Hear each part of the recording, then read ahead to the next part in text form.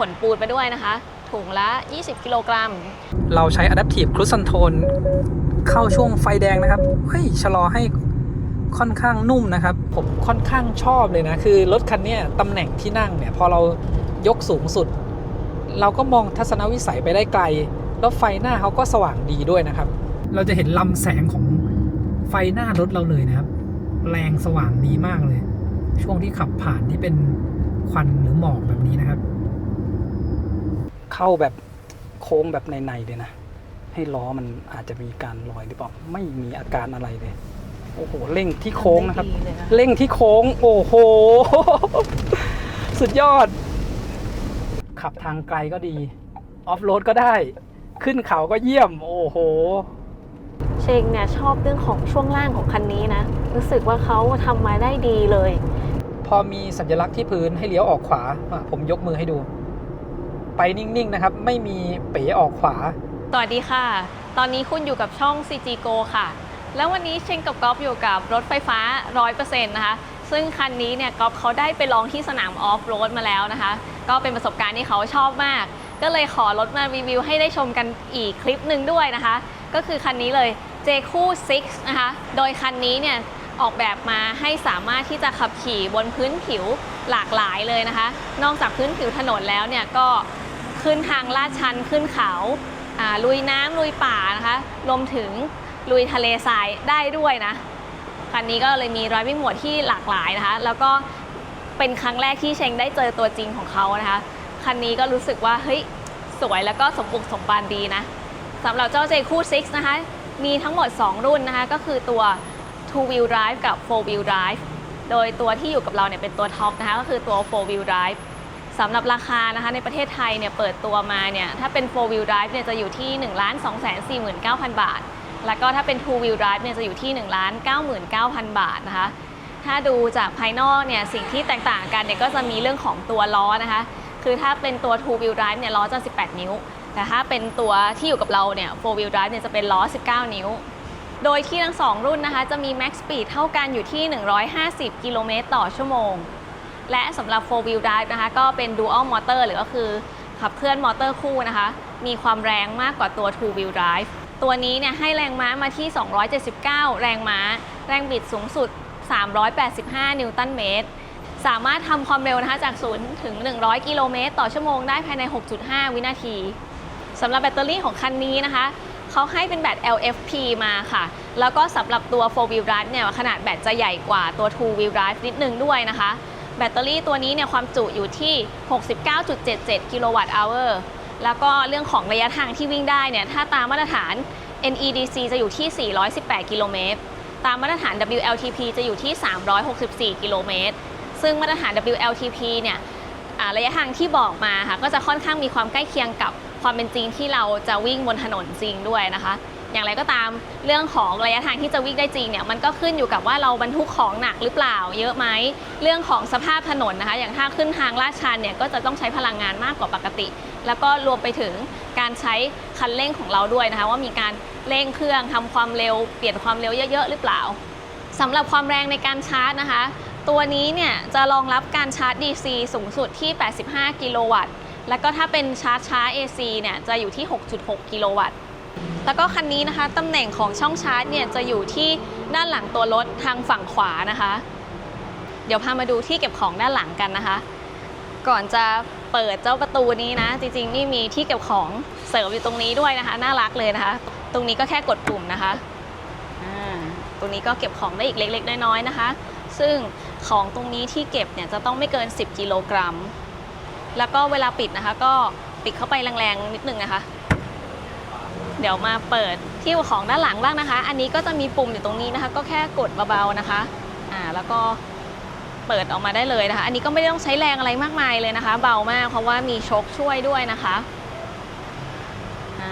พื้นที่เก็บของด้านหลังนะคะก็ถือว่ามีพอสมควรเลยนะคะแล้วก็มีไฟส่องสว่างด้วยด้านใต้นี้นะคะก็จะมีพวกอุปกรณ์ปะยางไม้สามเหลี่ยมเสื้อกั๊กนะคะสำหรับกรณีฉุกเฉินแล้วก็เป็นที่วางตัวลำโพงซับวูฟเวอร์ด้วยและด้านบนนี้นะคะก็พี่ก๊อฟเขาก็ไม่ลืมขนปูนไปด้วยนะคะถุงละ20กิโลกรัม ด้านหลังนี่มี6ถุงนะแล้วก็ห้องโดยสารแถวที่2เนี่ยจะมีอีก4ถุงนะคะรวมเป็น10ถุงก็คูณ20กิโลก็คือ200กิโลกรัมนะคะอันนี้ก็จำลองสถานการณ์ว่าบรรทุกของแล้วก็มีคนร่วมโดยสารเนี่ย 4-5 คนเลยนะคะเพื่อดูว่าค่าเฉลี่ยการใช้พลังงานเนี่ยจะเป็นเท่าไหร่นะคะอันนี้ด้านหลังก็120กิโลแล้วก็บวกของอีก2ใบนี้2ใบนี้รวมกันก็ได้ประมาณสัก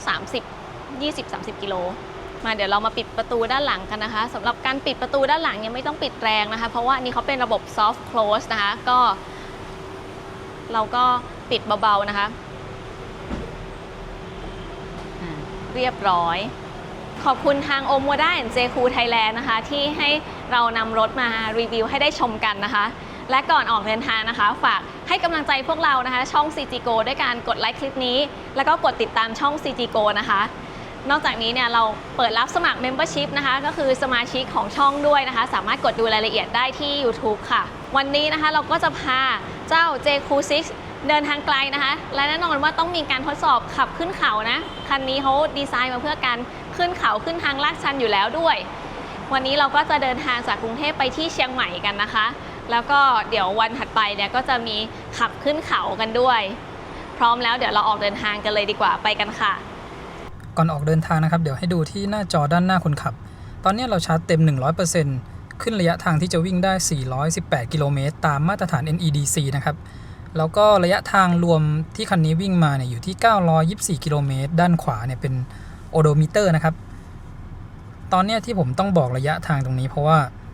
คันนี้มันไม่สามารถกดดูเป็นแยกทริปได้นะครับเดี๋ยวผมจะกดที่ปุ่มตรงนี้ให้ดูบนพวงมาลัยด้านซ้ายเราต้องกดค้างไว้นะครับมันจะมีทริปที่เป็นแบบเนี่ยตั้งแต่เริ่มต้นตั้งแต่เริ่มต้นเนี่ยถ้าเราจอดไว้สักพักหนึ่งเนี่ยผมยังไม่ได้จับเวลาดูนะครับว่ากี่นาทีมันจะรีเซ็ตระยะทางตรงนี้ไปเองนะเพราะฉะนั้นเลยต้องจำโอโดมิเตอร์ตอนที่เราเริ่มออกเดินทางจากเซ็นทรัลพระราม3นี่ก่อนนะครับแล้วก็ดูว่าพอไปถึงเนี่ยระยะทางทั้งหมดเท่าไหร่แล้วก็มันไม่มีบอกค่าเฉลี่ยการใช้พลังงานด้วยเท่ากับวันเนี้ยตอนช่วงที่เราจะดูค่าเฉลี่ยการใช้พลังงานอาจจะดูเป็นเปอร์เซ็นต์นะครับว่า 1% เนี่ยมันจะวิ่งได้สักกี่กิโลเมตรที่หน้าจอกลางนะครับเมนูการชาร์จเนี่ยตรงนี้มันจะมีปรับระยะทางได้เป็นไดนามิกแล้วก็มาตรฐานซึ่งมันเท่ากันเลยนะครับผมลองปรับดูมันก็ยังเท่ากันอยู่สำหรับวันนี้ที่เรารีวิวให้ดูนะครับซอฟต์แวร์ก็ยังอาจจะมีการอัปเดตใหม่อีกทีนะครับอาจจะแตกต่างกันออกไปไอ้จุดที่ผมจะรีวิวให้ดูเนี่ยเขาก็อาจจะมีการแก้ไขในเฟิร์มแวร์ล่าสุดที่จะส่งให้ลูกค้านะครับตอนนี้เราขับอยู่บนทางด่วนนะครับแล้วผมเปิดใช้งาน Adaptive Cruise Control ตรงหน้าจอกลางเนี่ยมันจะมีรูปที่จำลองให้เราเห็นรถด้านหน้าเรานะครับส่วนตรงนี้ที่เห็นเป็นสีเหลืองๆส้มๆเนี่ยก็คือเป็น blind spot นะครับบนกระจกด้านข้างก็จะมีไฟสีส้มๆติดขึ้นมาแล้วก็รูปบนหน้าจอเนี่ยมันจะเป็นรูปรถที่ฟิกมาเลยนะครับไม่ใช่คันที่อยู่ข้างหลังเราคือถ้ามีรถที่อยู่ในระยะ blind spot ก็จะมีรถเนี่ยเข้ามาอย่างนี้ให้เราเห็นส่วนด้านหน้าเนี่ยจะเป็นรถที่เคลื่อนที่จริงๆให้เราเห็นนะครับเพราะว่าเขาใช้กล้อง ADAS จากด้านหน้านะแล้วก็มีบอกระยะ 13-14 เมตรที่ห่างจากคันข้างหน้ารถที่วิ่งอยู่ด้านซ้ายกับขวาก็เห็นนะครับฝั่งละ1คันคือไม่ได้เห็นเป็นแบบหลายๆคันนะอันนี้เนี่ยถ้ามันมีรถที่เข้ามาในระยะ blind spot เนี่ยเดี๋ยวสักพักนะครับมีไฟเบรกโชว์ให้เห็นด้วยนะเนี่ยพอมีรถอยู่ในระยะ blind spot ก็จะติดเป็นสีส้มขึ้นมานะครับบนหน้าจอเดี๋ยวดูช่วงที่เขาชะลอเบรกนะครับถ้าชะลอค่อยๆนี้เบรกจะไม่ติดนะสำหรับพวงมาลัยนี้ถือว่าค่อนข้างนิ่งเลยนะครับรถอยู่กลางเลนแล้วก็ไม่มีอาการหักซ้ายหักขวานะเดี๋ยวไว้ลองทางไกลอีกทีนะครับตอนเนี้ยที่เราเมื่อกี้ที่มันลองขึ้นมาเพราะว่าผมปล่อยพวงมาลัยมาแป๊บหนึ่งด้วยนะเขาก็เตือนให้จับพวงมาลัยนะครับสำหรับเวลาที่เราใช้ Adaptive Cruise Control เนี่ยมันจะมีสัญลักษณ์บอกอยู่บนนี้ที่เป็นพวงมาลัยสีฟ้าๆอันนี้จะช่วยควบคุมรถให้อยู่กลางเลนแล้วก็ความเร็วด้านบนเนี่ยคือความเร็วที่เราตั้งเท่าที่ผมลองใช้ให้ดูเนี่ยถ้าหากว่าจอกลางเราเปิดมาที่หน้าจอโหมดมันจะเป็นรูปรถอย่างนี้เราจะไม่เห็นไอตัว Adaptive Cruise Control ที่เราเซตไว้นะครับซึ่งบนหน้าจอเนี่ยก็จะไม่มีบอกด้วยนะว่าตอนเนี้ยเราใช้ Adaptive Cruise Control ที่มันจะเป็นรูปพวงมาลัยกับความเร็วที่เราเซตไว้มันจะไม่โชว์อยู่บนหน้าจอด้านหน้าคนขับนะครับก็ต้องมา ออกจากไอ้หน้าจอเนี่ยเพื่อให้เห็นสัญลักษณ์อยู่ที่ตรงนี้นะครับเทียบความเร็ว GPS นะครับตอนนี้เซต Adaptive Cruise Control ไว้ที่100กิโลเมตรต่อชั่วโมงแต่ว่าบนหน้าจอตรงเนี้ยมันจะอยู่101กิโลเมตรต่อชั่วโมงนะครับเท่าที่ผมสังเกตมาส่วนที่ GPS เนี่ยจะอยู่ประมาณ98กิโลเมตรต่อชั่วโมงตอนนี้เราขับมาได้28กิโลเมตรนะครับแบตเตอรี่เหลืออยู่ 90% เดี๋ยวลองกดดูทริปสักหน่อยเนี่ย 28.9 กิโลเมตร 10% แรกนี้วิ่งได้แค่ 28 ถึง 29 กิโลเมตรนะครับอันนี้ก็ค่อนข้างกินไฟนะอาจจะเป็นช่วงที่รถติดแล้วก็เราบรรทุกน้ำหนักมาด้วยนะครับก่อนหน้านี้ผมก็มีลองขับแบบคนเดียวนะมันจะได้สัก 1% เนี่ยจะวิ่งได้สัก 3 ถึง 4 กิโลเมตรนะครับอันนี้พอบรรทุกน้ำหนักแล้วก็ขับรถติดมาจนถึงขับบนโทเวย์เนี่ยถ้าเอา 10% หารกับระยะทางที่วิ่งมา29กิโลเมตรก็แปลว่า 1% วิ่งได้สัก 2.9 ถึง 3 กิโลเมตรนะครับโดยประมาณเมื่อกี้ช่วงที่เราขับบนโทเวย์นะครับผมลองใช้พวก Adaptive Cruise Control เนี่ยเป็นส่วนใหญ่แล้วก็ดูจากระยะทางที่วิ่งนะครับสงสัยว่าทำไมมันค่อนข้างกินไฟตอนนี้รู้แล้วนะครับคือถ้าเราใช้ Adaptive Cruise Control เนี่ยเดี๋ยวดูตรงตัวเลขที่ใช้กำลังไฟนะครับเดี๋ยวผมจะเร่งเข้าไปให้ใกล้ๆคันหน้าแล้วก็ยกเท้าออกซึ่งรถจะทำการชะลอความเร็วคือเวลาที่เราใช้ Adaptive Cruise Control เนี่ยเขาจะไม่รีเจนนะครับเห็นไหมตอนเนี้ยรีเจนเป็น0กิโลวัตต์แต่ว่าความเร็วค่อยๆลดลงนะครับเพราะฉะนั้นเวลาที่เราขับทางไกลและใช้รีเจนเนี่ยคันนี้ก็จะค่อนข้างใช้ไฟเยอะกว่าเวลาที่เราขับเองนะครับเพราะเขาไม่รีเจนระหว่างที่รถเนี่ยชะลอความเร็วแต่สำหรับช่วงที่ผมจะทดสอบการใช้พลังงานอันนั้นน่ะผมจะทดสอบแบบที่มันไม่ต้องรีเจนนะครับเพราะว่าถ้าเราทดสอบการใช้พลังงานแล้วให้มันมีการรีเจนเกิดขึ้นน่ะมันก็จะไม่ใช่การใช้พลังงานที่แท้จริงนะครับถ้าเราทดสอบในแต่ละครั้งเราแตะเบรกไม่เหมือนกันเนี่ยมันก็ได้การรีเจนมาช่วยที่ไม่เท่ากันเวลาที่เรา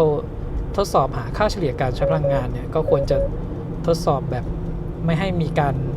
รีเจนระหว่างที่ทดสอบนะครับหรือว่ารีเจนให้น้อยที่สุดแบตเตอรี่เราเหลือ 80% นะครับแล้วก็ขับมาแล้ว70กิโลเมตรช่วง 90 ถึง 80% เนี่ยวิ่งได้ระยะทางเพิ่มขึ้นมานะครับก็ช่วง 10% แรกจาก 100 ถึง 90% เนี่ยเราวิ่งได้29กิโลเมตรส่วนจาก 90 มาถึง 80 เนี่ยวิ่งได้ระยะทางประมาณ41กิโลเมตรนะครับก็ตก 1% จะวิ่งได้แถวๆ4กิโลเมตรซึ่งความเร็วที่ใช้เนี่ยจะอยู่ประมาณ80 ถึง 90 กิโลเมตรต่อชั่วโมงนะครับตอนนี้เราวิ่งอยู่บนถนนสายเอเชียแล้วก็วันนี้รถค่อนข้างเยอะนะครับพอเราไม่ได้ใช้ Adaptive Cruise Control เนี่ยเดี๋ยวดูที่การรีเจนนะครับตัวเลข 3-4 กิโลวัตต์ตอนนี้ถ้าผมยกเท้าออกจากคันเร่งช่วงที่ชะลอรถมันก็จะลบ15ลบ22กิโลวัตต์คือมีการรีเจนระหว่างที่เรายกเท้าออกจากคันเร่งทำให้การใช้พลังงานเนี่ยมันทำได้ดีขึ้นนะครับก็ 1% ก็จะวิ่งได้ประมาณ4กิโลเมตรอันนี้รวมน้ำหนักที่บรรทุกมันด้วยแล้วนะครับอีก200กิโลกรัมตอนนี้ผมเซตความเร็วไว้ที่80กิโลเมตรต่อชั่วโมงโดยใช้ Adaptive Cruise Control นะครับเวลาที่เราเซตไว้80นะครับความเร็วบนหน้าจอมันก็จะอยู่ที่81เหมือนตอนที่ผมเซตไว้100หน้าจอมันก็จะขึ้นไปที่101แล้วก็เมื่อกี้ผมลองทดสอบดูการใช้พลังงานนะครับโดยเซตไว้ที่80เนี่ยแล้วก็ลองวิ่งดูที่แบตเตอรี่ 1% จะวิ่งได้ประมาณ 4.55 กิโลเมตรนะครับอันนี้ใช้ระยะทางจาก GPS เลยนะผมลองกดเริ่มจับจากเปอร์เซ็นต์แบตเตอรี่ 77% แล้วก็วิ่งด้วยความเร็ว80กิโลเมตรต่อชั่วโมงพอแบตลดเหลือ 76% ปุ๊บผมก็เลยกดหยุดไว้ก็ได้ระยะทางอยู่ที่ 4.55 กิโลเมตรนะครับคร่าวๆเราก็ดูเป็นเปอร์เซ็นต์แล้วนะครับว่าที่ความเร็ว80กิโลเมตรต่อชั่วโมงเนี่ยแบบใช้ Adaptive Cruise Control นะครับจะวิ่งได้ 4.55 กิโลเมตรแต่ถ้าเราขับเองเนี่ยอย่างที่ผมบอกก่อนหน้านี้นะครับขับเองมันจะมีช่วงที่เราต้องแตะเบรกแล้วมันจะมีการรีเจนถ้าความเร็วประมาณไม่เกิน80ก็อาจจะวิ่งได้5กิโลเมตรสำหรับแบตเตอรี่ 1% นะครับขับมาจนแบตเหลือ 70% นะครับตอนนี้เราวิ่งมาแล้ว113กิโลเมตร แล้วก็สำหรับช่วงแบตจาก 80-70% นะครับความเร็วที่ใช้เนี่ยก็ไม่เกิน 100 กิโลเมตรต่อชั่วโมงก็อยู่ประมาณสักช่วง 80-100 นะครับระยะทางที่วิ่งได้ต่อ 1% เนี่ยก็ประมาณ 4 กิโลเมตรนิดๆนะครับ 4.1 ถึง 4.3 กิโลเมตรต่อแบตเตอรี่ 1% ตอนนี้ก็6 โมงเย็นแล้วนะคะเดี๋ยวพาดูภายในห้องโดยสารกันนะคะก็สำหรับตัว JQ6 นะถ้าเป็น 4-wheel drive เนี่ยภายในเนี่ยก็จะมีตกแต่งด้วยสีดำแบบที่อยู่นะคะกับสามารถเลือกเป็นการตกแต่งแบบทูโทนสีดำเขียวได้ด้วยนะคะซึ่งภายในนะคะก็รู้สึกว่าการตกแต่งเนี่ยมันก็สอดรับกับภายนอกดีนะคะฟีลแบบมีความทะมัดทะแมงสมบุกสมบันขนาดเดียวกันเนี่ยก็ไม่ได้โล้นนะอย่างสิ่งแรกเลยเนี่ยพอเข้ามานั่งนะคะรู้สึกว่าโดดเด่นมากเลยเนี่ยก็คือเจ้าตัวไฟตกแต่งนะคะหรือก็คือ Ambient Light นะคะซึ่งตัว Ambient Light เนี่ยทำออกมาได้ดีเลยนะคะตัวดีไซน์กราฟิกนี่ก็คือแบบรู้สึกว่ามันสวยแล้วก็พลิ้วดีนะคะแล้วก็ Ambient Light เนี่ยเป็นลักษณะของไฟซ่อนนะคะเพื่อให้มันสะท้อนแล้วก็มองเห็นออกมาเป็นแสงแบบบางๆเบาๆอันเนี้ยรู้สึกว่าทำมาได้สวยเลยแถมเลือกได้ถึง64สีนะคะอันนี้คุณคนขับเขาก็กดเข้ามาให้ดูนะคะอันนี้มันก็จะอยู่ถ้าตอนแรกเราอยู่ที่โฮมอะค่ะเราก็จะกดที่รูปรถแล้วก็ที่ไฟส่องสว่างนะคะไฟตกแต่งภายในตรงนี้เนี่ยก็สามารถที่จะเลือกสีได้เลยนะคะ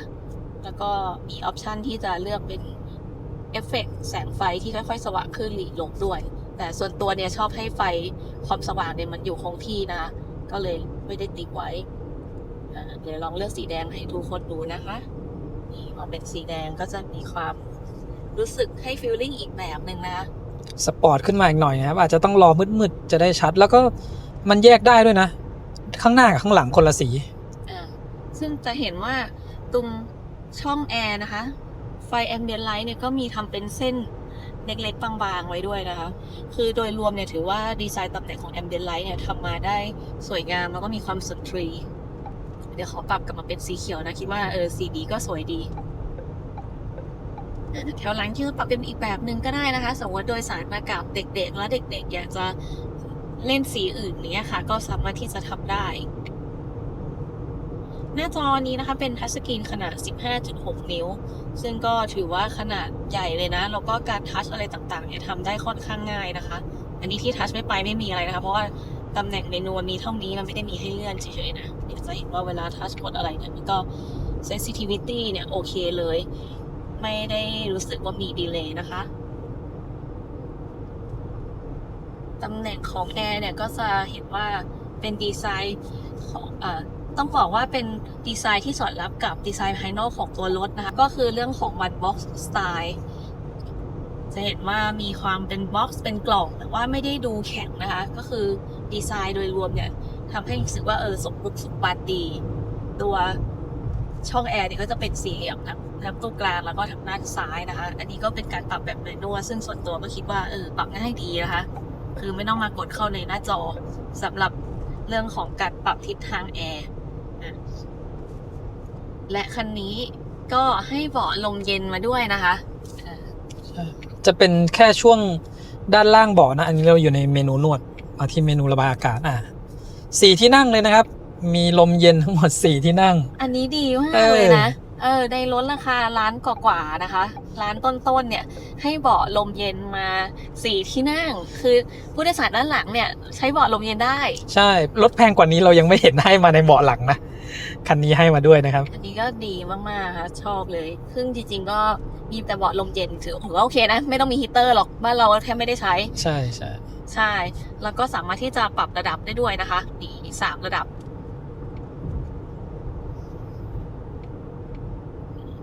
อันนี้มันเก็บลงไปเร็วอย่างทั้งที่เรายังใช้งานอยู่จริงๆอันนี้รู้สึกว่าเก็บเร็วไปหน่อยนะเราแบบว่ายังกดอยู่ซึ่งส่วนตัวเนี่ยก็ใช้กันเบอร์ 2 เบอร์ 3เนี่ยรู้สึกว่าเย็นสบายกำลังดีเลยค่ะนี่ก็เป็นอีกเรื่องหนึ่งที่ค่อนข้างชอบเลยนะคะนอกจากเบาะลมเย็นนะครับก็มีเบาะนวดนะในเบาะคู่หน้าอันนี้ในรุ่น ท็อปนะครับ 4 wheel drive ที่จะได้เบาะนวดมาด้วย เราก็ลองเปิดนวดดูนะครับนี่ที่ผู้โดยสารด้านหน้านะ เลือกได้ด้วยว่าจะเป็นนวดรูปแบบไหนนะครับ1 2 3 4 5 รูปแบบ แล้วก็ปรับความแรงได้3ระดับนะครับ ก็จะมีเป็นโหมดคลื่นโหมดแคทวอล์กโหมดข้ามโหมดผ่อนคลายแต่รู้สึกว่าทางนี้มัน มัน จะ รีบเก็บไปหน่อย รีบเก็บไปหน่อยนะ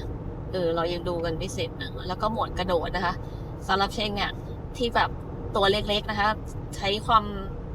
มหนักของการนวดแค่เบอร์ 1เนี่ยก็รู้สึกว่าโอเคแล้วนะคะคือเบอร์ 3เนี่ย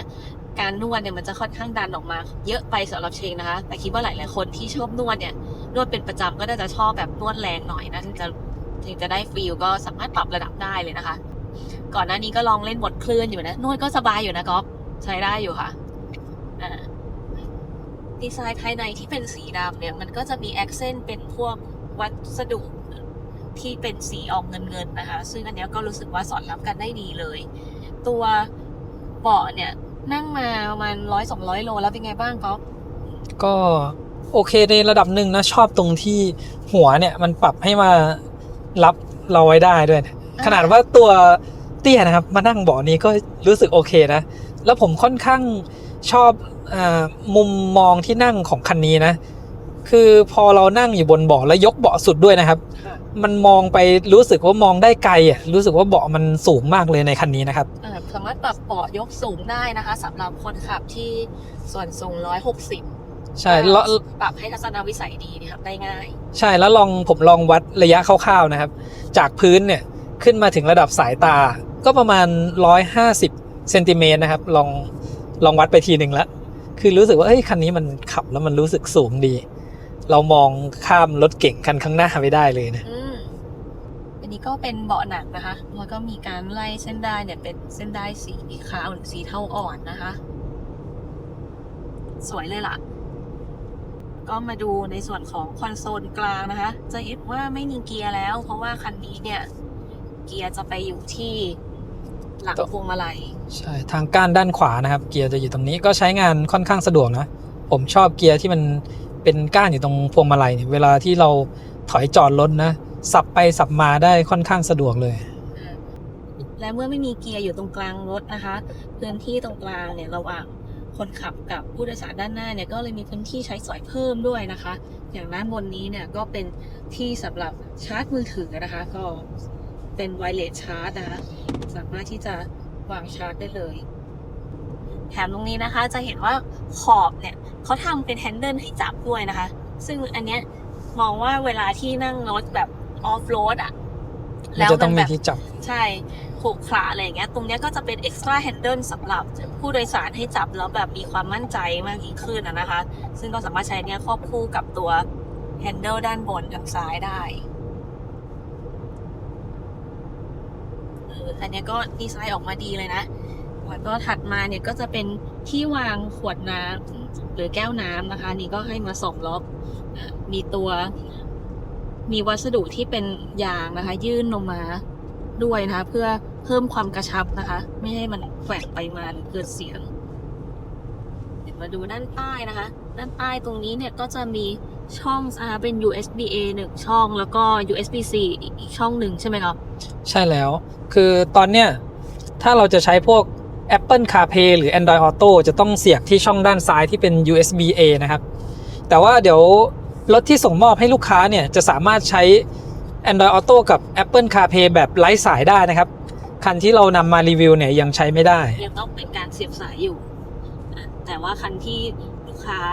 ซื้อเนี่ยจะสามารถใช้แบบไร้สายได้แล้วก็ตรงนี้ก็มีพื้นที่วางของอีกนิดหน่อยด้วยนะคะจะเห็นว่าทำขอบขึ้นมาสูงประมาณสัก2 นิ้ว 1-2 นิ้วด้วยนะคะกันของกระเด็นแล้วตกเข้าบริเวณที่วางเท้าของคนขับตรงนี้ก็ควรจะวางของอะไรที่ไม่ได้สูงมากนะคะแล้วก็ที่ไม่เสี่ยงที่จะกลิ้งแล้วก็ไปลงไปที่บริเวณที่วางเท้าของคนขับนะคะเพื่อความปลอดภัยแล้วตรงนี้เขาก็ใส่ไฟมาให้ด้วยนะคะซึ่งอันนี้ก็ดีมากเลยนะสามารถที่จะมองเห็นของได้ชัดเจนนอกจากนี้นะคะตรงด้านหน้าของเชงเนี่ยก็จะมีตัว glove box นะคะหรือว่าคือช่องเก็บของด้านหน้าซึ่งการเปิดช่องเก็บของหน้ารถเนี่ย จะต้องเปิดจากหน้าจอนะคะเพราะว่าเป็นการเปิดด้วยระบบไฟฟ้าอันนี้ก็ถ่ายจากบนลงล่างนั้นนะคะแล้วก็กดที่ช่องเก็บของหน้ารถก็จะเปิดออกมานะคะคันนี้ช่องเก็บของเนี่ยถือว่าลึกพอสมควรเลยนะคะเนี่ยเซ็งวัดอีกไปเนี่ยก็คือความสูงน่าจะประมาณสัก15 เซนอะคร่าวๆนะคะ10%สามารถเก็บของได้พอสมควรเลยอันนี้ทำมาลึกดีค่ะแล้วก็สำหรับด้านข้างนะคะประตูอันนี้นะคะเวลาเปิดประตูเนี่ยจะเป็นระบบปุ่มนะคะก็คือกดปุ่มเพื่อเปิดถัดมานี่ก็จะเป็นลำโพงแล้วก็ตรงนี้เนี่ยก็จะเป็นปุ่มสำหรับเปิดกระจกนะคะซึ่งตอนนี้เนี่ยรถเนี่ยวิ่งที่ความเร็ว90 กิโลเมตรต่อชั่วโมงนะคะก็เวลาที่เรากดเปิดเนี่ยมันจะต้องไม่เปิดนะคะนี่นะคะกดแล้วไปเปิดอันนี้ก็เป็นมาตรฐานความปลอดภัยที่ควรต้องมีแล้วก็ด้านล่างเนี่ยจะเป็นที่วางของนิดหน่อยนะคะตรงนี้ก็สามารถที่จะใส่ขวดน้ำได้แล้วก็ช่องตรงนี้จะบีบแคบลงมานะคะเพราะฉะนั้นขวดน้ำเนี่ยจะวางได้1 ขวดนะแล้วถัดจากตรงนี้ไปเนี่ยจะวางไม่ได้นะอันนี้เป็นไซส์ขวดน้ำมาตรฐานประมาณ500 ถึง 600 มิลลิลิตรตรงนี้ก็จะวางของอะไรได้อีกนิดๆหน่อยๆนะคะเนี่ยมาดูด้านบนกันบ้างนะคะตัวที่บังแดดนะคะอันนี้ก็เปิดมาเนี่ยก็จะเป็นกระจกนะคะแล้วก็มีไฟเป็นกรอบไฟเนี่ยทำเป็นลักษณะของกรอบเลยนะคะก็จะภาพก็จะประมาณนี้ส่วนตัวเนี่ยเนื่องจากใส่แว่นนะคะแล้วก็แว่นเนี่ยมันมีการสะท้อนตัวแสงไฟเนี่ยเวลามองก็เลยจะงงๆนิดนึงแต่ถ้าคนที่ไม่ใส่แว่นเนี่ยเขาไม่เป็นนะแล้วก็แสงที่กระทบกับหน้าเนี่ยภาพก็จะประมาณนี้ลองดูในคลิปกันเลยและด้านบนนี้นะคะก็จะมีไฟซึ่งอันนี้จะใช้เป็นการกดไม่ใช่ทัชสกรีนนะคะให้กดเข้าไปได้เลยกดอีกทีเพื่อปิดอันนี้ก็จะเป็นไฟฉุกเฉินแล้วก็เจ้าปุ่มนี้นะคะก็คือปุ่มที่ไว้เปิดปิดม่านไฟฟ้านะคะเพราะว่าคันนี้เนี่ยเขาให้ glass roof มาด้วยนะคะสามารถที่จะเปิดม่านไฟฟ้าแล้วก็เปิดตัวกระจกได้ด้วยนะคะเดี๋ยวเราลองกันเลยนะ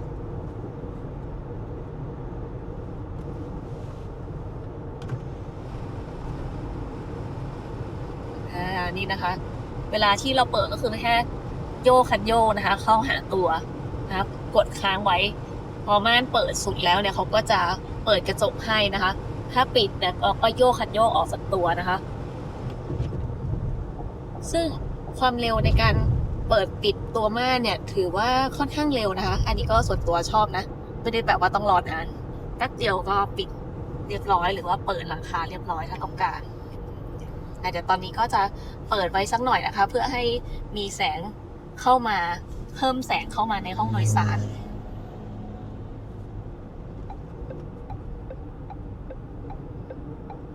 ตัวเจ้า Panoramic Glass Roof อะไรแบบนี้มันก็เป็นอีกหนึ่งอย่างนะคะที่สำหรับบ้านที่มีครอบครัวมีเด็กๆเนี่ยเด็กๆก็ชอบอยู่นะที่จะแบบว่านั่งรถแล้วก็มองทางด้านหน้าแล้วก็มองวิวจากทางด้านบนแล้วยิ่งคันนี้เป็นทรงกล่องนะนั่งข้างหลังน่าจะรู้สึกว่ามันโปร่งโล่งนะใช่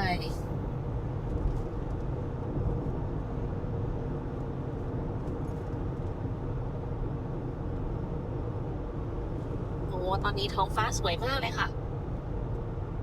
เก็บบรรยากาศสวยๆมาให้นะคะอันนี้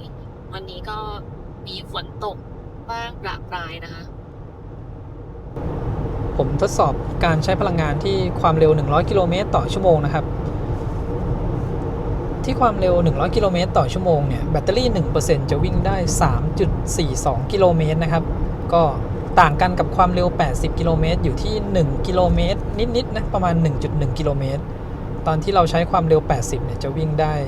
4.55 กิโลเมตรต่อแบตเตอรี่ 1% นะครับและตอนนี้แบตเตอรี่เหลืออยู่ที่ 50% นะครับเราขับมาแล้ว184 กิโลเมตรก็ถ้าคำนวณแบบง่ายๆเลยนะครับ 50% เนี่ยวิ่งมาได้ประมาณ180 กิโลเมตรถ้า 100% ก็น่าจะวิ่งได้ประมาณ360กิโลเมตรแบบวิ่งจนแบตเหลือ 0% นะครับอันเนี้ยจะเห็นว่ามันวิ่งได้น้อยลงมาหน่อยเพราะว่าบรรทุกน้ำหนักมาด้วยนะครับถ้าขับ1คนหรือ2คนก็อาจจะวิ่งได้ระยะทางเพิ่มขึ้นมากกว่านี้แล้วก็เดี๋ยวผมลองกดให้ดูใหม่นะไอ้ตรงทริปเมื่อกี้ผมยังสงสัยนะครับไอ้ข้างล่างสุดที่บอกว่าพลังงานที่มีอยู่200กิโลวัตต์เนี่ยมันหมายถึงอะไรพอกดมันจะขึ้นมาโชว์อยู่แค่แป๊บเดียวแล้วก็หายไปนะครับเราขับมาประมาณ2ชั่วโมงครึ่งกับระยะทาง185กิโลเมตรตอนนี้เราก็ขับมาได้200กิโลเมตรพอดีนะครับเดี๋ยวแวะปั๊มปตท.กิโลเมตรที่148ก่อนอันนี้ก็แวะค่อนข้างจะประจำนะครับเป็นระยะที่แวะเข้าห้องน้ำพอดีนะจริงๆที่นี่ก็มีสถานีชาร์จของ EV Station นะครับถ้าเราเดินทางแล้วแบบว่าต้องแวะพักนะเราก็เสียบชาร์จไปด้วยก็ได้ระหว่างรอซึ่งตอนนี้แบตเตอรี่ก็ยังเหลือตั้ง 46% นะครับวันนี้เราจะทดสอบให้ดูก็จะยังไม่ชาร์จที่นี่ก่อนซึ่งในอนาคตเนี่ยถ้ามันมีสถานีชาร์จแบบครอบคลุมแล้วก็มีเยอะแล้วนะครับก็ให้ทำเหมือนเราแวะปั๊มทีนึงเราจะหาแวะซื้ออะไรกินแป๊บๆเนี่ยมันก็ 10-15 นาทีถ้าเราเสียบชาร์จไว้ด้วยก็ได้แบตมาพอสมควรเลยนะครับนี่ดูกล้องนะครับ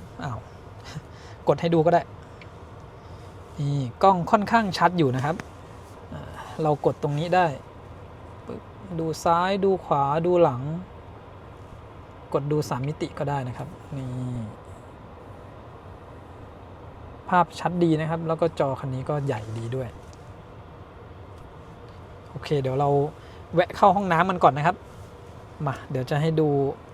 ทริปบนหน้าจอนะครับคันนี้มันไม่สามารถกดเป็นทริปได้นะมีแค่ที่ผมบอกนะตรงนี้นะครับเราต้องกดปุ่มตรงนี้ค้างไว้มันจะโชว์ขึ้นมาแป๊บหนึ่ง199.6 กิโลเมตรขับมาแล้ว2ชั่วโมง40นาทีแบตเตอรี่เหลือ 46% แล้วก็เดี๋ยวผมจะลองจอดดูนะครับว่าเราจอดไปกี่นาทีเนี่ยไอ้ค่าข้อมูลตรงนี้มันจะรีเซ็ตหรือเปล่าหรือว่าสมมุติจอด10นาทียังไม่รีเซ็ตเราค่อยลองดูใหม่อีกทีนะครับนี่นะครับเมื่อกี้ผมจอดดับเครื่องแล้วก็ล็อกรถไว้เนี่ยยังไม่ถึง10นาทีเลยกลับขึ้นมาค่าตั้งแต่เริ่มต้นมันรีเซ็ตแล้วนะครับน่าจะเป็นคือถ้าเราดับเครื่องแล้วเปิดขึ้นมาใหม่น่าจะรีเซ็ตเลยแล้วก็ทีนี้เราต้องใช้ตัวเลขด้านขวานี้นะครับ1123เนี่ยลบกับตอนที่เราเริ่มออกเดินทางนะ924กิโลเมตรก็จะได้199กิโลเมตรที่เราวิ่งมา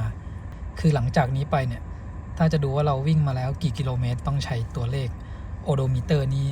ลบกันดูนะครับหวังว่าซอฟต์แวร์ที่เขาอัปเดตคราวหน้าเนี่ยมันจะสามารถจับทริปได้ดีกว่านี้นะครับแบตเตอรี่เหลือ 40% นะครับวิ่งมาแล้ว216กิโลเมตรถ้าเอา216กิโลเมตรเนี่ยหารด้วย 60% ที่เราใช้แบตไปเนี่ยก็จะได้ประมาณ 3.6 กิโลเมตรต่อ 1% นะครับเราใช้ Adaptive Cruise Control เข้าช่วงไฟแดงนะครับชะลอให้ค่อนข้างนุ่มนะครับเมื่อกี้ที่ร้องเตือนเนี่ยเพราะว่าผมยังไม่ทันได้จับพวงมาลัยนะครับ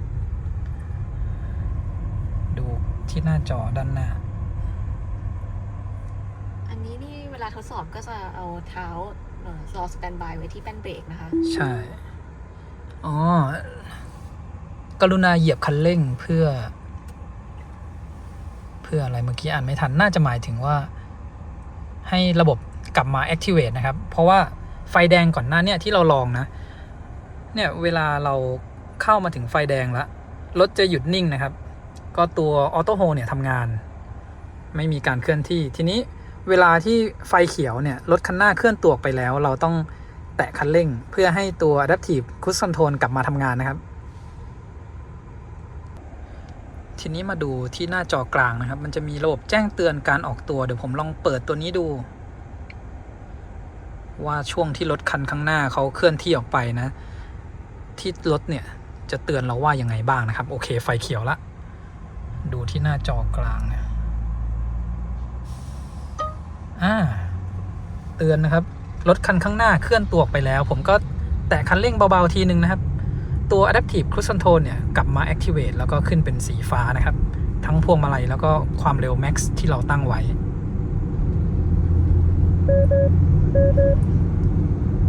สำหรับคันนี้นะครับถ้าเราจับพวงมาลัยนิ่งเกินไปรถก็จะเตือนให้เราจับพวงมาลัยนะครับนึกว่าเราไม่ได้จับอยู่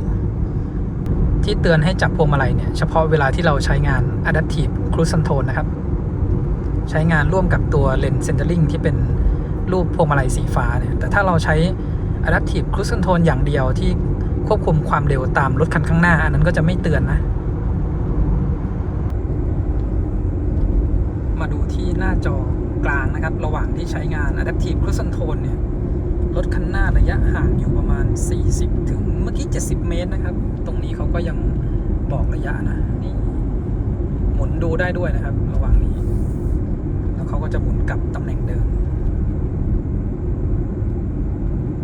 เรากำลังเลี้ยวออกจากเลี่ยงเมืองนครสวรรค์นะครับแล้วก็วันนี้กำลังทำถนนอยู่พอดีแต่เรามากับ J คู่ 6 EV คันนี้นี่เห็นถนนอย่างนี้เป็นเหยียบใส่อย่างเดียวนะครับ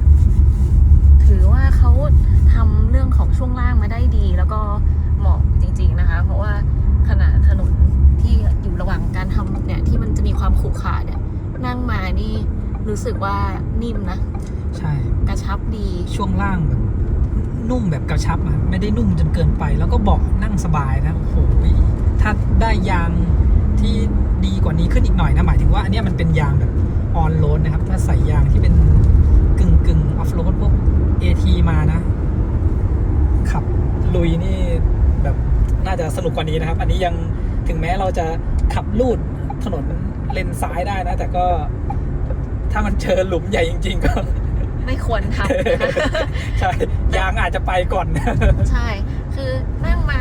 200-300 กิโลเมตรเนี่ยรู้สึกว่าคันนี้เนี่ยช่วงล่างเขากระชับดีเลยนะคะชอบมากจริงๆแล้วเพราะว่าอย่างบางช่วงที่เราวิ่งเลนซ้ายแล้วก็พื้นถนนเนี่ยเป็นหลุมนะคะขรุขระเลยแหละเพราะว่าพื้นถนนมีใช่ช่วงที่รถบรรทุกวิ่งมันก็จะพังนะครับถ้าเป็นคันอื่นนี่ต้องคอยหลบนะแต่คันนี้ลูดนะครับเชงบอกเฮ้ยลบอันนี้เชงเขายังไม่เคยไปลองออฟโรดไงผมลองมาแล้วถ้าเจอหลุมเจออะไรนี่แทบจะขับใส่อย่างเดียวนะใช่คือขับผ่านหลุมได้สมูทเลยนะรู้สึกว่าโอ้โหช่วงล่างเขาทำดีเราวิ่งมาแล้ว249กิโลเมตรนะครับแล้วก็ตอนนี้แบตเตอรี่เหลือ 30% ระยะทางที่วิ่งได้ตรงนี้โชว์ว่าจะวิ่งได้อีก126กิโลเมตรถ้าเราเอาแบบคร่าวๆเลยนะที่ 1% เราจะวิ่งได้สัก 3-4 กิโลเมตรผมให้สัก3กิโลเมตรก็พอแล้วกันก็น่าจะวิ่งได้อีก90กิโลเมตรนะครับเพราะว่าเส้นทางที่วิ่งไปตากเนี่ยมันจะเริ่มเป็นความสูงจากระดับน้ำทะเลเพิ่มขึ้นไปเรื่อยๆแล้วก็จะกินแบตมากขึ้นแล้วก็เราบรรทุกน้ำหนักมาด้วย200กิโลกรัมนะครับเราวิ่งมาแล้ว249ตีว่า250บวกกับ90ก็ประมาณ350กิโลเมตรนะครับวิ่งแบบแบตหมดเกลี้ยงอันนี้มันเป็นแบบมีน้ำหนักบรรทุกมาด้วยนะครับถ้าขับคนเดียวชิวๆก็อาจจะใกล้เคียงกับ400กิโลเมตรนะที่เขาเคลมไว้418แต่ก็อาจจะต้องใช้ความเร็วสัก80กิโลเมตรต่อชั่วโมงหรือ90นะครับแล้วก็เดี๋ยวข้างหน้าเนี่ยผมจะแวะชาร์จที่ปั๊ม PT นะครับเป็นตู้ Elex by EGAT 150กิโลวัตต์มาถึงที่ปั๊ม PT นครสวรรค์แล้วนะครับที่นี่จะมีตู้ Elex by EGAT 150กิโลวัตต์อยู่1ตู้2หัวชาร์จนะครับแล้วก็ระยะทางที่เราขับมาจากเซ็นทรัลพระราม3เนี่ยประมาณ250กิโลเมตรนะ251 252ไม่น่าจะเกินนี้นะครับก็เป็นระยะที่กำลังดีนะเหลือแบตเตอรี่ 30% แล้วก็เราจะลองชาร์จดูนะครับผมคิดว่าจะชาร์จเอาแค่แบบกำลังไฟมันไม่ช้าจนเกินไปนะแบบอาจจะสักไม่ต่ำกว่า60กิโลวัตต์ลงไปเราก็ชาร์จไปก่อนจะลองดูนะครับถ้าเราชาร์จแบบเนี้ยแล้วเราจะใช้เวลาชาร์จรวมตลอดจนถึงเชียงใหม่เนี่ยสักเท่าไหร่คือถ้าเราชาร์จแบตเตอรี่เยอะเกินไปนะคันนี้มันจะค่อนข้างชาร์จช้านะครับถ้าเกิน 80% ขึ้นไปเนี่ยมันจะเริ่มเหลือ46 กิโลวัตต์แล้วก็ต่ำลงเหลือ30 กิโลวัตต์แต่ถ้าเราชาร์จช่วงแบตต่ำกว่า 50% ลงไปเนี่ยคันนี้จะรับได้สูงสุดถึง85 กิโลวัตต์นะครับเดี๋ยวไปดูช่วงที่ชาร์จเนี่ยมันจะชาร์จได้เท่าไหร่แล้วก็มาดูที่หน้าจอนะครับนี่แบตเราเหลือ 30% พอดีนะแล้วก็ระยะที่วิ่งมา1176 กิโลเมตรก็252 กิโลเมตรนะครับที่ขับมาวันนี้สำหรับช่องชาร์จของคันนี้นะครับมันจะเป็นไฟฟ้านะเรากดที่ตรงเนี้ยเปิดไฟฟ้านะครับแล้วก็ต้องเปิดอันนี้เองซึ่งมันจะมีปุ่มอยู่ตรงนี้เวลาเราจะปิดก็กดปิดที่ตรงนี้หรือกดปิดจากด้านในรถก็ได้นะครับเพราะว่ามันเป็นระบบไฟฟ้าแล้วเดี๋ยวเสียบหัวชาร์จก่อนนะรอดูที่หัวชาร์จตรงนี้นะครับเวลาที่เราชาร์จเนี่ยตรงนี้มันก็จะมีไฟติดขึ้นมานะบนหน้าจอรถเนี่ยมันจะขึ้น 30% แต่ที่ตู้จะขึ้น 29% นะครับตอนนี้กำลังไฟขึ้นมาแล้วนะครับ13 กิโลวัตต์14 กิโลวัตต์ค่อยๆเพิ่มขึ้นเดี๋ยวเราดูว่ามันจะขึ้นไปสูงสุดที่เท่าไหร่นะ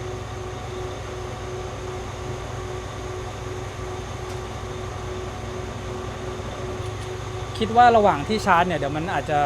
เพิ่มกำลังไฟขึ้นเรื่อยๆนะเดี๋ยวผมถ่ายให้ดูอีกทีนะครับเวลาที่เราชาร์จกับตู้นี้มันจะดีตรงที่ว่ามีทั้งแรงดันไฟ391โวลต์กระแสไฟ211แอมป์แล้วก็มีเวลาที่ชาร์จโชว์ให้ดูด้วยแล้วก็กลับมาดูที่พอร์ตชาร์จนะตรงนี้นะครับระหว่างที่ชาร์จเนี่ยก็จะเป็นไฟสีเขียวสว่างเข้มแล้วก็หลีลงไปนะแล้วเดี๋ยวผมจะให้ดูที่ด้านหน้ารถนะครับคันนี้เวลาที่เราชาร์จแบตเตอรี่อยู่เนี่ยโลโก้ตัว I ด้านหน้าตรงนี้ก็จะเป็นอย่างนี้นะครับจะเห็นว่ามันสว่างขึ้นมาแล้วก็หลีลงไปนะ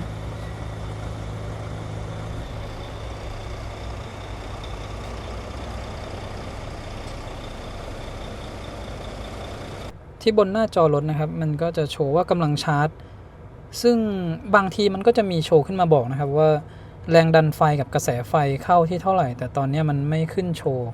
อาจจะต้องกดดับเครื่องมันก็จะมีโชว์ขึ้นมานะครับส่วนที่หน้าจอกลางเนี่ยก็จะบอกว่ากำลังชาร์จตอนนี้ไฟเข้ามาที่ 45% แล้วนะครับเดี๋ยวผมดูที่การชาร์จที่หน้าจอการชาร์จนะครับก็จะบอกว่าตอนนี้เราชาร์จมาที่กี่เปอร์เซ็นต์แล้วแต่ก็จะไม่มีแรงดันหรือกระแสไฟบอกนะครับถ้าเวลาที่เรากดดับเครื่องเนี่ยหน้าจอเนี้ยจะบอกเป็นกระแสไฟที่เข้านะครับแต่ว่าถ้าเราสตาร์ทรถไว้มันจะบอกแค่แบบนี้เราชาร์จมา9นาทีนะครับจากแบตเตอรี่ 29% บนหน้าตู้นี้นะครับถ้าในรถก็คือ 30% เพิ่มขึ้นมาเป็น 47% แล้วนะครับก็เพิ่มขึ้นมาประมาณ 17-18% แล้วก็กำลังไฟเนี่ยเพิ่มขึ้นมาเป็น84 กิโลวัตต์แล้วจากตอนที่เราเริ่มชาร์จมันอยู่ที่82นะครับพอแบตเตอรี่ขึ้นมา 57% เนี่ยกำลังไฟดรอปจาก84ลงมาเหลือ77กิโลวัตต์นะครับใช้เวลาชาร์จมาแล้ว15นาทีจาก29ถึง 58% นี้เราใช้เวลาชาร์จไป15นาทีได้แบตมาเกือบ 30% นะครับคิดเป็นระยะทางที่จะวิ่งต่อได้เนี่ยมากสุดก็คือเอา4คูณเกือบ 30% ก็เกือบ120กิโลเมตรนะครับหรือว่าวิ่งได้น้อยๆเอาสัก 1% วิ่งได้3กิโลก็จะประมาณ90กิโลเมตรพอแบตเตอรี่ 68% กำลังไฟก็ดรอปลงอีกครั้งนะครับจากประมาณ 77-78 กิโลวัตต์เหลือ 69 กิโลวัตต์ซึ่งความเร็วนี้ก็ยังถือว่าโอเคอยู่นะครับเราก็ยังชาร์จไปก่อนยังไม่ได้ถือว่าช้ามากถ้ามันเริ่มต่ำกว่า60กิโลวัตต์อันนั้นจะถือว่าเริ่มช้าลงมาหน่อยละนี่เราใช้เวลาชาร์จมา21นาทีนะครับได้แบตเตอรี่เพิ่มมาแล้ว 40% พอแบตเตอรี่ขึ้นมา 78% เนี่ยจะดรอปจากประมาณ 70-71 กิโลวัตต์ลงมาเหลือ 47 กิโลวัตต์นะครับอันเนี้ยเริ่มชาร์จช้าแล้วถ้าอีกหน่อยนะครับตู้ชาร์จมันค่อนข้างเยอะแล้วนะเราชาร์จแค่ถึง78หรือ 80% ก็พอนะครับเนี่ยใช้เวลาใกล้เคียงกับที่เขาเคลมเลยนะครับที่บอกว่า 30-80% เนี่ยภายใน30นาทีนี่ก็ใช้เวลาประมาณ 27-28 นาทีนะครับก็เร็วกว่าที่เขาเคลมด้วยซ้ำนะครับ ซึ่งตอนเนี้ยถ้าเราดูบนหน้าจอรถเนี่ยมันขึ้นไปที่ 80% แล้วนะครับ28นาทีตอนที่เราเริ่มชาร์จเนี่ยหน้าตู้มันอยู่ที่ 29% ชาร์จขึ้นมา 79% ก็ได้แบตเพิ่มมา 50% นะครับเราจะวิ่งได้ระยะทางเพิ่มอีกถ้า 1% วิ่งได้4กิโลเมตรก็200กิโลเมตรแล้วนะครับแต่ถ้าเป็น 1% วิ่งได้3กิโลเมตรเนี่ยก็ประมาณ150กิโลเมตรซึ่งเราจะไปที่ตากเนี่ยมันประมาณ160กิโลเมตรอันนี้ก็ไปพออยู่ละเดี๋ยวผมชาร์จแค่นี้ก็พอนะครับ28นาทีครึ่งที่หน้าจอรถตอนนี้แบตเตอรี่ก็ขึ้นมาที่ 80% แล้วนะครับเมื่อกี้เราชาร์จไปแค่ประมาณ28นาทีจากแบต 30-80% แล้วก็เดี๋ยวเราจะไปชาร์จอีกทีที่ PT ตากนะครับไปกันอีก160กิโลเมตรก็น่าจะประมาณแบตที่เราชาร์จเข้ามาเมื่อกี้เลยนะเพราะว่าหลังจากเนี่ยผมจะใช้ความเร็วสักประมาณ110กิโลเมตรต่อชั่วโมงนะครับเดี๋ยวไปดูว่าเราชาร์จจากที่เนี่ยไปถึงนู่นแบตจะเหลือกี่เปอร์เซ็นต์นะครับตอนนี้เราวิ่งมาได้ประมาณ40กิโลเมตรจากปั๊ม PT นครสวรรค์เมื่อกี้นะครับซึ่งระยะเนี่ยก็ประมาณ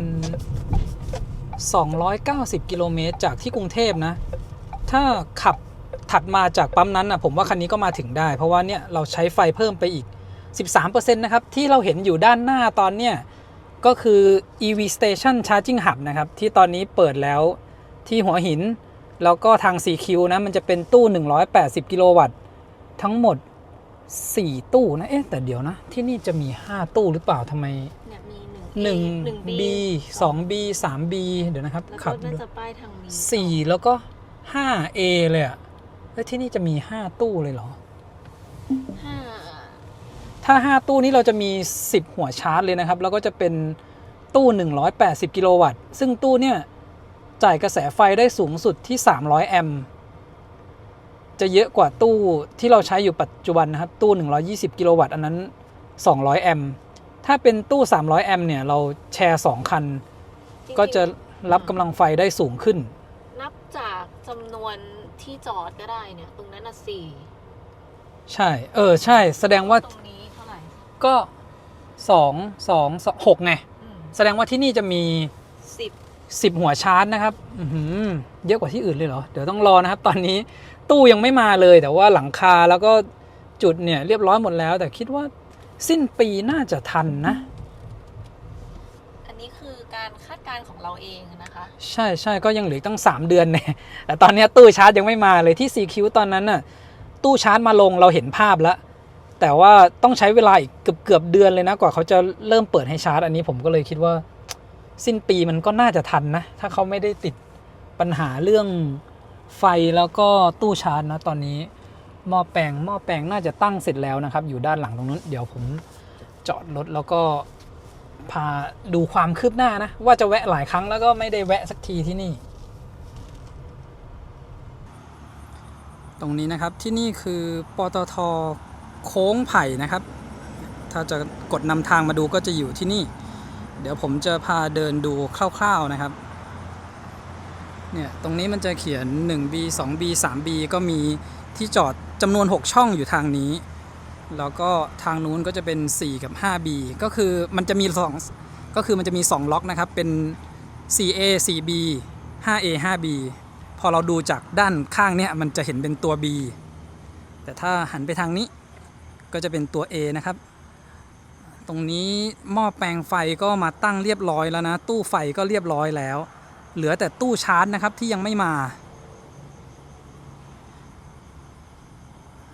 คือผมคิดว่าในอนาคตเนี่ยถ้ามีจุดชาร์จอย่างเงี้ยเพิ่มขึ้นเรื่อยๆนะครับถึงแม้จะเป็นรถคันนี้ที่เราขับมาวันนี้นะที่มันวิ่งได้สักประมาณเกือบ300กิโลเมตรหรืออาจจะ300กิโลเมตรกว่าๆถ้าเราวิ่งจนแบตเหลือน้อยๆคือวิ่งระยะประมาณเนี้ยแล้วเราแวะชาร์จก็กำลังโอเคเลยนะครับประมาณ290ถึง300กิโลเมตรแล้วก็ถ้าถัดไปอีก300กิโลเมตรมันมีอย่างนี้เหมือนกันเนี่ยก็สบายแล้วครับเวลาเราเดินทางมันก็เป็นการแวะชาร์จที่ระยะประมาณ 2-300 กิโลเมตรคือได้พักทั้งรถแล้วก็พักทั้งคนเราแวะชาร์จอาจจะใช้เวลาชาร์จอย่างเช่นเมื่อกี้ที่ผมชาร์จมัน 28-30 นาทีก็ได้แบตขึ้นมาถึง 80% แล้วเราก็ขับต่อไปรวมๆเลยผมว่าใช้เวลาชาร์จแบบนานๆเลยนะก็จะอยู่เต็มที่1ชั่วโมงถึง1.5 ชั่วโมงนะครับตลอดระยะทางสมมติว่าก กรุงเทพไปเชียงใหม่เดี๋ยววันนี้เราดูด้วยกันนะครับเมื่อกี้เราใช้เวลาชาร์จไปแล้ว28 นาทีนะครับเดี๋ยวดูว่าต้องไปชาร์จอีกน่าจะ2 ครั้งแหละผมว่าเดี๋ยวถ้าที่นี่เปิดเมื่อไหร่นะครับเดี๋ยวเราต้องมาลองแวะชาร์จดูนะครับก็ต้องคอยติดตามจากเพจ EV Station นะครับว่าเขาจะเปิดให้บริการเมื่อไหร่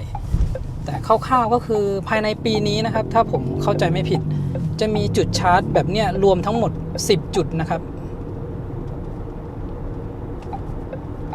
นี่ผ่านไปแค่ประมาณน่าจะ2 ปีกว่านะครับจากแต่ก่อนที่เวลาเราไปเชียงใหม่เนี่ย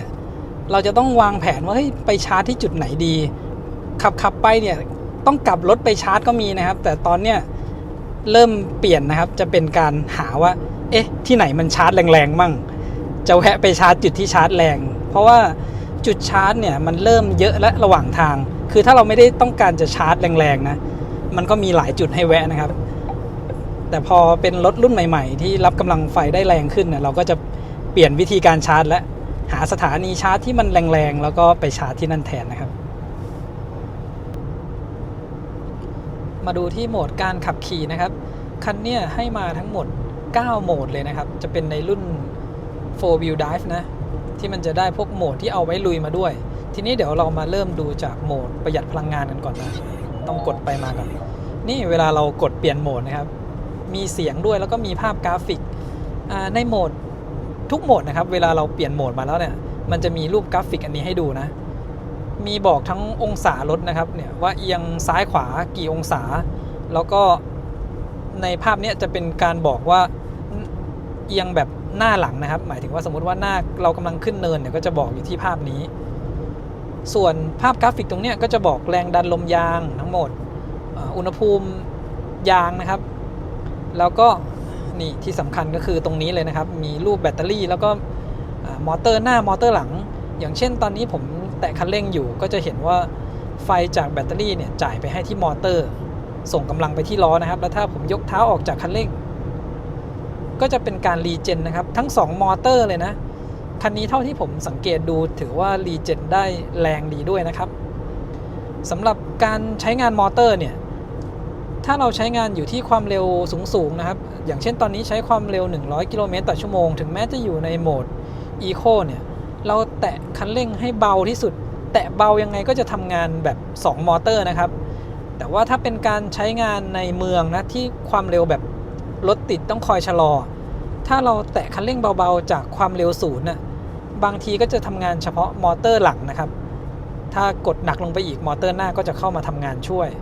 ถ้าเป็นอย่างเงี้ยก็แปลว่าเวลาเราขับในเมืองนะครับรถติดคันนี้ก็น่าจะประหยัดในระดับหนึ่งนะเพราะว่าถ้าเราปล่อยให้รถไหลไปเรื่อยๆแล้วก็แตะคันเร่งเบาๆนะมันจะทำงานที่มอเตอร์เดียวนะครับแล้วก็ถัดมาดูเดี๋ยวลองโหมด Eco นี้ก่อนแล้วกันแต่ผมชะลอความเร็วลงก่อนนะสักประมาณ80แล้วกดคันเร่งในโหมด Eco นี่ก็หลังติดเบาะนิดๆนะครับ279 แรงม้าในรถไฟฟ้าเนี่ยมันไม่ค่อยจะ Eco สักเท่าไหร่แล้วก็มาที่โหมดปกติอันนี้จะให้ดูภาพกราฟิกนะครับแล้วก็เดี๋ยวเราลองดูอัตราเร่งกลับลงไปที่ความเร็วประมาณ80กว่านะครับแล้วก็กดคันเร่งอันนี้ก็ดึงขึ้นมาอีกนิดนึงยังไม่รู้สึกว่าแตกต่างกันเยอะนะครับแล้วก็ไปในโหมดสปอร์ตตอนนี้ความเร็ว90ข้างหลังก็ไม่มีรถมานะครับตอนนี้ชะลอความเร็วลงหน่อยนึงอันนี้มันขึ้นเนินอยู่นะเดี๋ยวเราเอารอทางราบนะมันจะได้เสมอกันหน่อยตอนนี้ขึ้นเนินมาเรียบร้อยนะครับเอาความเร็วสักประมาณ80นะแต่เบรกช่วยหน่อยนิดนึงแล้วก็กดจากความเร็ว90นะครับกดคันเร่งในโหมดสปอร์ตนี่พุ่งไวนะครับกดแป๊บเดียวขึ้นไป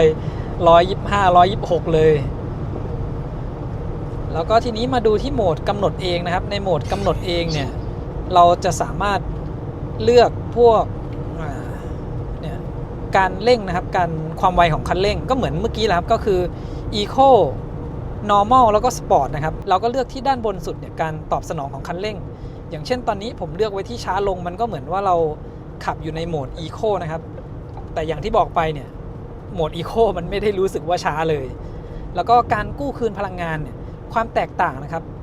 มันจะมีต่ำกลางสูงแล้วก็ทรงพลังเฉพาะในโหมดช้าลงหรือ Eco นี้นะครับที่เราจะสามารถเลือกทรงพลังได้แต่ถ้าเป็นมาตรฐานคำว่าทรงพลังจะกลายเป็นสีเทาเร็วขึ้นก็เป็นสีเทานะครับก็ไม่สามารถเลือกได้เฉพาะช้าลงเท่านั้น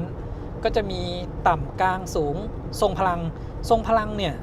จะรู้สึกแตกต่างที่สุดนะครับเท่าที่ผมลองมานี่แค่เราเมื่อกี้ผมแตะเท้าที่คันเร่งอยู่นะแต่เรากดมาทรงพลังจะรู้สึกว่ารถมันชะลอความเร็วลงมาเหมือนมันตื้อๆหน่อยนะแล้วก็เดี๋ยวผมลองยกเท้าออกจากคันเร่งที่ความเร็วเดี๋ยวผมลองสัก100 กิโลเมตรต่อชั่วโมงยกเท้าออกจากคันเร่งมีดีเลย์นิดนึงแต่ว่ารู้สึกว่าแรงจริงๆนะครับรีเจนขึ้นไปลบ99กิโลวัตต์ถือว่ารีเจนแรงมากๆเพราะว่าเวลาที่เราใช้รีเจนต่ำเนี่ยเดี๋ยวผมลองดูความเร็วร้อยเทียบกันนะรีเจนต่ำเนี่ยพอถอยเท้าออกจากคันเร่งนะครับติดลบแค่8กิโลวัตต์ซึ่งมันแตกต่างกับเมื่อกี้แบบ10เท่าระหว่างลบ8กับลบ99กิโลวัตต์นะครับความแรงก็ต่างกันอย่างเห็นได้ชัดแล้วก็ที่บรรทัดสุดท้ายนะครับจะเป็นการปรับน้ำหนักของพวงมาลัยเท่าที่ใช้มาเนี่ยอย่างเช่นอันนี้เราขับที่ความเร็ว100 กิโลเมตรต่อชั่วโมงนะครับเมื่อกี้ผมลองเปลี่ยนเลนนะมันก็ค่อนข้างไวแล้วก็น้ำหนักเบานะครับถัดมาที่โหมดพวงมาลัยแบบมาตรฐานนะครับอันเนี้ยตัวน้ำหนักพวงมาลัยก็จะรู้สึกว่ามันหน่วงเพิ่มขึ้นมาอีกนิดนึงนะน้ำหนักของพวงมาลัยแล้วก็เดี๋ยวเราลองเปลี่ยนเลนดูมันจะไม่เบาเกินไปเหมือนแบบสบายนี้นะครับทีนี้มาที่โหมดสปอร์ตนะครับของพวงมาลัย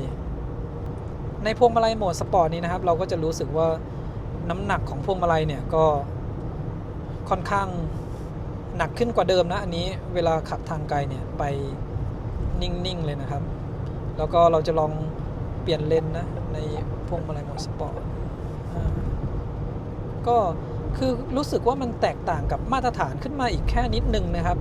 ไม่ได้แตกต่างแบบมากเหมือนถ้าเทียบกันกับ Tesla นะเวลาผมใช้ Tesla เนี่ย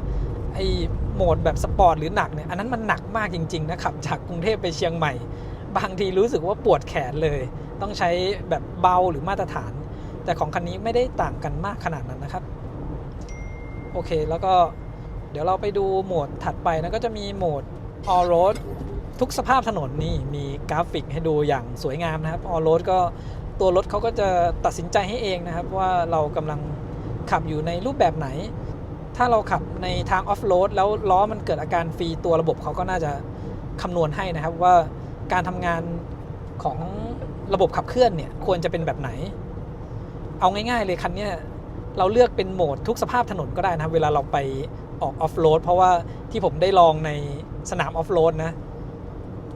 ใช้โหมดเนี่ยก็ลุยโคลนได้สบายขึ้นเนินอะไรได้หมดเลยนะครับถัดมาที่โหมดพวกถนนลื่นนะอันนี้คือเผื่อว่าเราอยากจะเลือกให้มันตรงกับสภาพถนนนั้นจริงๆเราก็เลือกโหมดพวกนี้นะครับมีถนนลื่นมีจริงๆมันน่าจะเป็นแบบลุยทรายนะครับมันมีภาษาไทยใช่ลุยทะเลทรายอันนี้เดี๋ยวเขาอัพซอฟต์แวร์ใหม่แล้วก็แก้ให้ภาษาไทยมันตรงขึ้นถัดมาอันนี้ลุยโคลนเวลาเรามาโหมดลุยโคลนนะครับเขาจะปิดพวกระบบ ESC อะไรต่างๆนะหน้าจอเรามันจะเห็นพวกสีส้มๆขึ้นมาเต็มไปหมดนะครับแล้วก็มี ESC off แล้วก็พวก Adaptive Cruise Control จะใช้งานไม่ได้นะครับขึ้นเป็นสีส้มแล้วเนี่ยเราจะเปิดใช้งานไม่ได้เขาก็จะเตือนไว้ด้วยต่อไปก็โหมดผิวถนนไม่เรียบก็จะเหมือนกันนะครับพวก ESC ระบบต่างๆก็จะปิดอยู่บนหน้าจอคือเดี๋ยวเผื่อใครกดมาโดนแล้วสงสัยทำไมมันขึ้นสีส้มๆเต็มไปหมดเพราะว่าโหมดพวกนี้เขาจะปิดระบบ ESC ใช้งาน Adaptive Cruise Control ไม่ได้นะครับคร่าวๆก็ประมาณนี้นะครับกลับมาถึงโหมดประหยัดพลังงานเหมือนเดิมเรียบร้อยแล้วเราขับมาถึงที่ตากแล้วนะครับตอนนี้เราจะแวะเข้าไปชาร์จที่ปั๊ม PT ที่นี่ก็จะมีตู้ชาร์จของ Elex by eGat นะครับตัว125กิโลวัตต์รอบนี้เราไม่ได้ไปที่เชลรีชาร์จนะครับเพราะว่าคันนี้มันรับกำลังไฟได้สูงสุดอยู่ที่85กิโลวัตต์ถ้าเราแวะที่นี่ก็จะมีมินิมาร์ทด้วยนะครับ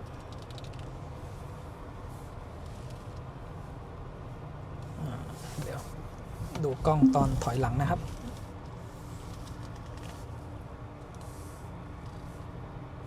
เนี่ยกล้องชัดดีเลยกล้องชัดแล้วก็จอที่ให้มานี่ใหญ่มาก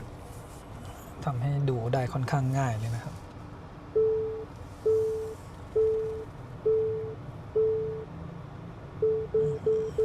ตรงเป๊ะเมื่อกี้มีซูมให้ดูด้วย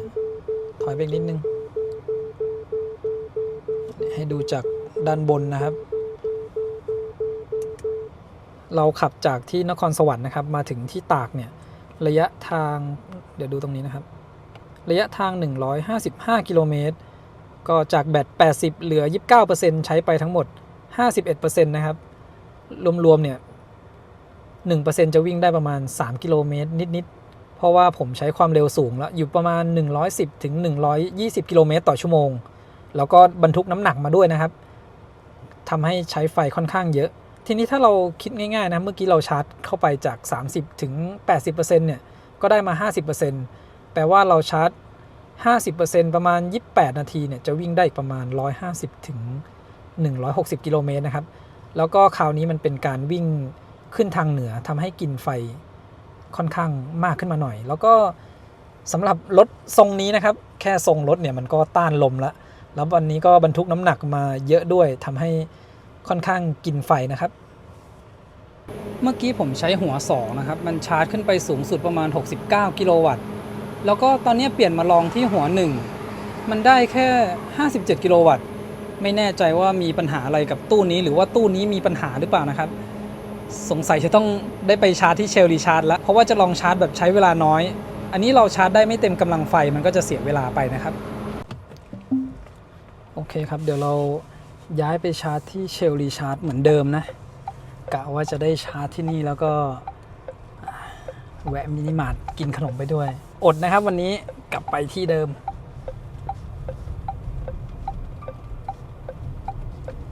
ตอนแรกมันก็ได้ประมาณ69กิโลวัตต์ก็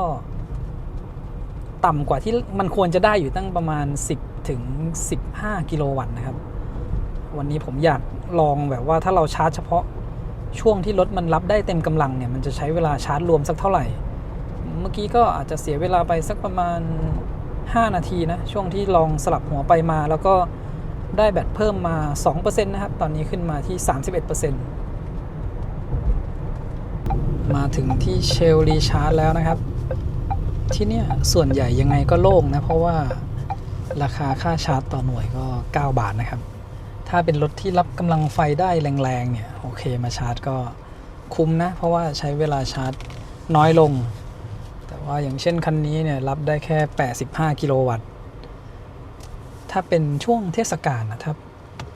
จุดชาร์จอื่นคนเยอะเราก็มาที่นี่นะครับยอมเสียแพงขึ้นหน่อยก็ไม่มีคนแย่งนะครับ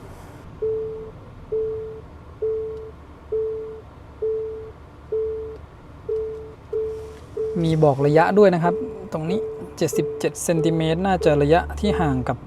ไม่ตรงฟุตบาทนี้ก็น่าจะเป็นเสานะครับแล้วก็เมื่อกี้ที่เราชาร์จขึ้นมา 2% เป็น31เนี่ยตอนนี้กลับลงมาเหลือ 29% เท่าเดิมนะระยะทางจากที่กรุงเทพมาถึงที่นี่เอา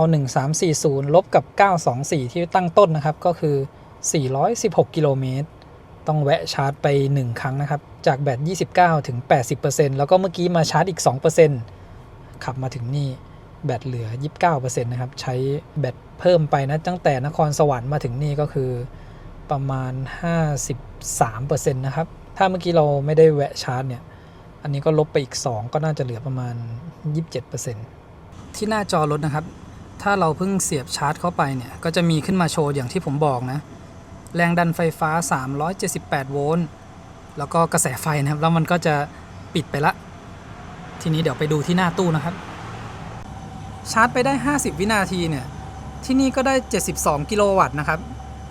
เริ่มไม่แน่ใจแล้วตกลงเมื่อกี้ที่มันชาร์จได้ประมาณ69กิโลวัตต์เกิดจากแบตเตอรี่ที่ตัวรถอาจจะอุณหภูมิสูงขึ้นหรือเปล่าแต่วันนี้มันก็ผ่านมาสักพักแล้วนะครับเราไม่ได้ขับเร็วอุณหภูมิก็น่าจะลงแล้วนะโอเคค่อยๆเพิ่มขึ้นมา73กิโลวัตต์แล้วเดี๋ยวลองดูไปอีกสักพักนะครับว่ามันจะขึ้นไปถึงแถว80กิโลวัตต์หรือเปล่า เราใช้กับตู้ PT ที่เป็น150กิโลวัตต์อันนั้นเสียบเข้าไปแป๊บเดียวมันก็ขึ้น82กิโลวัตต์แล้วเมื่อวานที่ผมไปลองชาร์จกับตู้ Ultra Vim ก็ขึ้นไปถึง85กิโลวัตต์เพิ่งจะมาเจอกับตู้125กิโลวัตต์แล้วก็ตู้เชลรีชาร์จนะครับตอนนี้ยังอยู่72กิโลวัตต์เดี๋ยวพาดูอุณหภูมิรอบคันระหว่างที่เราชาร์จแบตเตอรี่นะครับจะสังเกตว่าอุณหภูมิเนี่ยจะร้อนอยู่บริเวณด้านหน้าแล้วก็เขาปิดฝาครอบไว้นะครับทำให้เรามองไม่เห็นอุปกรณ์ที่อยู่ด้านใต้นี้นะอันนี้ผมให้ดูอุณหภูมิคร่าวๆนะครับก็อยู่ประมาณ49องศาที่สูงที่สุดจะเป็นความร้อนที่สะสมอยู่ด้านใต้นี้นะบริเวณซุ้มล้อนะครับตรงนี้ก็จะมีลมร้อนที่ระบายออกมานะครับอุณหภูมิอยู่ประมาณ41-44องศานี้ดูอุณหภูมิจานเบรกโอ้โหแทบจะไม่เห็นจานเบรกนะครับเพราะว่าฝาครอบบังอยู่ตอนนี้อุณหภูมิจานเบรกประมาณ43-48องศานะครับ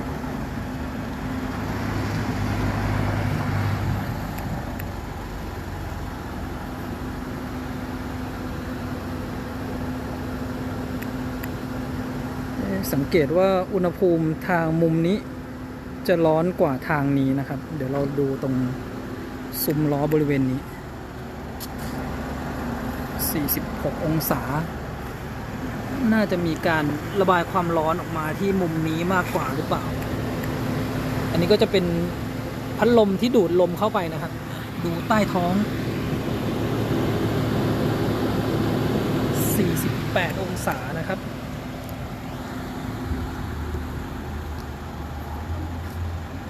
แล้วก็เดี๋ยวลองก้มดูตรงแบตเตอรี่ตรงนี้มันเป็นฝาครอบเราก็ไม่เห็นอะไรนะก็ประมาณ32องศาแล้วก็ที่จานเบรกหลังมองเห็นอยู่แล้ว40-43องศา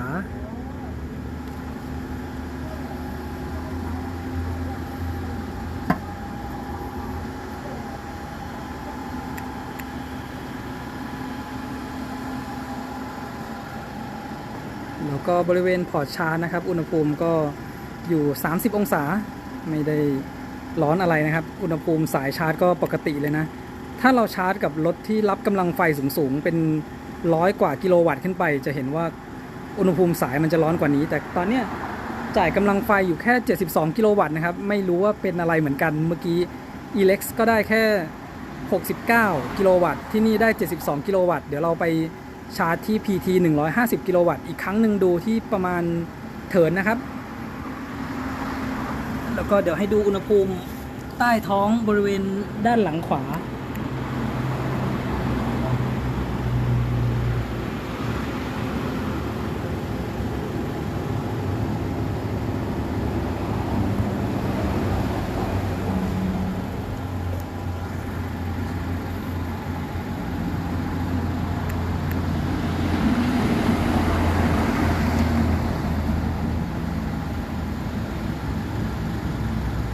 ช่องเก็บของที่อยู่ตรงกลางนี้นะครับ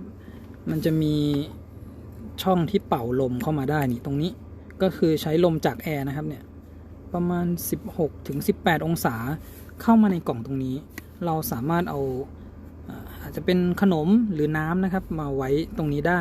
ขับทางไกลเนี่ยอย่างน้อยมันก็จะมีลมเย็นๆนะมาทำให้น้ำที่เราเก็บไว้ตรงนี้มันเย็นขึ้นมาได้นะครับชาร์จมาแล้ว22นาทีนะครับกำลังไฟก็จะอยู่แถวๆเนี้ย72-73กิโลวัตต์ไม่เพิ่มขึ้นเลยนะครับจากที่เราชาร์จที่ Elex 150กิโลวัตต์มาก่อนหน้านี้นะกำลังไฟเนี่ยมันจะดรอปต่ำกว่า70กิโลวัตต์ก็ช่วง 78% นะครับเดี๋ยวเราดูเวลาเทียบกันเลยนะว่าจาก 29% ถึง 78% เนี่ยของที่นี่จะใช้เวลาเท่าไหร่ที่นั่นน่ะใช้เวลาประมาณ26นาทีนะครับนี่เราชาร์จมา22นาทีเพิ่งขึ้นมา 66% อีกตั้ง 12% ถึงจะได้ 78% นะครับพาดูไฟรอบๆคันนะครับเดี๋ยวหลังจากเนี่ยผมจะมีถ่ายให้ดูแสงสว่างไฟหน้านะเท่าที่ใช้มาก่อนหน้านี้นะครับไฟถือว่าสว่างค่อนข้างดีเลยนะตรงนั้นด้านในมีเขียน Matrix Vision ด้วย เดี๋ยวเราดูช่วงที่ไฟสูงทำงาน แล้วก็อันนี้เวลาที่เราเปิดไฟเลี้ยวนะครับหรือว่าไฟกระพริบตอนเนี้ยจากเดิมที่มันจะเป็น Daytime Running Light สีขาวก็จะเปลี่ยนเป็นสีส้ม แล้วก็ที่โลโก้ตรงกลางเวลาที่ชาร์จอยู่มันก็จะเป็นค่อยๆหลีแล้วก็สว่างขึ้นมานะครับจริงๆตำแหน่งตรงนี้เนี่ยถ้าผมเข้าใจไม่ผิดมันจะเป็นไฟเหมือนกันนะแต่ผมไม่แน่ใจว่าเปิดยังไงนะครับเห็นในคลิปของต่างประเทศเนี่ยเขาจะมีบางอันที่มันติดขึ้นมานะเป็นไฟสีขาวๆอันนี้ก็ที่ให้ดูไปก่อนหน้านี้นะครับระหว่างที่ชาร์จอยู่ก็จะเป็นไฟสีเขียวๆสว่างแล้วก็หลีลงมาดูที่ไฟด้านหลังเวลาที่เปิดไฟกระพริบนะครับจะติดขึ้นมาที่ตรงนี้แทนละเป็นแท่งตรงๆไม่ได้ติดที่ตำแหน่งนี้นะครับตำแหน่งนี้จะเป็นไฟท้ายนะครับสีแดงๆแทนแล้วก็เวลาไฟเบรกเนี่ยก็จะมีด้านบนนี้ด้วยนะครับอยู่ตรงนี้ไฟส่องป้ายทะเบียนด้านล่างก็เป็นสีขาวนะครับ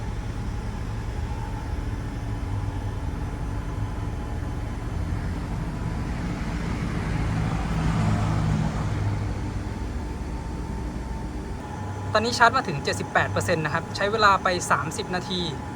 ตอนที่เราชาร์จที่ Elex by eGat เราใช้เวลาไป26นาที40วินาทีอันนี้เทียบกันนะครับ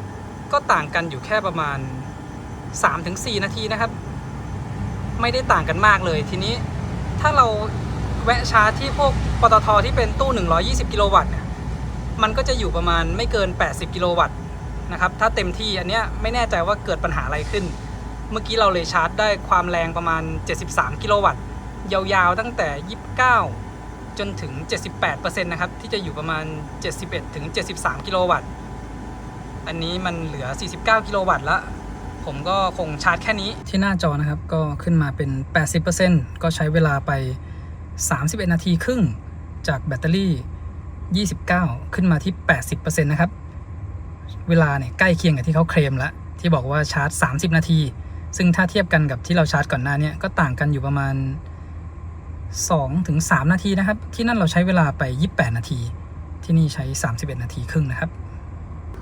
ตอนนี้ก็ยังไม่ได้ทำความสะอาดกระจกหน้านะครับเดี๋ยวเราขับไปสักพักเนี่ยไปถึงปั๊มปตท.ที่แวะประจำนะครับแล้วก็ทำความสะอาดกระจกหน้าซะก่อนแล้วก็ค่อยดูแสงสว่างไฟหน้านะครับตอนนี้แวะปั๊มปตท.เพื่อเช็ดกระจกเรียบร้อยแล้วนะครับผมสังเกตว่าโลโก้ด้านหน้าเนี่ยไม่ต้องชาร์จมันก็จะเป็นหลีๆแล้วก็สว่างอยู่อย่างนี้ตลอดเวลานะครับผมนึกว่ามันเป็นเฉพาะช่วงที่ชาร์จแล้วก็เดี๋ยวผมจะให้ดูไฟเวลาที่เรากดล็อกแล้วก็ปลดล็อกนะครับกดล็อกดูก่อนนี่ดูไฟตรง Daytime Running Light นะครับเขากระพริบโชว์ก่อนด้วยแล้วก็ดับทีนี้ถ้าเราปลดล็อก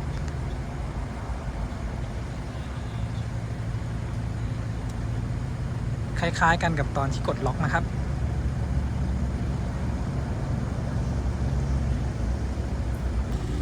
ตอนที่กดล็อกเนี่ยมันมีเสียงเพลงเบาๆด้วยนะเดี๋ยวผมให้ดูจากด้านข้างอีกทีหนึ่งที่กระจกข้างนะครับมีไฟส่องลงไปตรงนั้นด้วยมีเสียงเพลงเบาๆนะครับแล้วก็ไฟที่ถ่ายลงมาที่พื้นเนี่ยขึ้นว่าเวลคัมนะครับจากกระจกด้านข้างดูที่ด้านท้ายนะครับ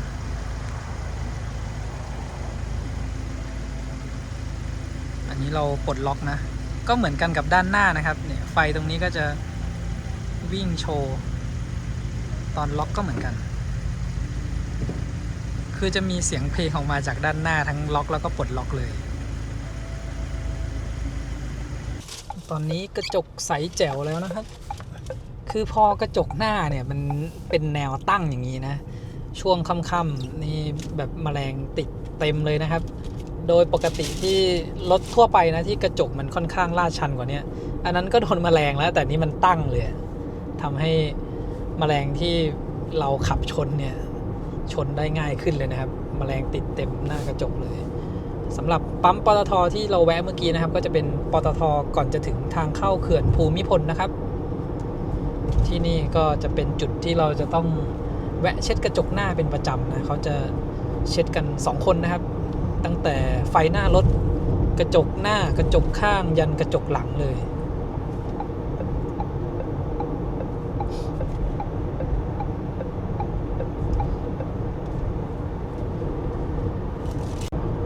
ดูไฟหน้าของคันนี้นะครับ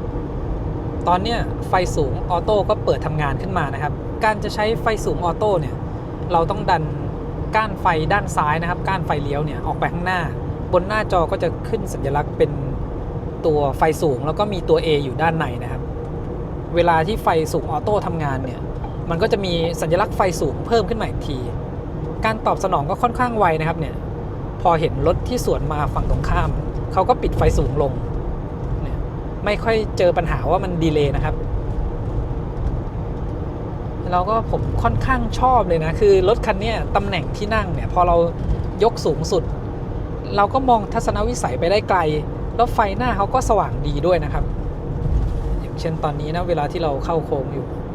ก็มองเห็นไปไกลๆเลยนะเวลาที่ไฟสูงทำงานในโคมเนี่ยเขาจะมีเขียนว่า Matrix Vision นะครับแต่ว่าไฟสูงที่ทำงานเนี่ยก็จะเป็นแค่ไฟสูงเปิดขึ้นมาธรรมดานะครับไม่ได้มีติดดับสลับเป็นบางจุดที่ว่าจะคอยหลบคันหน้าเหมือนพวกไฟ Matrix LED ที่อยู่ในรถรุ่นสูงๆหน่อยนะครับเราขับที่ความเร็ว100-120 กิโลเมตรต่อชั่วโมงทางไกลมืดๆแบบนี้ก็ไม่ได้รู้สึกว่ามันไม่ปลอดภัยนะครับเพราะว่าเรามองไปได้ไกลเลยมีอันนึงที่ผมยังหาไม่เจอนะก็คือการปรับชดเชยมุมก้มเงยของไฟนะครับในเมนูของไฟแสงสว่างเนี่ย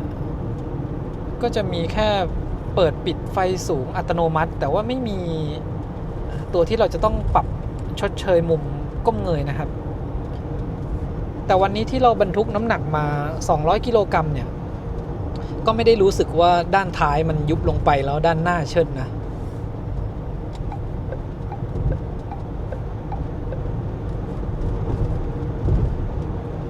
ตอนนี้เรามาถึงปั๊ม PT ที่เถิดแล้วนะครับอันนี้จะเป็นตู้150กิโลวัตต์เดี๋ยวลองกับตู้นี้อีกทีนะถ้าชาร์จได้82ขึ้นไปเนี่ยก็แสดงว่ารถไม่ได้มีปัญหาอะไรนะคิดว่าน่าจะเป็นอย่างนั้นนะครับคือที่เราแวะที่ตากเนี่ย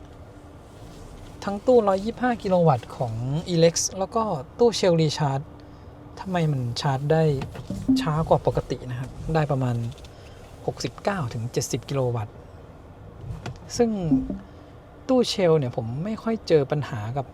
ตู้นั้นสักเท่าไหร่นะจากเชลรีชาร์จที่ตากนะครับเราวิ่งมาที่นี่ระยะทาง98กิโลเมตรใช้แบตเตอรี่ไป 33% โดยความเร็วที่ใช้ส่วนใหญ่จะอยู่110-120 กิโลเมตรต่อชั่วโมงนะครับแล้วก็ใช้ Adaptive Cruise Control ก็ค่อนข้างเยอะเหมือนกันทำให้ค่อนข้างกินไฟก็คือแบตเตอรี่ 1% เนี่ยจะวิ่งได้ประมาณ 2.9 ถึง 3 กิโลเมตรนะครับแล้วก็ตอนเนี้ยแบตเราเหลือ 47% เราจะต้องวิ่งไปอีก173กิโลเมตรซึ่งสมมุติเราเอา3เนี่ยคูณสัก50 355ก็ไม่พอแน่ๆงั้นผมต้องชาร์จขึ้นไปสักประมาณ 80% นะครับเอา80คูณ3มันประมาณ24หรือเราจะชาร์จสัก70 73 21ประมาณ 70% ก็น่าจะใกล้เคียงนะครับแต่ถ้ามันใช้เวลาไม่มากเราชาร์จ80ก็ได้เดี๋ยวดูกำลังไฟที่จะเข้ารถก่อนนะครับ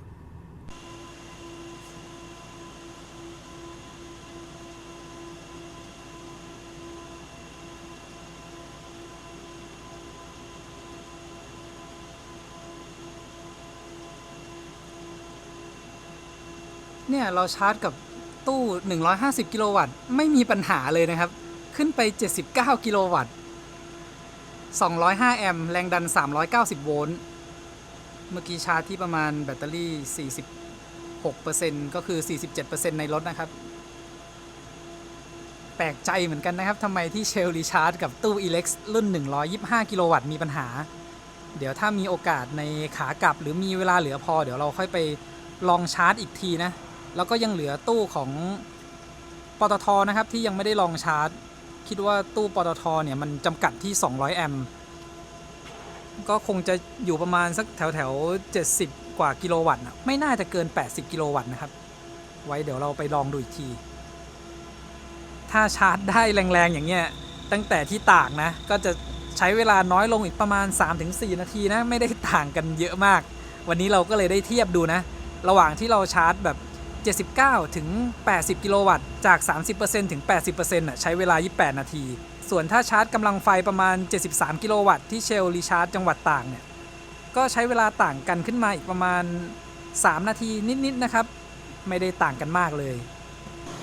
เราใช้เวลาชาร์จมา16นาทีนะครับจากแบตในรถที่ประมาณ47ถึงตอนเนี้ย 75% เดี๋ยวผมจะพอแค่นี้นะครับเพราะว่าคำนวณคร่าวๆถ้าสมมติเราขับเร็วๆหน่อยนะใช้ 1% วิ่งได้3กิโลเมตรเราจะวิ่งไปอีกเกือบ180กิโลเมตรอันนี้ถ้ามันใช้งานใกล้เคียงเนี่ยไปถึงเราน่าจะเหลือแบตเตอรี่สักประมาณ 10-15% นะครับ36-18เอา 60% ลบกับ 75% ก็คาดว่านะครับน่าจะเหลือเกิน 10% อยู่ถ้าไม่ได้ขับเร็วกว่านี้นะนี่คือระยะทางที่เราต้องขับไปนะครับ173กิโลเมตรแล้วก็ตอนนี้แบตเตอรี่บนหน้าจอขึ้นมาเป็น 76% นะครับ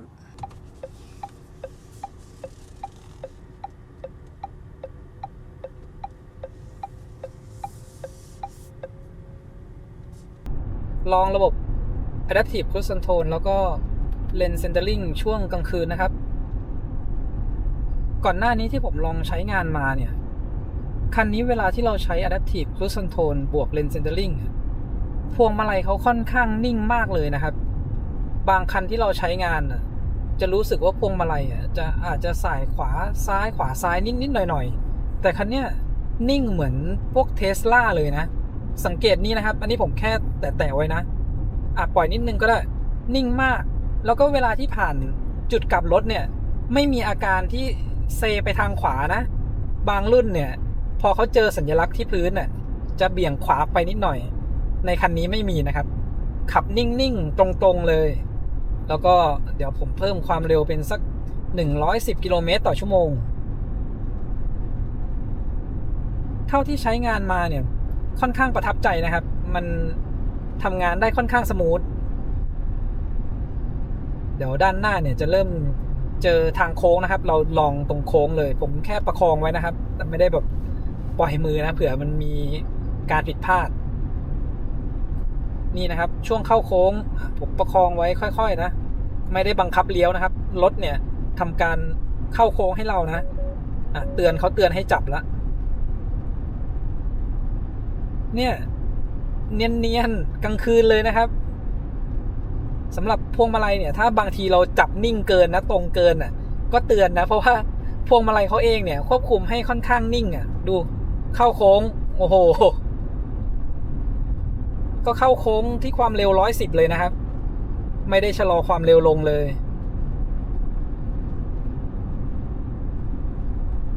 ระบบช่วยขับคันนี้นี่ทำงานดีนะครับใช้งานเดินทางไกลเนี่ยไว้ใจได้เลยนะนี่เป็นช่วงกลางคืนด้วยนะครับดูครับเข้าโค้งนิ่งๆเสียดายอย่างหนึ่งเวลาที่เราใช้ Adaptive Cruise Control เขาจะไม่มีการรีเจนนะครับถ้าเราสังเกตตรงกำลังไฟที่ใช้เนี่ยช่วงที่เขาเบรกเพราะเจอคันหน้านะเป็น0นะครับถ้ามีการรีเจนเนี่ยมันจะต้องขึ้นเป็นติดลบพอเราเปลี่ยนเลนมาทางซ้ายเขาก็เพิ่มความเร็วขึ้นนะค่อยๆเพิ่มขึ้นอย่างสมูทนะครับโดยรวมนะครับถือว่าทำมาดีเลยนะสามารถใช้งานได้นะครับไว้ใจได้เพราะยังไงเท้าเราเนี่ยก็ต้องรออยู่ที่เบรกอยู่แล้วก็มือยังไงก็ประคองพวงมาลัยนะครับแต่ว่ามันจะช่วยให้เราเมื่อยล้าน้อยลงนะเนี่ยเข้าโค้งอะไรต่างๆทำได้ดีหมดเลยนะครับเกินที่ผมคาดไว้นะนึกว่าจะเหมือนบางรุ่นนะที่เวลาใช้งานจริงได้เฉพาะทางตรงอันเนี้ยทางตรงดูนะครับพวงมาลัยมันนิ่งมากสมมติผมจับไว้อย่างเงี้ยนิ่งๆดูนะเขาจะเตือนไหมคือถ้าเราจับนิ่งเกิน เขาจะนึกว่าเราไม่ได้จับนะเนี่ยเตือนนะครับให้จับพวงมาลัยทั้งที่มือผมจับอยู่นะต้องขยับนิดนึงเบาๆนะครับข้างหน้านี้ขนาดว่ามืดๆนะเขาก็เห็นว่ามีรถบรรทุกอยู่เมื่อกี้ก็มีการชะลอลงนะครับช่วงล่างคันนี้นี่เซ็ตมากำลังโอเคเลยนะครับแล้วก็วันนี้ผมบรรทุกน้ำหนักมาเพิ่ม200กิโลกรัมมันก็ช่วยในเรื่องน้ำหนักที่กดลงไปเพิ่มด้วยก็คือถ้าเราเดินทางแบบ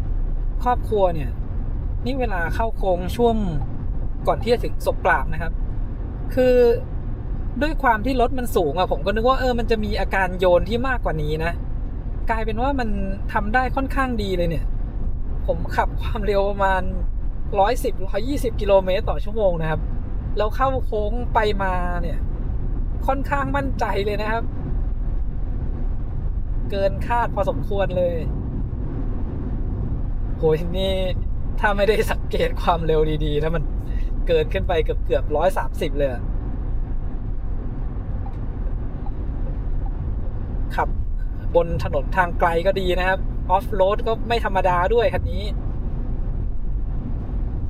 เวลาที่ไปออฟโรดก็อาจจะต้องเปลี่ยนเป็น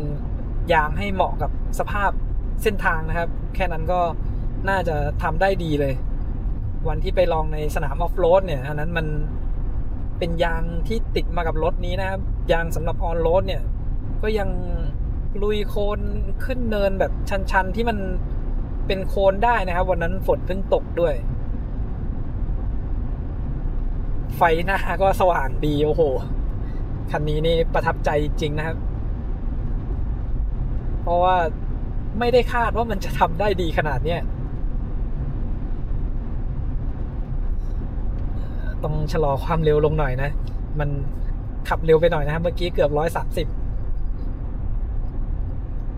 แต่ว่าอาการโค้งนี่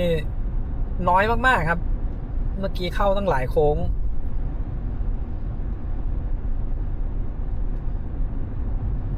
คือถ้าเราขับคนเดียวอาจจะมีอาการโค้งมากกว่านี้หน่อยนะครับวันที่ผมลองเส้นทางแถวนครนายกใกล้ๆสนามออฟโรดอันนั้นก็คือมันเป็นเส้นทางแบบแถวหมู่บ้านผมก็ลองเร่งความเร็วแล้วก็ใส่โค้งแรงๆก็จะรู้สึกว่ารถมีอาการโค้งอยู่นิดหน่อยแต่พอวันเนี้ยที่เราขับเส้นทางหลวงทางใหญ่ๆอย่างนี้บนถนนลาดยางนะครับแล้วก็เข้าโค้งเร็วๆไปมาเมื่อกี้ถือว่าอาการโค้งมันน้อยกว่าวันนั้นที่ผมได้ลองนะครับแล้วก็มันมีน้ำหนักมาช่วยด้วยเนี่ยดูดิ แป๊บๆนี่ความเร็วพุ่งขึ้นไป130อีกแล้วนี่ผมขับในโหมดประหยัดด้วยนะครับในส่วนของหน้าจอรถนะครับตรงกลางแล้วก็หน้าจอด้านหน้าคนขับเนี่ยเวลาที่เราขับกลางคืนถนนมืดๆนะมันก็ไม่ได้แยงตานะครับเพราะว่าเราสามารถลดความสว่างเนี่ยลงได้จนสุดตอนนี้เอาลงสุดแล้วนะครับแล้วก็อย่างที่เห็นนะตอนนี้มันไม่ได้แยงตาเลยแล้วก็เราสามารถเลือกแบ็คกราวด์เป็นสีดำขึ้นกว่านี้ได้นะครับเนี่ยวิทยาศาสตร์และเทคโนโลยีมันจะเป็นสีดำสนิทอันนี้ก็จะยิ่งแยงตาน้อยลงไปเลยนะครับเมื่อกี้มันเป็นสีออกเทาๆบางคนก็อาจจะรู้สึกว่ามันแยงตานิดนึงก็ได้นะครับหรือว่าเราจะกดพักหน้าจอก็ได้ที่ตรงนี้ก็จะเป็นสีดำไปเลยนะครับแล้วก็มีรูปนาฬิกาอันนี้เลือกได้นะว่าจะเป็นนาฬิกาดิจิตอลหรือว่าเป็นนาฬิกาอนาล็อกแบบนี้นะครับน้ำหนักรวม 2,250 กิโลกรัมเราบรรทุกมาเพิ่มเนี่ยน้ำหนักปูนก็200กิโลรวมกับน้ำหนักคนขับ2คนก็อีกประมาณ100กว่านะครับก็เป็น300กว่ากับสัมภาระด้วยอุปกรณ์กล้องแล้วก็กระเป๋าเสื้อผ้านะครับเมื่อกี้ก็ได้ 2,250 กิโลกรัม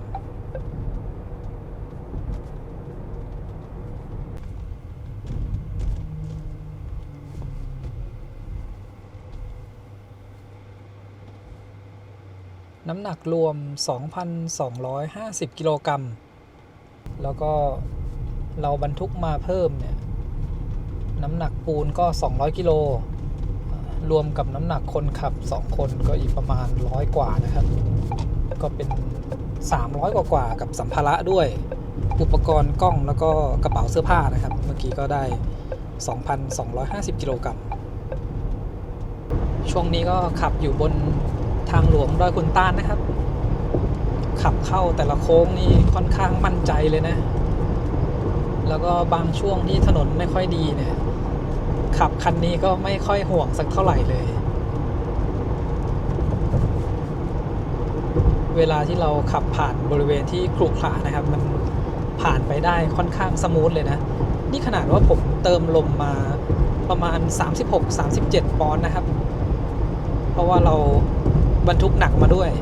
ถ้าตามสเปครถเนี่ยแบบขับ 1-2 คนน่ะก็จะเติมประมาณ32นะครับแต่ว่าถ้าบรรทุกหนักเนี่ยก็จะประมาณ 37-38 ปอนด์นะครับช่วงเข้าโค้งนี้นะครับก็ความเร็วประมาณ100-110อ่ะแล้วก็รถสูงขนาดนี้ด้วยนะมันยังเข้าโค้งได้อย่างมั่นใจแล้วก็อาการโค้งเนี่ยค่อนข้างน้อยนะครับเราได้น้ำหนักบรรทุก200 กิโลกรัมเนี่ยมาช่วยกดลงไปด้วยนะช่วงที่ขับลงดอยขุนตาลนี้นะครับผมก็จะเปลี่ยนมาใช้เป็นโหมดกำหนดเองแล้วก็เลือกการตอบสนองแป้นคันเร่งเนี่ยเป็นช้าลงเพื่อที่เราจะได้เลือกการรีเจนเป็นแบบทรงพลังได้นะครับคือคันเนี้ยมันไม่มี one pedal drive นะครับแล้วก็ถ้าเราอยากได้รีเจนหนักๆต้องใช้รีเจนแบบทรงพลังนะอันเนี้ยมันสามารถรีเจนได้แบบลบ99 กิโลวัตต์เลยนะครับเดี๋ยวผมจะลองยกเท้าออกจากคันเร่งบริเวณนี้เนี่ยรีเจนสูงสุดที่ลบ99 กิโลวัตต์นะครับถ้าเราอยากจะลงเขาแล้วก็ได้ไฟที่รีเจนกลับมาเยอะๆเนี่ยให้มาใช้โหมดกำหนดเองเลือกการตอบสนองแป้นเบรกเป็นช้านะครับแล้วก็รีเจนเนี่ยเลือกทรงพลังไปเลยนี่ลงเขานะครับแล้วก็เข้าโค้งอย่างมั่นใจนะถ้าต้องการชะลอความเร็วก็แค่ยกเท้าออกจากคันเร่งลงมาเนี่ยรีเจนลบ100 กิโลวัตต์นะครับก่อนหน้านี้จะเห็นเฉพาะลบ99เมื่อกี้ขึ้นไปลบ100 กิโลวัตต์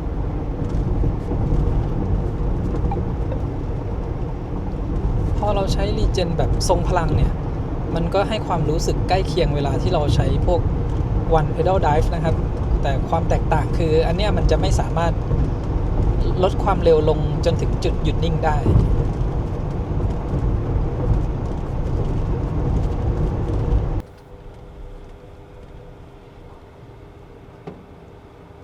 มาถึงที่เชียงใหม่แล้วนะครับตี 2:35 นาทีมาถึงแบตเหลือ 14% นะครับก็ใกล้เคียงกับที่ผมประเมินตรงที่เถินเลยนะที่ชาร์จให้แบตมันขึ้นไปประมาณ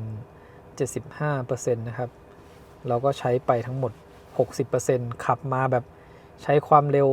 110-120มาตลอดเลยนะครับระยะทางรวมทั้งหมดจากที่กรุงเทพมาถึงที่นี่670 กิโลเมตรนะครับเอาโอโดมิเตอร์ตอนนี้ 1,594 ลบกับ924 กิโลเมตรตอนที่เราเริ่มต้นสำหรับค่าเฉลี่ยการใช้พลังงานเนี่ยเนื่องจากคันนี้มันไม่ได้บอกเป็นค่าเฉลี่ยขึ้นมาที่หน้าจอให้เราดูได้นะครับผมก็ใช้เป็นแบบดูว่า 1% เนี่ยมันวิ่งได้กี่กิโลเมตรแทนแล้วก็ปกติแล้วเนี่ยถ้ามาถึงที่นี่นะครับผมจะต้องเสียบชาร์จทิ้งไว้ตื่นเช้ามามันก็เต็มละแต่ว่าถ้าจะดูค่าเฉลี่ยการใช้พลังงานเนี่ยเดี๋ยวผมคงต้องไปชาร์จที่ตู้ชาร์จแทนนะครับแต่ทีนี้ถ้าจะดูค่าเฉลี่ยการใช้พลังงานแบบรวมการชาร์จไปด้วยนะครับมันก็จะมี loss ระหว่างชาร์จผมคงต้องเอาไปชาร์จที่ตู้ให้มันเต็ม 100% กลับไปเท่าเดิมนะครับแล้วเราก็บวกรวมตั้งแต่เราชาร์จระหว่างทางมาเนี่ยดูว่าค่าเฉลี่ยมันจะออกมาเป็นเท่าไหร่สำหรับวันนี้เราใช้เวลาชาร์จรวมไปสักประมาณ1 ชั่วโมง 20 นาทีนะครับชาร์จที่นครสวรรค์เนี่ย28 นาทีกว่าๆแล้วก็ไปชาร์จปั๊ม PT ที่ตากนะครับที่เราแวะเข้าไปลองตรงนั้นถ้านับแค่เวลาชาร์จก็อาจจะประมาณสัก2 นาทีได้แล้วก็ไปชาร์จที่เชลรีชาร์จอีก31 นาทีนะครับอันนี้รวมๆก็ประมาณชั่วโมงละแล้วก็ที่ PT เถินเนี่ยเราชาร์จไปประมาณ17 นาทีรวมๆก็สัก1 ชั่วโมง 20 นาที ให้ดูแสงภายในห้องโดยสารนะครับตอนนี้เรามาถึงที่พักเรียบร้อยแล้วก็จุดนี้มันมืดพอดีจะเห็นว่าไฟแอมเบียนไลท์เนี่ยก็ค่อนข้างเด่นเลยนะครับตรงนี้แล้วก็ตรงข้างประตูเนี่ยตรงนี้ก็จะมีไฟด้วยนะครับแถบตรงนี้เดี๋ยวผมให้ดูที่ด้านหลังอาจารย์โทรศัพท์ของคุณกำลังชาร์จอยู่อย่าลืมพกติดตัวไปด้วยมีเสียงเตือนบอกนะครับว่าอย่าลืมเอาโทรศัพท์มาด้วยเมื่อกี้ผมเอาโทรศัพท์วางชาร์จไว้ตรงไวเลสชาร์จด้านหลังก็มีเหมือนกันนะครับตรงนี้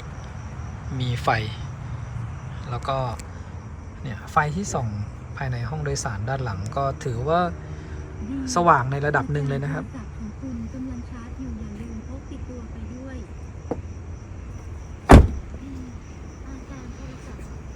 แล้วก็ดูที่ไฟหน้านะค่อนข้างสว่างเลยนะครับเดี๋ยวผมปรับให้ใกล้เคียงความจริงประมาณนี้เลยนะอันนี้ตรงเนี้ยมันมืดๆทำให้เรามองเห็นแสงของไฟหน้านะครับ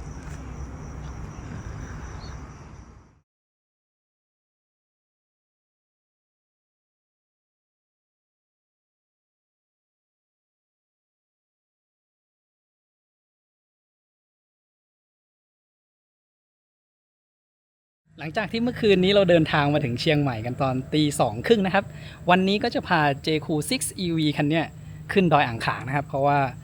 เจ้าคันเนี้ยเขา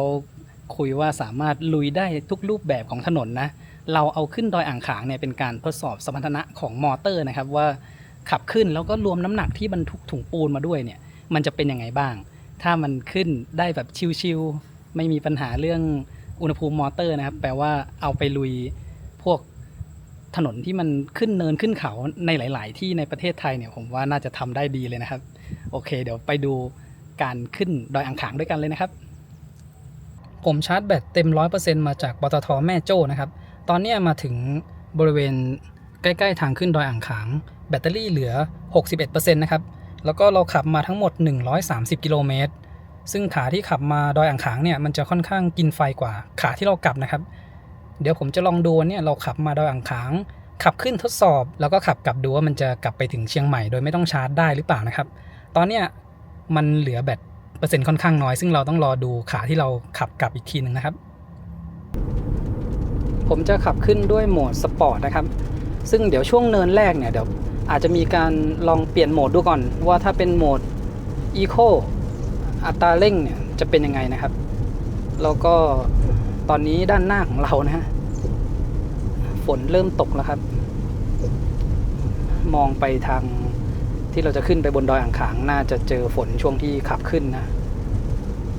แต่ก็ยังถือว่าโชคดีนะครับตอนแรกคิดว่าจะเจอฝนหนักกว่านี้ข้างหน้านี้ก็จะเป็นการขึ้นทางชันแล้วนะครับ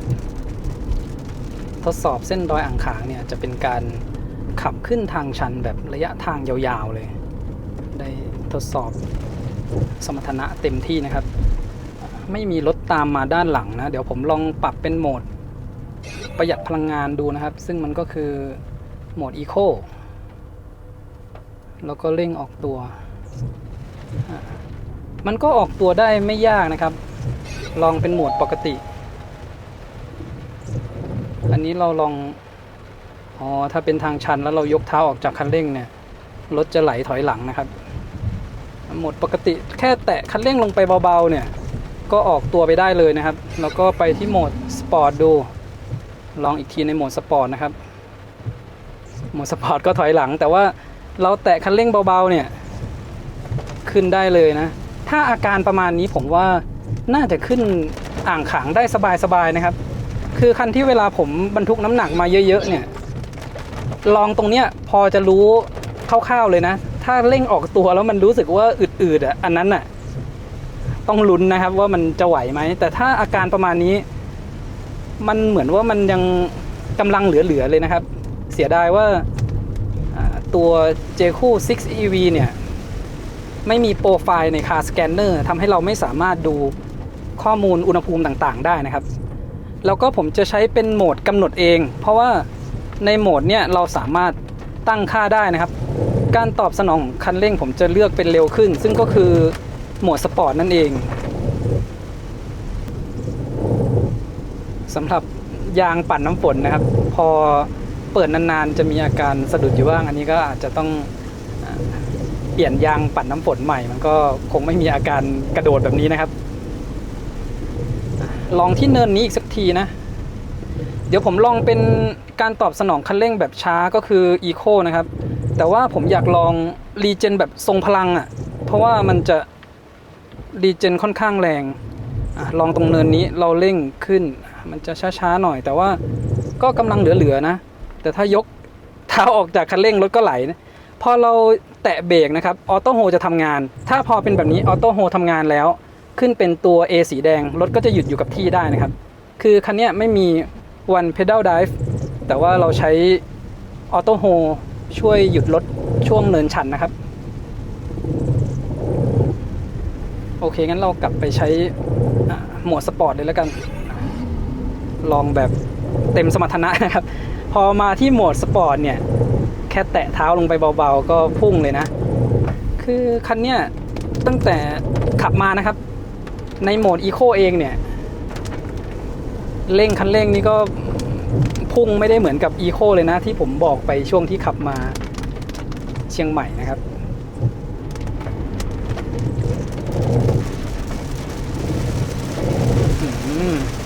อันนี้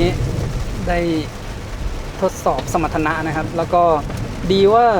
คันนี้เป็นขับเคลื่อน4ล้อนะเดี๋ยวช่วงที่เราขึ้นเนินชันๆเนี่ยน่าจะได้ใช้ประสิทธิภาพของการขับเคลื่อน4ล้อนะครับ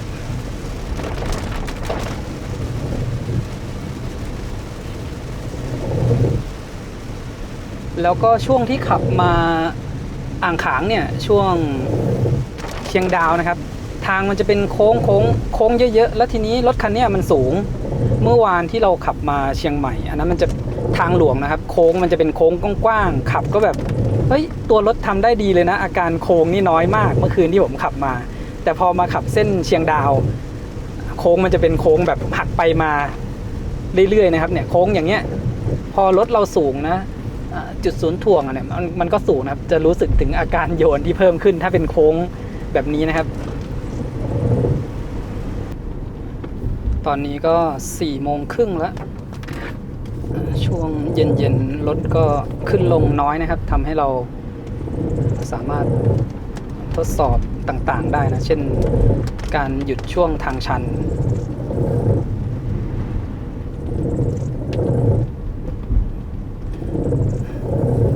อันนี้ที่ปัดน้ำฝนเดี๋ยวเลือกเป็นแบบปิดไว้ก่อนแล้วผมกดให้มันปัดเองดีกว่าไม่งั้นเสียงน่าจะรบกวนเข้าไปนะครับ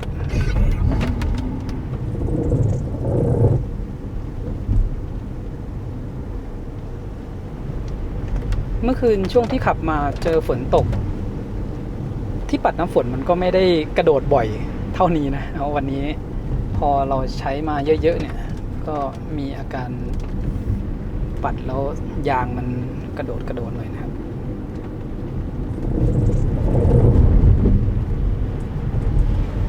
นี่เร่งทีหลังติดเบาะนะครับมีคนด้านหน้าเขาตัดหญ้านะครับเบาลงหน่อย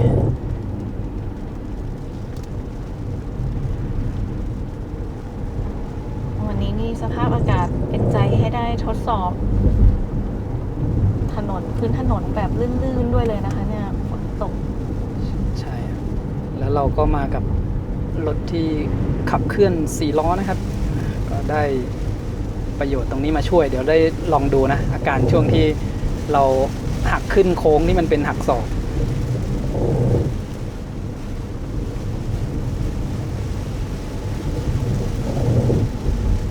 ฝนตกแรงขึ้นนะคะตอนนี้ได้ยินเสียงเป็นฝนที่ค่อนข้างชัดเลยโอ้ฝนตกหนักเลยตอนนี้นี่เสียงเป็นฝนที่เข้ามาในห้องโดยสารหลักๆนี่คือมาจากด้านหน้านะคะผ่านเข้ามาทางกระจกด้านหน้าแล้วก็เราขึ้นช่วงฝนตกด้วยอันนี้ยังก็ไม่ถึงกับหนักมากนะครับถ้าหนักมากนี่ยังต้องระวังเรื่องดินสไลด์ด้วยนะอันนี้ก็คือมันเป็นเม็ดเล็กๆอยู่นะเท่าที่สังเกตใช่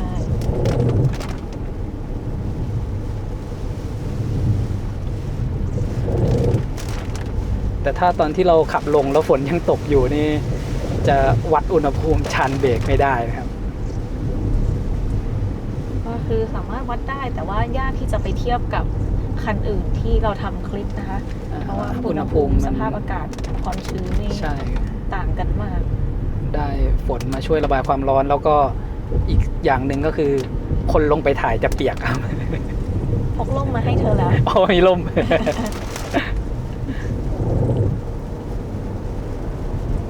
ดูจากอาการของรถที่ผมเร่งคันเร่งนะ ผมว่าน่าจะสบายนะ นี่แตะคันเร่งแค่เบาๆผมว่าน่าจะแค่ 10-20% ที่กดเท้าลงไปนะครับรถพุ่งออกไปเลย คันนี้นี่เวลาถ้าต้องจอดอยู่กลางทางชัน อย่างในสถานการณ์ที่เราขึ้นเขามาช่วงหน้าเทศกาลท่องเที่ยวแล้วมีรถแน่นถนนเลยนี่ก็คือแค่เหยียบเบรกรถก็จอดอยู่กลางทางชันได้เลยถูกปะ ใช่ใช้ออโต้โฮคือคันนี้ไม่มีวัน pedal dive แต่ว่ามีออโต้โฮเราก็แค่เหยียบเบรกลงไปก็จะหยุดอยู่กับที่ ทีนี้พอรถคันข้างหน้าเคลื่อนตัวไปเราก็แค่แตะคันเร่งนะครับรถก็เคลื่อนตัวไปได้เลยโอ้โหมอไซค์ลงมาพอดีนะครับเนี่ยโอ้โหสบายอ่ะจอดตรงนี้ก่อนดูวิวกันก่อนนะครับแล้วก็เร่งออกตัวผมชอบเสียงมอเตอร์นะวิดูมันแบบไซไฟดีอ่ะโอ้โหข้างหน้านี้นะครับที่เป็นดินสไลด์ช่วงที่ฝนแรงๆเนี่ย โอเค น่าจะสไลด์กินไป1 เลนเลยนะครับเสาไฟนี่หักกันเลยทีเดียวนี่วันนี้พอมากับคันนี้นะค่อนข้างอุ่นใจในระดับหนึ่งนะครับตัวรถเขาสูงเหมาะกับลุยๆเนี่ยโอ้โหไปแล้วครับเร่งไปแล้วโอ้ยคือถ้าถนนไม่เปียกนะจัดเต็มนะครับนี่ถนนเปียกความรู้สึกนี่ใกล้เคียงกับตอนที่เอา MG4X Power นะครับมาขึ้นอันนั้นก็ขับเคลื่อน4 ล้อเหมือนกัน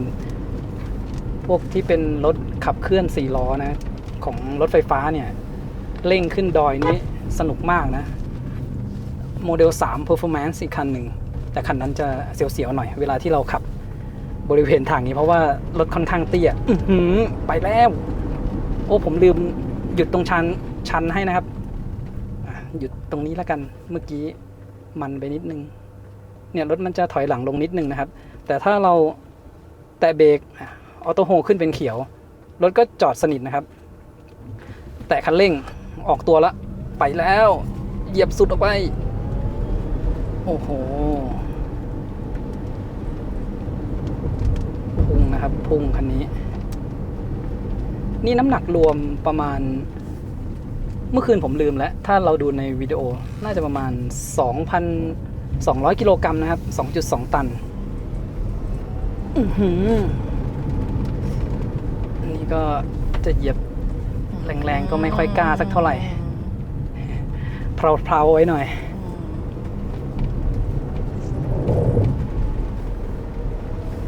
โอ้โหโอเคตอนนี้สนุกเลยนะคะใช่ขับสนุกเลยและอย่างที่บอกครับคือช่วงล่างเซ็ตมาดีด้วยคันนี้เนี่ยคันใหญ่ขนาดนี้เราควบคุมได้ง่ายนะแล้วมันไม่โครงแบบเยอะจนเกินไปนะคือมันโครงแหละถ้าเข้าโค้งแบบเนี้ยหนักๆแต่มันน้อยมากครับด้วยความที่รถสูงก็ต้องมีอาการโครงบ้างถ้าเราเข้าโค้งแคบๆแรงๆเนี่ยดูครับการพุ่งขึ้นดอยนี่ครึ่งทางหรือยังเนี่ยเดี๋ยวเราต้องรอให้ขึ้นไปจบข้างบนแล้วก็สรุปทีเดียวนะครับเพราะว่าเป็นยังไงบ้างแต่อาการของรถตอนนี้นี่แบบเหยียบเป็นมาตรงเนี้ยเราต้องลองตรงนี้แหละจะรู้เลยโอ้โหมีน้ำด้วยแต่ว่าไม่มีอาการฟรีของล้อสักล้อเลยนะบางทีแค่เลี้ยวขึ้นช่วงโค้งเมื่อกี้ครับมันจะทั้งโค้งหักศอกแล้วก็ชันบางคันก็จะมีอาการแบบล้อหมุนฟรีนิดหน่อย เมื่อกี้ไม่มีเลยนะครับโอ้โหนี่ถนนนี่น้ำไหลลงมาเลยนะแต่ว่าขึ้นสบายอ่ะโอ้โหสุดยอดอ๋อถนนพังนะครับตรงนี้ต้องระวังนิดนึงพอดีเมื่อกี้ฝนตกรถเลนตรงข้ามเขาต้องกินเลนเรามานะโอเคข้างหน้าไม่มีรถแล้วนะครับโล่งๆด้านซ้ายตรงแถวนี้ต้องระวังหินนิดหน่อย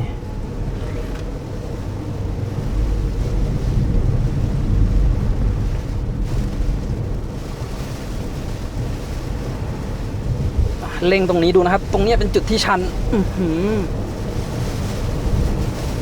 ข้างหน้ามอไซค์นะครับเราต้องเบาหน่อยก็เป็นการทดสอบแบบอัดเลยนะครับเนี่ยเล็งเราก็เล็งอีก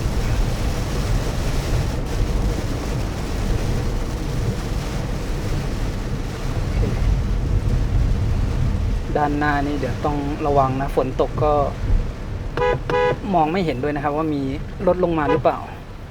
แล้วบางทีมีมอเตอร์ไซค์ลงมาตรงนี้ลองหักเข้าโค้งแบบในเลยนะดูขึ้นแบบสบายเลยอะไม่มีอาการฟรีของล้อเลยนะครับ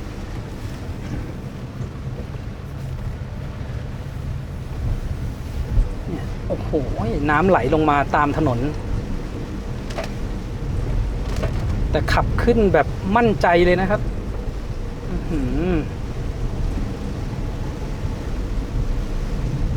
สุดครับสายลุยนี่น่าจะห้ามพลาดแล้วนี่เรามาถึงจุดนี้แล้วนะครับเดี๋ยวผมลองเข้าแบบโค้งแบบในเลยนะ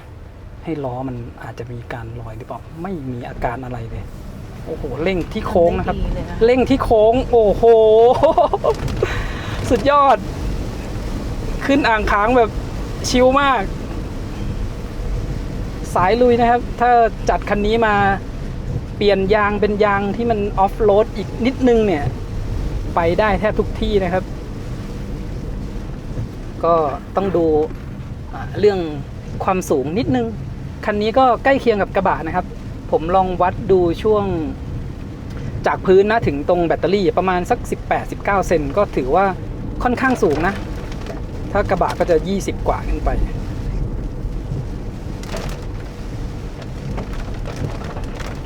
เราขึ้นมาถึงนี้แล้วไม่มีอะไรน่าห่วงนะครับเป็นอีกคันหนึ่งที่ขึ้นอ่างขางได้สนุกมากอันนี้จริงๆแบบยั้งไว้นิดนึงนะครับเพราะว่ามันฝนตกอ่ะ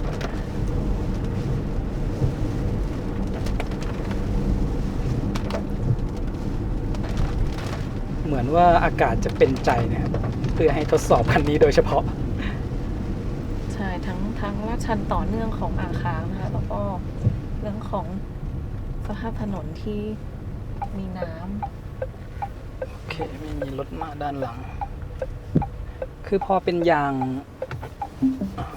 ออนโรดอยู่เนี่ยบางทีก็แค่เสียวว่าเราจะไปเหยียบอะไรแล้วมันยางรั่วหรือเปล่านี่แอบลุยน้ำนิดนึงครับตรงนี้แค่นิดนึง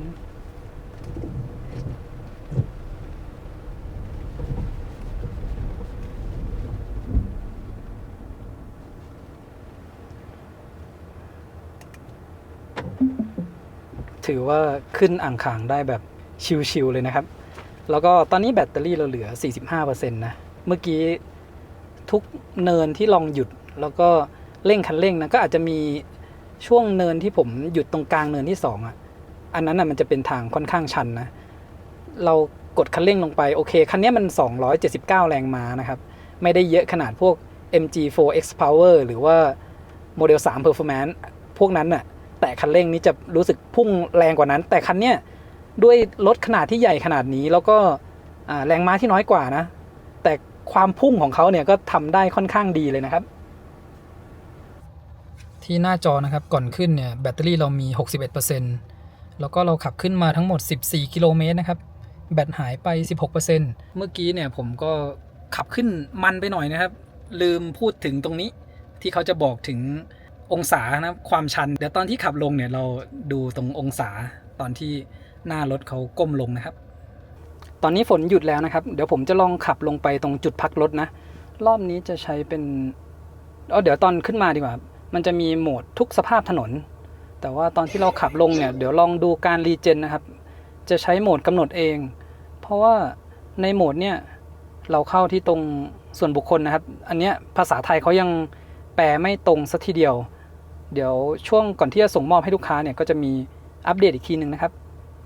มันก็คือคัสตอมไมซ์นั่นเองที่เราจะปรับพวกการตอบสนองคันเร่งแล้วก็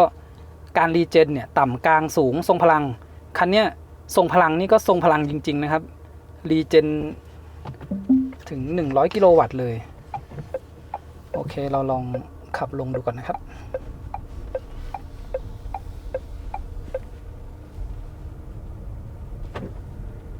สำหรับคันนี้ผมดูตอนที่ชาร์จแบตเต็ม 100% นะ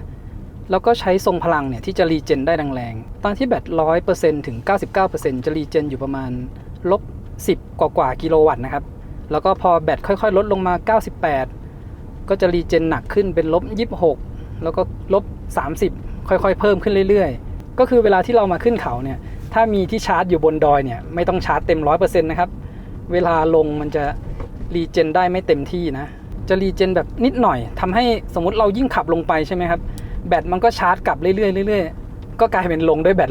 100% ทีเนี้ยมันก็รีเจนได้น้อยมากก็จะทำให้อาจจะใช้เบรกเยอะนะแต่เดี๋ยวเราลองดูนะครับที่เราจะขับลงเนี่ยลองใช้เป็นทรงพลังดูว่าอุณหภูมิจานเบรกเนี่ยจะอยู่ที่ประมาณเท่าไหร่เราจะไปวัดอุณหภูมิจานเบรกตรงจุดพักรถ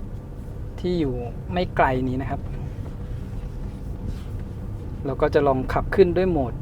ทุกสภาพถนนออโรดมีรถมาด้านหลังพอดีเดี๋ยวเราแอบให้เขาแซงไปก่อนนะครับเพราะว่าเราจะทดสอบรีเจนให้ด้านหลังโล่งๆดีกว่าผมเริ่มจากต่ำก่อนนะถ้าต่ำเราก็ดูค่ารีเจนนะครับ-4 -5 กิโลวัตต์กดเบรกลงไปก็ขึ้นมาถึง-41 กิโลวัตต์อันนี้ขนาดว่าไม่ได้กระแทกเบรกแรงๆนะครับเราจะดูแค่ตอนปล่อยคันเร่งดีกว่าปล่อยเบรกนะครับปล่อยเบรกให้ไหลลงเมื่อกี้พูดผิดพอเป็นการรีเจนแบบปานกลางเดี๋ยวรอตรงที่มันชันๆหน่อยนะครับในรีเจนแบบเบาเนี่ยมันอยู่ประมาณ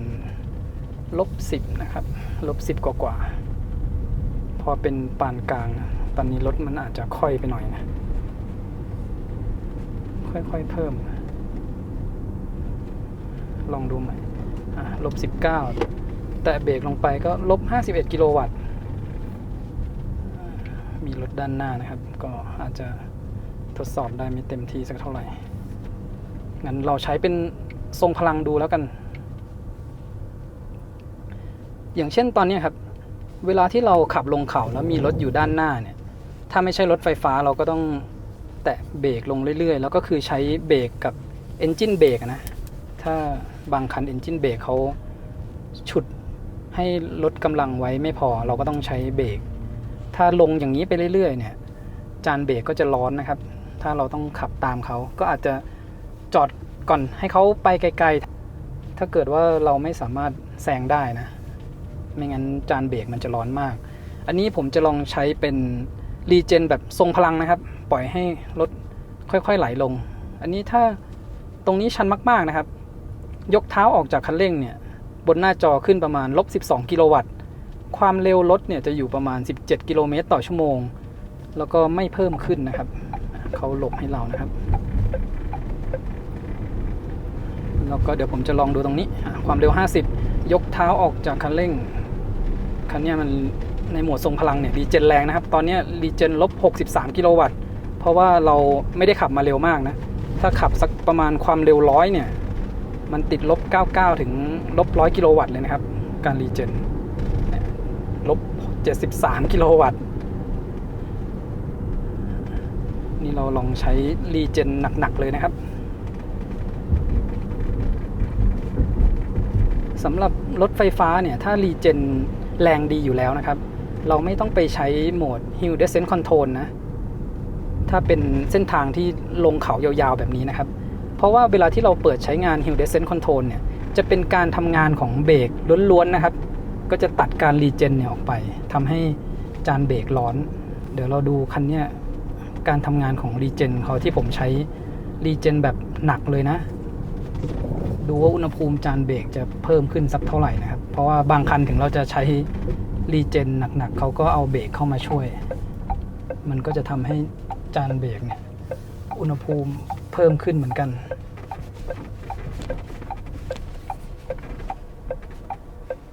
สำหรับวันนี้ได้ฝนมาช่วยนะครับ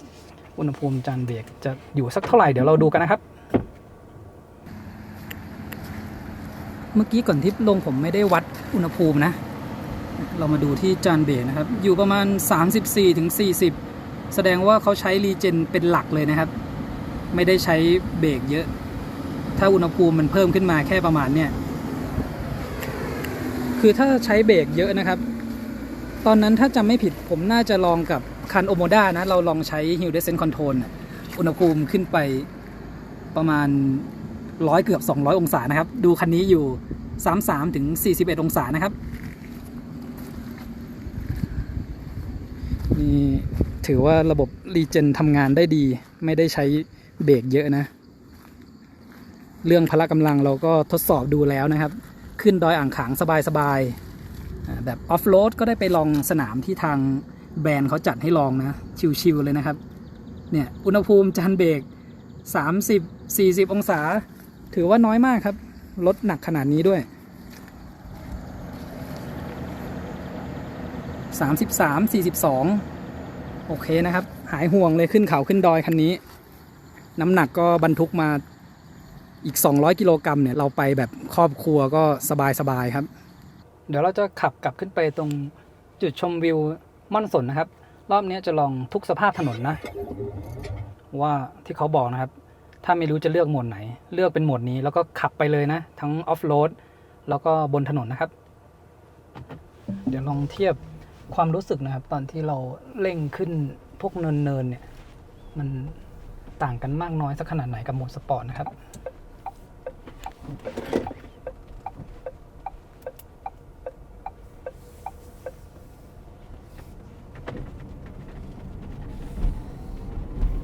ถ้ากดลงไปลึกๆเนี่ยก็พุ่งไปเลยนะครับผมว่าน่าจะอยู่สักประมาณโหมด normal นะประมาณนี้ความพุ่งน้อยกว่านิดนึงแต่ก็คงพุ่งอยู่ดีครับนี่พุ่งอยู่นะใช่พุ่งอยู่ถ้ากดลงไปลึกๆคือผมว่ากดยังไม่ถึง 50% เลยนะครับคันเร่งแล้วก็นี่ที่เมื่อกี้ผมลืมบอกนะครับตอนนี้เรากำลังขึ้นเนินประมาณ 8-10 องศาที่รถกำลังเชิดหน้าขึ้นนะครับแล้วก็บอกความเอียงซ้ายขวาของตัวรถด้วยประมาณ2องศาเนี่ยช่วงที่ถนนเอียงนะครับเขาก็จะวัดองศาของรถมาเนี่ยประมาณ 3-4 องศาเวลาเราเข้าโค้งเนี่ยตอนนี้9องศานะครับที่กำลังขึ้น10องศากดโอ้โหออโรด12องศานะครับบริเวณตรงนี้นี่ออโรดนะครับไม่ใช่สปอร์ตอันนี้กดสุดแล้วมันก็จะค่อยๆพุ่งออกไปมันก็ไม่ค่อยนะได้ยินเสียงมอเตอร์วิ่งใช่ใช่เสียงมอเตอร์นี่วีดแบบแต่ไม่รู้สึกว่ามันเค้นนะใช่ใช่คือถ้าพละกำลังถ้ามันเหมือนจะไม่ไหวเนี่ยในคันที่เราทดสอบมานะครับแค่เรากดลงไปเนี่ยมันจะมีความเค้นแล้วแผ่วเค้นแล้วแผ่วใช่ไม่เป็นกดก็คือพุ่งครับแล้วก็อย่างที่บอกนะผมชอบเสียงมอเตอร์นะมันเหมือนอยู่ในหนังไซไฟเวลายานอวกาศวาร์ปนะครับกดขึ้นเนินจุดนี้มีกล้องทำงานด้วยนะคะเมื่อกี้ปึ๊บขึ้นสนุกแล้วนะครับเมื่อกี้ที่เราขึ้นนะมันฝนตกในรอบแรกแล้วนี่ไม่ได้ขึ้นในโหมดสปอร์ตด้วยนะโหมดออฟโรดนะครับฝนหยุดพอดีนะคะได้ลองทั้งช่วงฝนตกแล้วก็ช่วงฝนหยุดแต่ถนนเปียกชื้นใช่ช่วงที่เราเปิดไฟแล้วจริงๆไม่ต้องเปิดเวลาเราหักพวงมาลัยนะครับเราจะเห็นมุมของล้อเนี่ยเวลาที่เราไปถนนที่มันแคบๆนะครับกลัวว่าจะตกถนนก็เห็นล้อหน้าเลยนะเราสามารถดูภาพของสภาพถนนนะคะได้หน้าจอได้เลยว่าขอบถนนเป็นยังไงเราชิดขอบถนนแล้วหรือเปล่าชัดดีด้วยเร่งออกตัวตรงนี้ไปแล้วโอ้ยรถมาโอเคเมื่อกี้เรามองไม่เห็นนะครับกดแตร ช่วงโค้งนะ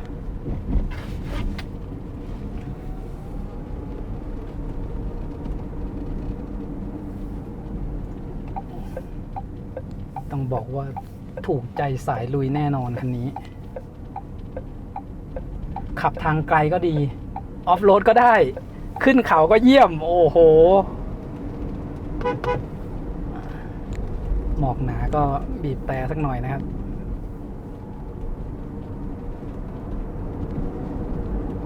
ถ้าดูคลิปก็จะเห็นว่าเรามาถึงอ่างขางค่ำทุกทีเพราะว่ากว่าจะถึงเชียงใหม่นะครับตี 2 ตี 3กว่าจะได้นอนทำให้มาถึงอ่างขางก็จะเป็นช่วงบ่ายๆค่ำๆนะครับแต่ข้อดีก็คือรถน้อยนะเนี่ยเวลาที่เราจะทดลองอะไรต่างๆให้ดูได้เนี่ยก็สามารถทำได้ ใช่แล้วก็ไม่ได้รบกวนเพื่อนร่วมทางนะคะเพราะว่ารถค่อนข้างน้อยเลยใช่ก็คือก็อยากจะแวะดูวิวแต่แวะดูวิวนานก็กว่าเราจะกลับถึงเชียงใหม่นะครับขับไปกับดอยอ่างขางเชียงใหม่นี่ก็เกือบจะกรุงเทพเชียงใหม่แล้วไปกับใช้เวลาประมาณ6ชั่วโมงแล้วบวกไปอีกสัก 2-3 ชั่วโมงนี้ก็เท่ากับเวลาที่เราขับกรุงเทพเชียงใหม่เลยนะครับเพราะว่าทางมันเป็นทางโค้งเยอะความเร็วเราใช้ได้ประมาณสัก 50-60 กิโลเมตรต่อชั่วโมงนะครับสำหรับระยะทางที่ขับมาก็เลยใช้เวลาค่อนข้างเยอะเนี่ยผมขับลงไปตรงจุดพักรถเมื่อกี้แล้วก็กลับขึ้นมาใหม่แบตเตอรี่ 42% นะครับหายไปประมาณ 3-4% นะบรรยากาศลานกลางเต็นท์ที่ดอยอ่างขางนะครับวันนี้อากาศดีเลยหลังจากที่ฝนตกไปนะครับแล้วก็นอกจากรถจะออฟโรดแล้วเดี๋ยวคนกำลังจะออฟโรดเพื่อไปเข้าห้องน้ำนะครับ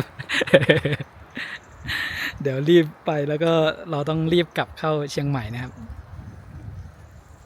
ที่เห็นตรงยอดเขาไกลๆนั่นเป็นหมอกเพียบเลยนะครับนี่ก็5 โมงเย็นละอันนี้เป็นวิวระหว่างทางเดินไปห้องน้ำนะครับบรรยากาศบนจุดชมวิวดอยอ่างขางนะครับวันนี้วันที่29 กันยายน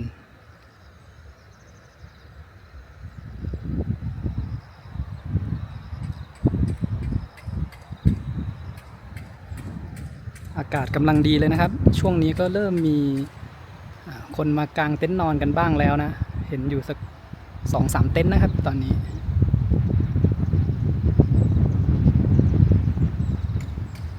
ดูรอบๆตัวรถนะครับผมให้ดูด้านใต้ท้องรถเนี่ยจะเห็นว่าค่อนข้างสูงเลยนะเวลาเราขับไปลุยนะครับก็ถือว่าสบายใจได้ในระดับหนึ่งเลยนะถ้าเทียบกับ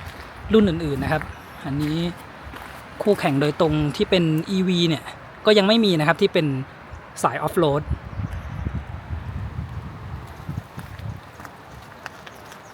เวลาที่ไปขึ้นเนินชันๆนะครับระยะโอเวอร์แฮงค์เนี่ยสั้นๆนะก็หายห่วงเรื่องที่จะขูดกับพื้นถนนนะครับแล้วก็ด้านท้ายนี่สูงเลยนะครับก็ประมาณ 18-19 เซนจุดที่ผมวัดแบตเตอรี่ถึงพื้น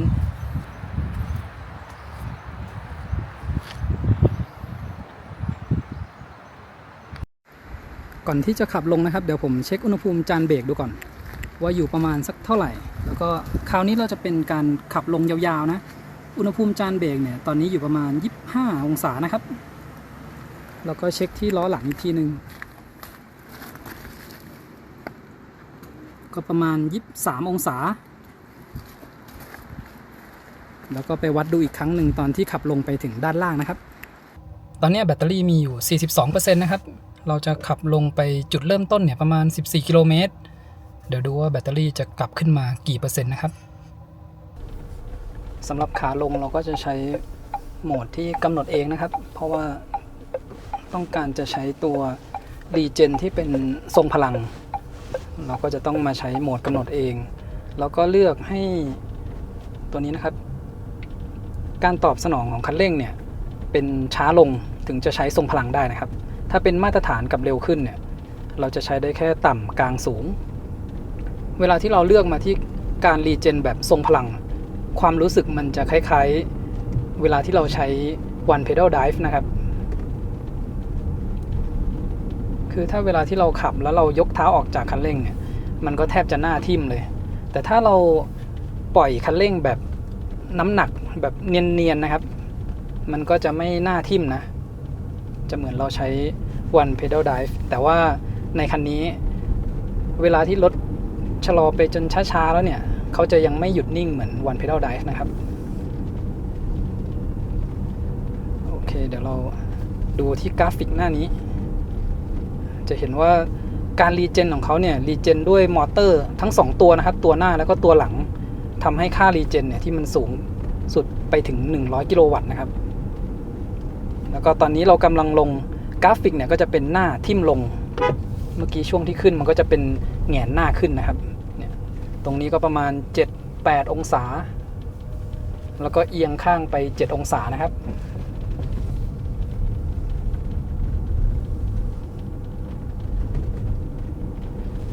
ลองดูเวลาที่แตะคันเร่งเบาๆอันนี้มันเป็นช่วงลงเขานะครับถ้าในเมืองเนี่ยรถติดวันนี้ก็สังเกตดูนะความเร็วต่ำๆนะไม่เกินสัก30กิโลเมตรต่อชั่วโมงเราแตะคันเร่งเบาๆนะครับจะเห็นกราฟิกเนี่ยทำงานไปที่ตัวมอเตอร์หลังนะแต่ถ้าช่วงที่เราขับความเร็วสูงเนี่ยถึงแม้จะแตะคันเร่งเบาๆก็จะเป็นการทำงานของมอเตอร์ทั้ง2ตัวข้อดีก็คือเวลาเราขับในเมืองนะครับใช้มอเตอร์ตัวหลังก็จะประหยัดพลังงานลงหน่อยสำหรับรถที่เป็น2มอเตอร์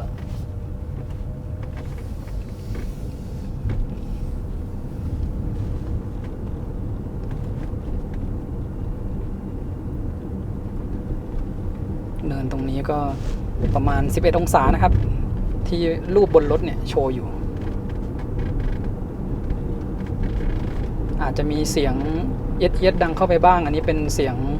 ถุงปูนนะครับถูกับบริเวณสายเข็มขัดด้านหลัง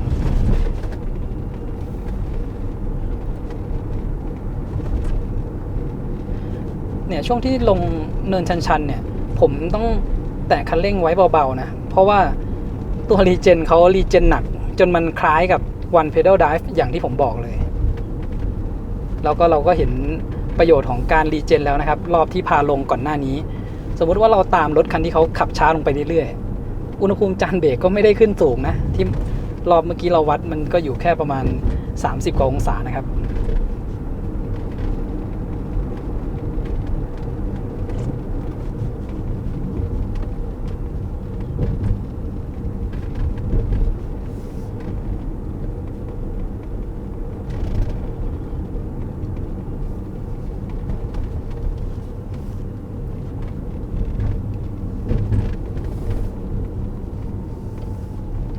ถ้าเราต้องการจะให้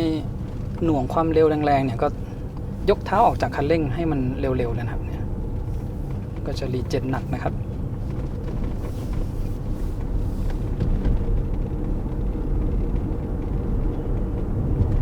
แทบจะไม่ต้องแตะเบรกเลยนะลองดูช่วงตรงโค้งนี้นะครับผมยกเท้าออกจากคันเร่งการรีเจนเนี่ยก็ชะลอลดลงได้ค่อนข้างเยอะเลยแต่ว่าตรงพอโค้งอย่างนี้นะครับกลายเป็นว่าเมื่อกี้รถพุ่งออกนะครับไม่แน่ใจว่าเป็นเพราะว่าความเร็วมันต่ำหรือยังไงแปลกใจเนี่ยแต่พอตรงนี้นะครับถึงจะชันเหมือนเดิมเนี่ยรถก็ค่อยๆชะลอลงไปนะครับไม่ได้ไหลเร็วขึ้นนะ21ตรงนี้มันชัน12องศานะครับที่ตัวรถกำลังเอียงลงตอนนี้20ค่อยๆลดลงด้วยเพราะว่ามันเริ่มชันน้อยลงแล้วแต่ไม่แน่ใจว่าตอนที่เราโค้งตรงทางชันทำไมเมื่อกี้รถมันไหลเร็วขึ้นนะดูตรงนี้รีเจนค่อนข้างแรงครับรถแทบจะหยุดเลยแบตเตอรี่เราเพิ่มขึ้นมาเป็น 44% แล้วเพิ่มขึ้นมา 2% นะครับ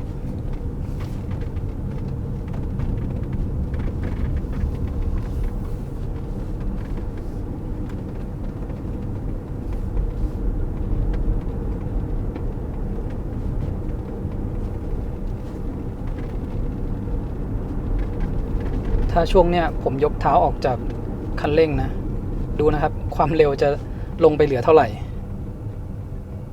16 ตอนนี้ไม่มีรถตามหลังมานะครับ13นี่ใช้รีเจนแบบทรงพลังเนี่ยแทบจะเหมือนการใช้งานพวก Hill Descent Control นะครับอันนั้นเขาก็จะค่อยๆใช้งานเบรกเนี่ยค่อยๆไหลลงทางลาดชันนะตอนเนี้ยคล้ายกันเลยนะแต่ว่าเราใช้รีเจนไม่ต้องไปใช้ตัวเบรกให้เป็นภาระนะครับจานเบรกร้อนอย่างนี้เวลาลงเขายาว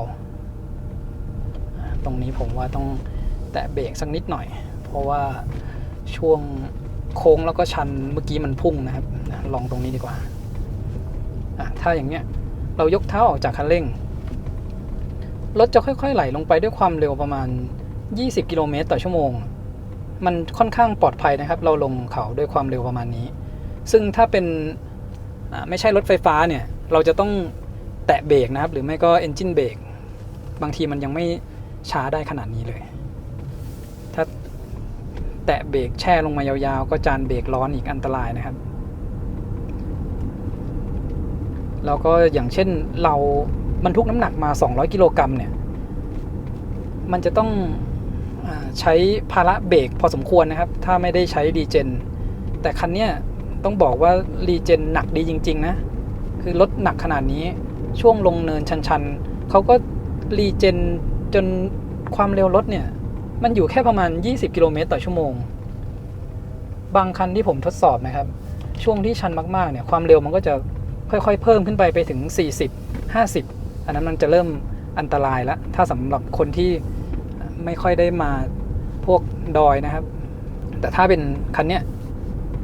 ทำได้ง่ายเลยทั้งขึ้นแล้วก็ลงเขา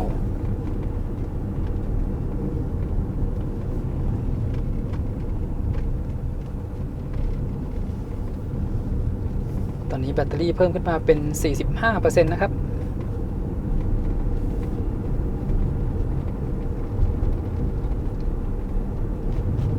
ช่วงตรงเนี้ยผมยังต้องแตะคันเร่งช่วยเลยนะเพราะว่ารถมันชะลอลงไปพอสมควรความเร็วตอนนี้ก็40ตามป้ายนะครับขับประมาณ 30-40 เนี่ยจะรู้สึกว่ามันปลอดภัยอยู่ด้านหน้านะครับจุดที่เป็นดินสไลด์ตอนที่เราขึ้นมา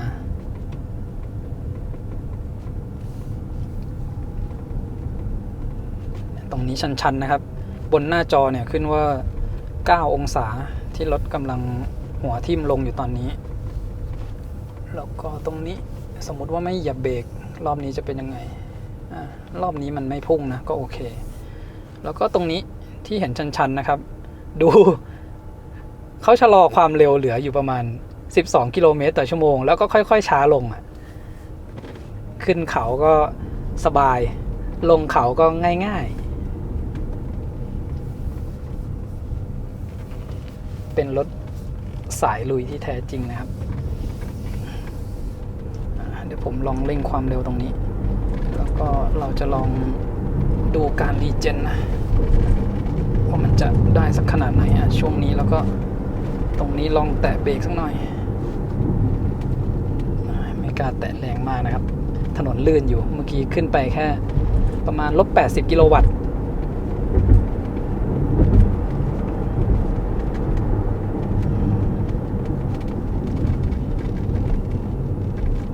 บางช่วงนี้อาจจะมีขับไปค่อมเลนนิดนึงนะครับถนนตรงนี้ค่อนข้างแคบแล้วก็เราไม่เห็นสิ่งที่มันอยู่บริเวณหญ้าข้างทางนะเดี๋ยวจะไปเหยียบเอาหินผมก็เคยเหยียบไปรอบหนึ่งนะครับที่ดอยอ่างขางเนี่ยโชคดีว่าไม่เป็นอะไรนะครับยางยังอยู่ดีตรงนี้ทางตรงแล้วเร่งความเร็วขึ้นมาแป๊บเดียว100นะครับแล้วก็ยกเท่าจากคันเร่ง-52 กิโลวัตต์-100 กิโลวัตต์นี่เราไม่ต้องพยายาม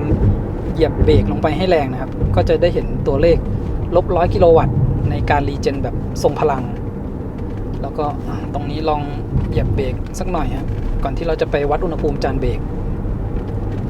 พยายามเพิ่มนะครับดูว่าเวลาที่เราแตะเบรกเนี่ยมันจะไปเพิ่มองศามันจะไปเพิ่มอุณหภูมิจานเบรก ขึ้นด้วยหรือเปล่า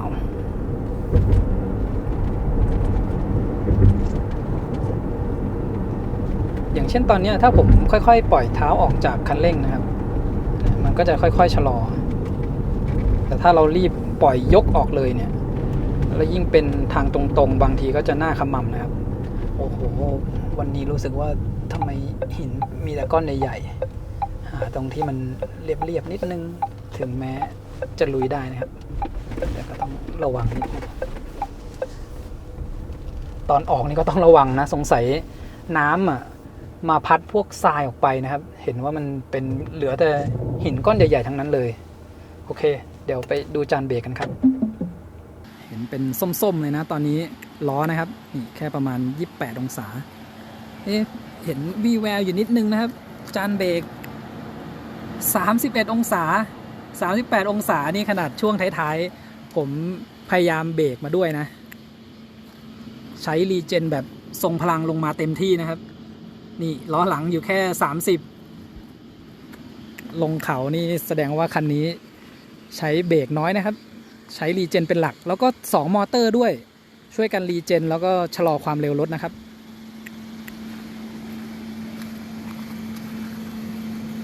นี่นะครับ28องศาก่อนที่เราจะลงมานี่มันประมาณ23-24องศาเพิ่มขึ้นมานิดเดียวนะครับถ้าใครเคยดูวิดีโอก่อนหน้านี้ที่ผมจะทดสอบพวก Hill Descent Control ให้ดูไม่ต้องลงมาถึงนี่นะครับอุณหภูมิจานเบรกต้องมี100เกือบ200องศานะครับหายห่วงเลยนะครับสำหรับจานเบรกเนี่ยใน J-Cool 6 EV ขึ้นลงดอยขึ้นก็พละกำลังเหลือๆลงดอยจานเบรกก็ไม่ร้อนนะครับก็ถือว่าหายห่วงนะครับเมื่อกี้ที่เราได้ดูอุณหภูมิจานเบรกไปขับลงมาตั้งไกลนะอุณหภูมิจานเบรกขึ้นมาสักประมาณ10กว่าองศานะครับช่วงนี้ทางอ่างขางก็มีฝนบางวันค่อนข้างหนักนะครับถ้าเราดูจากข้างทางเนี่ยมันจะเป็นเหมือนดินที่มันขึ้นมาบนถนนน่าจะเป็นน้ำที่ไหลลงมาจากเขานะครับแล้วก็บางจุดก็จะเห็นว่าเป็นดินสไลด์นะครับ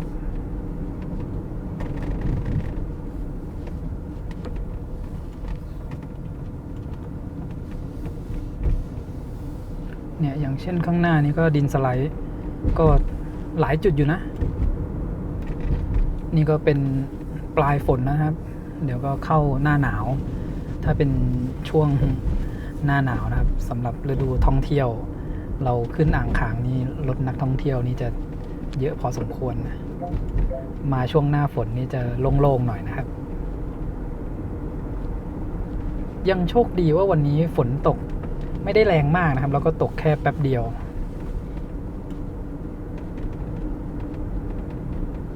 บริเวณนี้ก็เป็นอีกช่วงหนึ่งนะครับที่เราจะเห็นวิวออกไปไกลๆเนี่ยสวยๆเลยนะถ้ามันไม่ได้ค่ำมากนอกจากช่วงที่มันเป็นทางชันช่วงสุดท้ายนะครับที่เราลงดอยอ่างขางมาก็จะมีช่วงนี้แหละที่เห็นวิวไปไกลๆนะแล้วก็เห็นตัวเมืองอีกนิดหน่อยนะครับ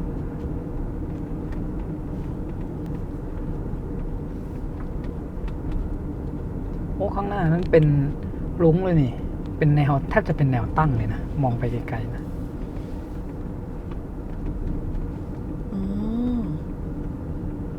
ใช่เกือบจะ90องศากำลังคิดว่าอาจจะเป็นส่วนหนึ่งของครึ่งวงกลมอันใหญ่ๆหรือเปล่าแต่ส่วนที่เหลือโดนเมฆบัง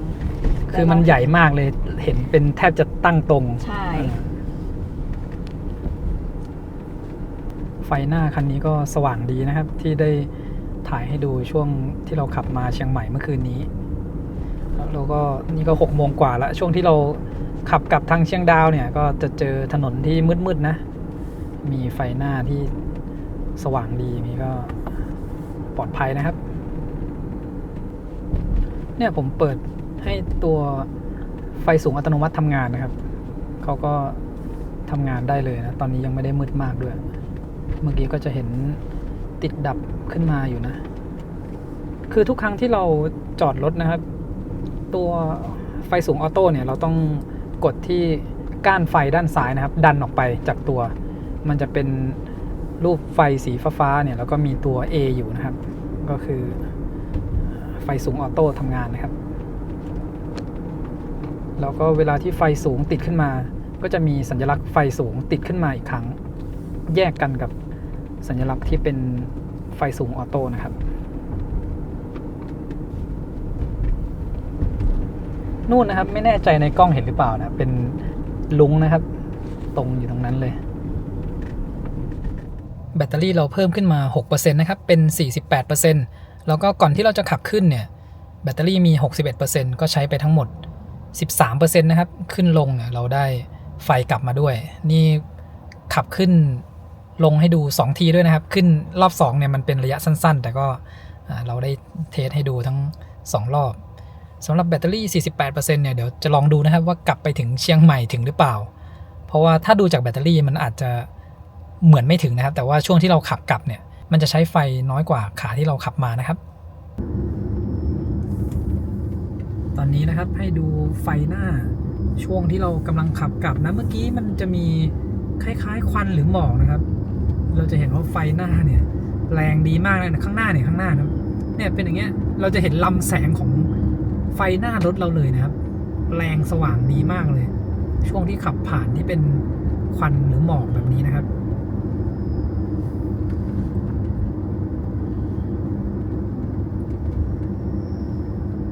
ทางตรงๆนี้ทำได้ดีนะพอทางโค้งเนี่ยถ้ามันหักโค้งมากจริงๆนะครับเนื่องจากว่ามันไม่ได้เป็น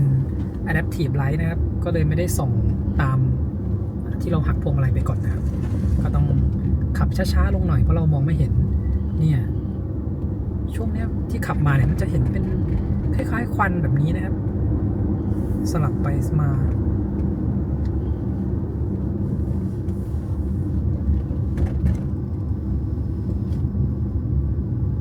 พอโค้งนี่เราจะไม่ค่อยเห็นนำโค้งไปนะครับส่วนหนึ่งตรงนี้มันเป็นทางลาดชันด้วยแหละถึงแม้จะเป็น Adaptive Light นะครับเวลาที่หน้ารถเราก้มลงเนี่ยมันก็จะส่องลงไปที่พื้นนะมีหมาเดินมาพอดีด้วยนะครับเมื่อกี้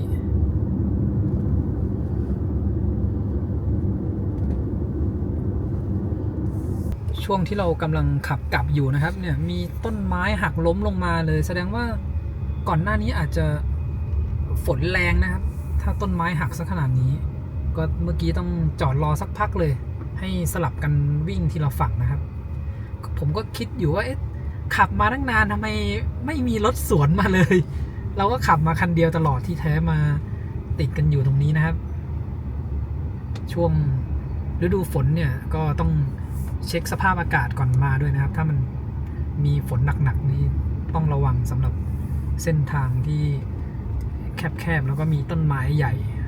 อยู่รอบๆนี้นะครับตอนนี้ก็กลับมาถึงที่โรงแรมแล้วนะครับแบตเตอรี่เนี่ยเหลืออยู่ 15% นะครับวันนี้เราขับไปทั้งหมด304กิโลเมตรชาร์จแบตเตอรี่เต็ม 100% จากที่ปตท.แม่โจ้นะครับขับไปดอยอ่างขางแล้วก็ทดสอบที่ขับขึ้นลงให้ดูแล้วก็ขับกลับนะครับช่วงขากลับเนี่ยมันจะใช้พลังงานค่อนข้างน้อยนะมันเป็นเหมือนทางวิ่งลงเนินมาเรื่อยๆนะครับคันนี้ก็ยังสามารถขับไปกับดอยอ่างขางโดยที่ไม่ต้องชาร์จได้นะครับเพราะว่าเส้นทางที่ขับไปดอยอ่างขางเนี่ยเราไม่สามารถทำความเร็วสูงได้อยู่แล้วช่วงเชียงดาวที่เป็นโค้งเยอะๆยังไงก็ต้องใช้ความเร็วอยู่ที่ประมาณ 50-60 กิโลเมตรต่อชั่วโมงขากลับก็เหมือนกันจะทำความเร็วได้ก็ช่วงประมาณสัก30กิโลเมตรใกล้ๆถึงตัวเมืองเชียงใหม่นะครับจะเริ่มมีทางตรงแต่ก็จะใช้ความเร็วได้อยู่ประมาณ 80-100 กิโลเมตรต่อชั่วโมงนะครับ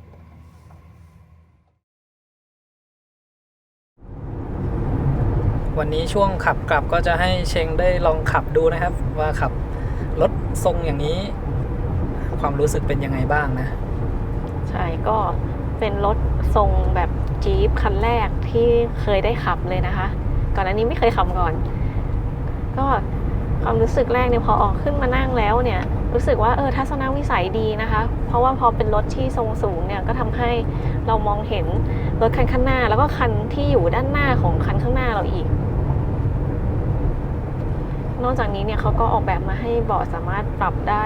สูงแล้วก็เข้าไปใกล้ได้นะคะอันนี้ก็สำหรับคนสูง150ต้นๆเนี่ยก็สบายเลยนะคะสามารถที่จะ ปรับเบาะให้อยู่ในโพสิชันที่เหมาะสมทัศนวิสัยดีนะคะกระจกข้างซ้ายขวานี้ก็สามารถปรับเข้ามาในองศาที่เชงใช้เป็นประจำได้นะคะเรื่องของพวงมาลัยนี่ก็สามารถที่จะปรับเรื่องของความลึกนะคะเข้าไปใกล้หรือไกลออกมานะคะจากตัวคอนโซลแล้วก็สามารถที่จะปรับขึ้นลงได้นะคะอันนี้ก็ที่ปรับอยู่ก็อยู่ในตำแหน่งที่เชงรู้สึกพอดีแล้วจะเห็นว่าข้อศอกเนี่ยก็จะไม่ชนกับตัวเบาะนะคะ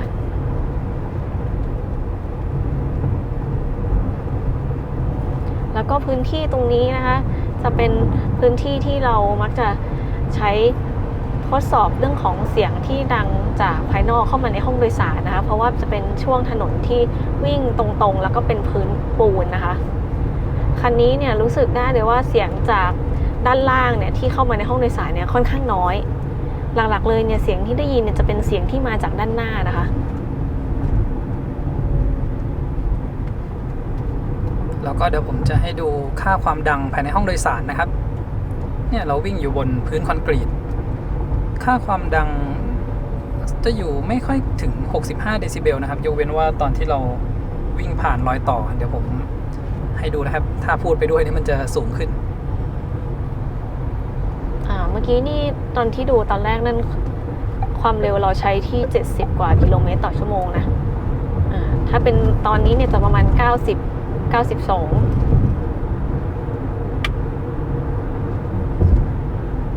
เสียงค่อนข้างเงียบนะครับตั้งแต่ตอนที่ขับมาแล้วแต่ด้วยรถที่เป็นทรงแบบเนี้ยถ้าพอเราใช้ความเร็วสัก90แล้วก็120ขึ้นไปจะได้ยินพวกเสียงลมเนี่ยที่มันปะทะกับตัวรถหรือไม่ว่าจะเป็นกระจกมองข้างที่ใหญ่ขึ้นมาหน่อยนะครับในคันเนี้ยกระจกด้านข้างผู้โดยสารด้านหน้าแล้วก็คนขับจะเป็นกระจก2ชั้นนะครับส่วนผู้โดยสารด้านหลังก็เป็นกระจกชั้นเดียวแล้วก็กระจกหน้าเนี่ยเมื่อกี้ช่วงที่ฝนตกนะก็รู้สึกว่าเสียงฝนเนี่ยก็จะค่อนข้างดังนะคิดว่าไม่น่าจะเป็นอะคูสติกกลาสนะครับถ้าบางคันที่เป็นอะคูสติกกลาสเนี่ยเวลากระทบกับเม็ดฝนนะเสียงมันจะนุ่มๆลงหน่อยใช่ค่ะก็รู้สึกว่าเวลาที่ช่วงฝนตกเนี่ยเสียงเม็ดฝนเนี่ยจะดังเข้ามาจากกระจกทางด้านหน้าค่อนข้างเยอะแล้วก็ด้วยรูปทรงของรถสไตล์นี้เนี่ยกระจกเนี่ยเขาจะค่อนข้างตั้งนะจะไม่ได้ลาดลู่ลมดังนั้นมันก็เพิ่มแนวของการที่จะโดนเม็ดฝนกระทบเข้ามาด้วยด้วยทรงของรถที่เป็นแบบกล่องแล้วก็ต้านลมขนาดนี้นะครับก็ทำให้การใช้ไฟเนี่ยมันก็จะสูงขึ้นมากว่าปกตินิดนึงนะครับที่เหลือก็ขึ้นอยู่กับการขับขี่ของผู้ขับและเท้าหนักเท้าเบาขนาดไหนคันนี้ถ้าจะขับแบบประหยัดพลังงานหน่อยนะครับในแบบที่บรรทุกถุงปูนมาด้วยนะถ้าต้องขับสัก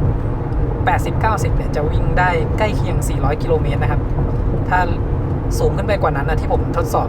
ให้ดูช่วงขามาถ้าเราขับ120เนี่ยแบบตลอดทางนะครับ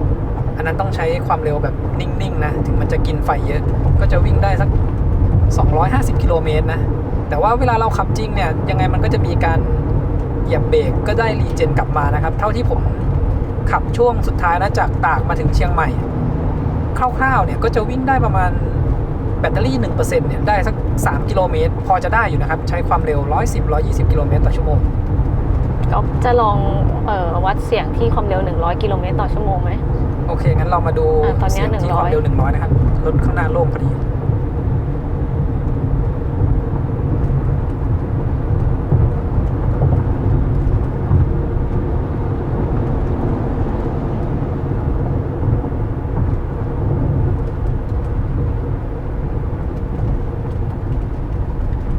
ถือว่าเก็บเสียงที่เข้ามาในห้องโดยสารได้ดีใช้ได้นะครับสำหรับ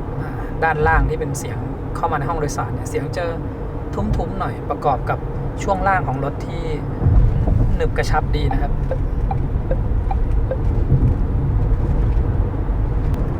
ขับผ่านดอยขุนตาลมาแล้วนะคะคันนี้นี่ช่วงที่อยู่ดอยขุนตาลเนี่ยเราลองใช้ทั้งโหมด normal โหมด sport แล้วก็โหมดปรับแต่งเองนะคะพอใช้โหมดปรับแต่งเองเนี่ยแล้วก็รีเจนโหมดทรงพลังเนี่ยก็พบว่า รถนี่มีอาการหน่วงลงชัดเจนนะคะแล้วก็ถ้าต้องการที่จะเร่งเครื่องเนี่ยจะต้องเหยียบแป้นคันเร่งลงไปให้ลึกกว่าเดิมเยอะเลยนะคะขณะเดียวกันมันก็ช่วยในกรณีที่เวลาเราขับลงทางลาดชันซึ่งรถเนี่ยเขาก็จะมีความหน่วงมาให้เราอยู่แล้วดังนั้นเนี่ยก็ลดเรื่องของการพึ่งพาแป้นเบรกนะคะอย่างช่วงดอยขุนตาลเนี่ยมันไม่ใช่ทางที่มันลาดชันมากๆนะคะส่วนตัวก็คิดว่าโหมดสปอร์ตก็ค่อนข้างเหมาะนะคะคือรถก็จะมีความแรงในช่วงที่ขึ้นทางลาดชันอะไรอย่างเงี้ยเหยียบนิดหน่อยเนี่ยพลังงานก็จะมาแล้วนะคะส่วนตัวนะคะคิดว่าการขับผ่านทางหลวงดอยขุนตาลเนี่ยเชนก็คิดว่าโหมดสปอร์ตค่อนข้างเหมาะนะคะเพราะเวลาที่ช่วงขึ้นทางลาดเนี่ยก็เหยียบนิดหน่อยเนี่ยพละกำลังก็มาแล้วนะคะแล้วก็ช่วงที่ลงทางลาดเนี่ยก็แค่เอาเท้าปล่อยจากคันเร่งนะคะสแตนบายไว้ที่เบรกเพื่อให้รถเนี่ยค่อยๆไหลลงมาอันนี้ก็คิดว่าโอเคอยู่ส่วนเรื่องของการเข้าโค้งนะคะช่วงดอยขุนตาลเนี่ยก็เชนเข้าโค้งอยู่ที่ความเร็วประมาณ70 ถึง 100 กิโลเมตรต่อชั่วโมงนะคะคันนี้เนี่ยก็รู้สึกว่าควบคุมพวงมาลัยได้ไม่ยากนะคะโดยรวมนะคะทั้งการขับขี่ทางตรงนะคะแล้วก็ทางคดโค้งที่มีการขึ้นเขาลงเขานะคะแล้วก็มีการเข้าโค้งด้วยเนี่ยคันนี้ก็ถือว่าทำมาได้โอเคนะคะเพราะว่าด้วยทรงรถที่มันมีความสูงเนี่ยการเข้าโค้งด้วยความเร็วสูงเนี่ยมันก็มีโอกาสที่รถจะโครงได้ง่ายกว่ารถซีดานนะคะหรือรถที่ทำมาต่ำกว่านี้นะคะคันนี้เนี่ยตอนที่เข้าโค้งก็ไม่ได้รู้สึกว่าโครงค่ะจากที่ขับมานะคะเชงเนี่ยชอบเรื่องของช่วงล่างของคันนี้นะรู้สึกว่าเขาทำมาได้ดีเลยก็คือเรื่องของเวลาที่เราเนี่ยขับรถผ่านช่วงคอสะพานรอยต่อของถนนหรือช่วงที่ถนนเนี่ยค่ะมีความขรุขระเนี่ยคันนี้ก็จะผ่านไปได้แบบกระชับเลยนะคะคือไม่แข็งกระด้างแล้วก็ไม่นุ่มย้วยอย่างเมื่อกี้นี้เห็นไหมคะถนนเป็นคลื่นนะคะก็ลงคลื่นปุ๊บแล้วก็ขึ้นกลับขึ้นมาเลยนะคะไปต่อได้เลยซึ่งจากการเป็นคนขับเองแล้วก็เป็นคนนั่งเนี่ยก็รู้สึกว่า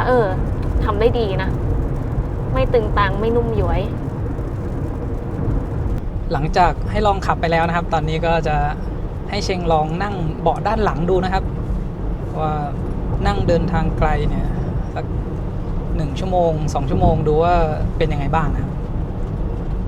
ก็ลองนั่งมาทั้งเบาะข้างผู้โดยสารด้านหน้านะคะเบาะคนขับแล้วก็มาลองเบาะแถวหลังกันบ้างนะคะตอนนี้นี่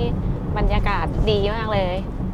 แดดแทบไม่มีนะคะเพราะว่าวันนี้เมฆเยอะแล้วก็ฝนตกปล่อยๆนะคะตอนนี้ก็พร้อมหลับเต็มที่พอมานั่งที่ห้องโดยสารด้านหลังนะคะดีไซน์ของตัวรถที่เป็นone box style เนี่ยก็รู้สึกว่ามันก็โปร่งโล่งดีนะแล้วก็มองเห็นวิวอะไรอย่างเงี้ยที่ได้ทั้งกระจกที่ด้านข้างของเราแล้วก็มองไปเห็นด้านหน้าด้วยนะคะแล้วก็ยังที่บนเพดานด้วยนะคะที่เป็นกระจก panoramic glass roof อันนี้ก็ให้ความรู้สึกที่โปร่งโล่งดีเลยนะคะเดี๋ยวลองนั่งดูสัก 1-2 ชั่วโมงแล้วเดี๋ยวมาบอกค่ะว่านั่งแล้วรู้สึกยังไงบ้างวัดความดังเสียงภายในห้องโดยสารที่ความเร็ว60 กิโลเมตรต่อชั่วโมงขึ้นไปจนถึง120นะครับเริ่มที่60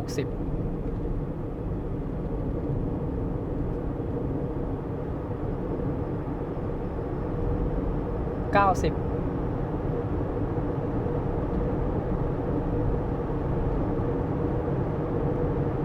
100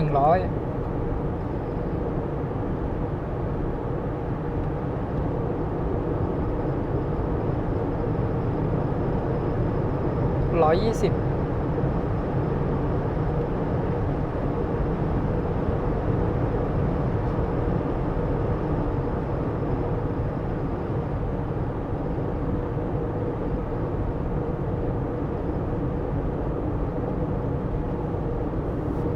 เมื่อกี้เพิ่มความเร็วขึ้นไปจนถึงประมาณ126 กิโลเมตรต่อชั่วโมงนะครับช่วงที่ค่าความดังเสียงเนี่ยขึ้นไปสูงที่สุดแล้วก็จะสังเกตว่าตั้งแต่ความเร็ว90 กิโลเมตรต่อชั่วโมงขึ้นไปเนี่ยเสียงลมจะเริ่มดังชัดเข้ามานะครับจากตรงด้านกระจกตรงเนี้ยเสียงลมที่พัดผ่านนี้จะค่อนข้างดังเข้ามาชัดเจนวันที่ขับไปเชียงใหม่นะครับได้ลอง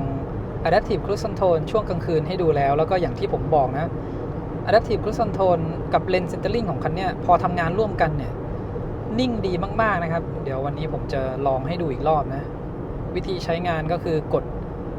เกียร์ตรงเนี้ยลงไป2ทีเร็วๆนะครับถ้าเรากดทีเดียวเดี๋ยวผมกดให้ดูก่อนกดทีเดียวเนี่ยจะเป็นการเปิด Adaptive Cruise Control นะครับที่หน้าจอตรงเนี้ยจะมีเขียนว่า Max แล้วก็ความเร็วที่เราตั้งการตั้งความเร็วเนี่ยก็หมุนที่ Looking ตรงนี้เลยนะครับขึ้นทีละ1ถ้า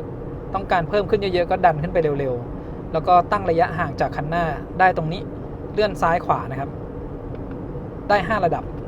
จะมีระยะห่างอยู่บนหน้าจอตรงนี้พอรถคันด้านหน้าเขาหลบซ้ายออกไปเนี่ยคันนี้ก็ค่อยๆเพิ่มความเร็วขึ้นนะครับก็ค่อนข้างสมูทที่ใช้งานอยู่ตอนนี้เป็น Adaptive Cruise Control อย่างเดียวนะครับรูปพวงมาลัยตรงนี้ก็จะเป็นสีเทาทีนี้เดี๋ยวเราเปิดใช้งาน Lane Centering ด้วยนะใช้งานคู่กับ Adaptive Cruise Control กดลงไป2ทีนะครับอันนี้ยังทำงานไม่ได้เมื่อกี้มันโค้งพอดีนะเป็นตอนนี้พวงมาลัยเป็นสีฟ้าละก็คือ Lane Centering ใช้งานได้แล้วนะครับเนี่ยพวงมาลัยเนี่ยนิ่งมากๆนะผมแค่แตะไว้ป้องกันอันตรายนะให้ดูนะครับนิดนึงเนี่ยเหมือนกับเราขับเองเลยบางคันที่ใช้งานอย่างที่ผมบอกขณะว่าเราจับพวงมาลัยอยู่ด้วยนะครับเราจะรู้สึกว่าพวงมาลัยมันซ้ายทีขวาทีแล้วลองดูตรงนี้นะครับเป็นการโค้งรถก็ช่วยเข้าโค้งให้เนียนๆนะครับตอนนี้เจอรถบรรทุกอยู่ตรงนี้ด้วยก็ยังไม่ชะลอความเร็วนะก็ยังไปแบบนิ่งๆนะครับเมื่อกี้ที่ร้องเตือนเพราะว่าผมอาจจะไม่ได้แตะพวงมาลัยไว้แล้วก็คันเนี้ยอย่างที่ผมบอกว่าพวงมาลัยเขาควบคุมให้นิ่งมากๆถ้าหากว่าเราจับพวงมาลัยเนี่ยเรานิ่งเกินนะบางทีเขานึกว่าเราไม่จับพวงมาลัยนะครับก็จะมีเตือนขึ้นมาบ้างแต่ว่าไม่ได้บ่อยนะครับต้องถ้าเราจับเบาแล้วก็นิ่งจริงๆโดยรวมถือว่า Adaptive Cruise Control กับ Lane Centering ของคันเนี้ยทำงานได้ดีมากๆนะครับเท่าที่ลองใช้งานทั้งกลางคืนแล้วก็กลางวันเดี๋ยวดูข้างหน้านี้นะครับวันก่อนที่ผมบอกไปเนี่ยพอมีสัญลักษณ์ที่พื้นให้เลี้ยวออกขวาผมยกมือให้ดูไปนิ่งๆนะครับไม่มีเป๋ออกขวาบางคันช่วงที่เขาวิ่งผ่านแล้วเจอทางกลับรถอย่างเงี้ยตัวรถเนี่ยจะหักขวาไปนิดนึงเหมือนว่าจะพาออกไปนะครับแต่คันนี้ไม่มีปัญหานั้นนะครับแล้วก็เวลาที่เราขับอยู่แล้วเราหักพวงมาลัยมันจะมีเสียงดังขึ้นมาก็คือระบบจะยกเลิก Lane Centering ออกไปนะตรงพวงมาลัยเนี่ยก็จะกลายเป็นสีเทาแต่ถ้าเราจับเบาๆรถเขาก็จะกลับมาควบคุมให้อยู่ในกลางเลนเหมือนเดิมนะครับแล้วก็เวลาที่เราเปิดไฟเลี้ยวเขาก็จะยกเลิกตัว Lane Centering ไปพวงมาลัยเนี่ยจะกลายเป็นสีเทาแล้วก็พอเราปิดไฟเลี้ยวแล้วก็ขับให้อยู่กลางเลนสักพักหนึ่งตัวระบบ Centering ก็กลับมาทำงานได้เหมือนเดิมเดี๋ยวผมให้ดูการรีเจนอีกครั้งหนึ่งนะครับเวลาที่เราใช้ Adaptive Cruise Control เนี่ยการรีเจนจะไม่ทำงานนะเดี๋ยวผมจะเร่งเข้าไปใกล้ๆรถคันหน้านะครับแล้วก็จะให้ระบบ Adaptive Cruise Control เนี่ยเป็นคนชะลอรถให้นะดูที่ตัวเลขนะครับตอนนี้ความเร็วลดลงเรื่อยๆแต่ว่ารีเจนเป็น0แล้วก็แท็บตรงเนี้ยเวลาที่รีเจนปกติจะมีสีเขียวขึ้นมาให้เราเห็นแต่ตอนนี้มันไม่รีเจนนะแต่ถ้าการเร่งเครื่องเราจะเห็นว่าเป็นสีเทาๆขึ้นมานะครับเดี๋ยวผมจะลองกดเร่งเครื่องให้ดูแล้วทีเนี้ยผมจะใช้การแตะเบรกแทนนะครับถ้าแตะเบรกเนี่ยจะมีการรีเจนเนี่ยมีรีเจนนะครับแต่ตอนที่เราใช้งาน Adaptive Cruise Control เนี่ยยังไม่มีรีเจนนะครับเดี๋ยวต้องดูว่าในซอฟต์แวร์เวอร์ชันหน้าเนี่ยเขาสามารถแก้ไขตรงนี้ได้หรือเปล่าให้เวลาที่เราใช้ Adaptive Cruise Control เนี่ยสามารถรีเจนได้คือถ้าไม่มีการรีเจนระหว่างที่เราใช้ Adaptive Cruise Control นะครับมันก็จะใช้พลังงานค่อนข้างเยอะถ้าเป็นช่วงที่เจอรถอยู่ข้างหน้าแล้วมีการชะลอเราก็ไม่ได้ไฟเนี่ยรีเจนกลับเข้าแบตก็หลังจากที่นั่งมาได้เกือบ2 ชั่วโมงนะคะเบาะด้านหลังเนี่ยเขาก็ซัพพอร์ตหลังประมาณนึงตัว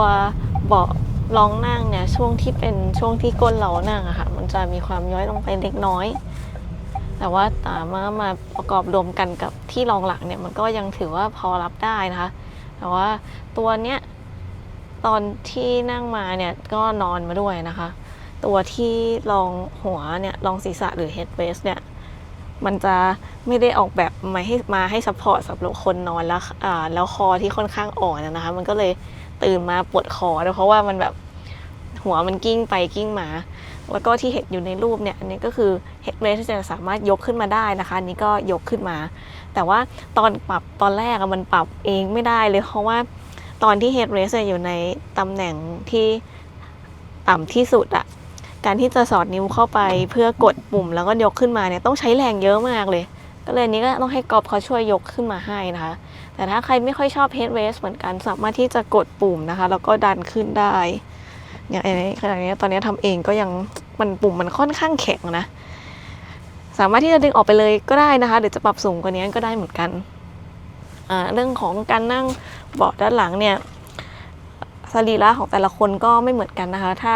ใครชอบคันนี้แล้วก็การใช้งานเนี่ยมักจะมีผู้โดยสารด้านหลังก็อยากให้ไปลองเทสต์ไดรฟ์นะคะไปด้วยกันเลยแล้วก็ลองนั่งด้านหลังดูว่าเป็นยังไง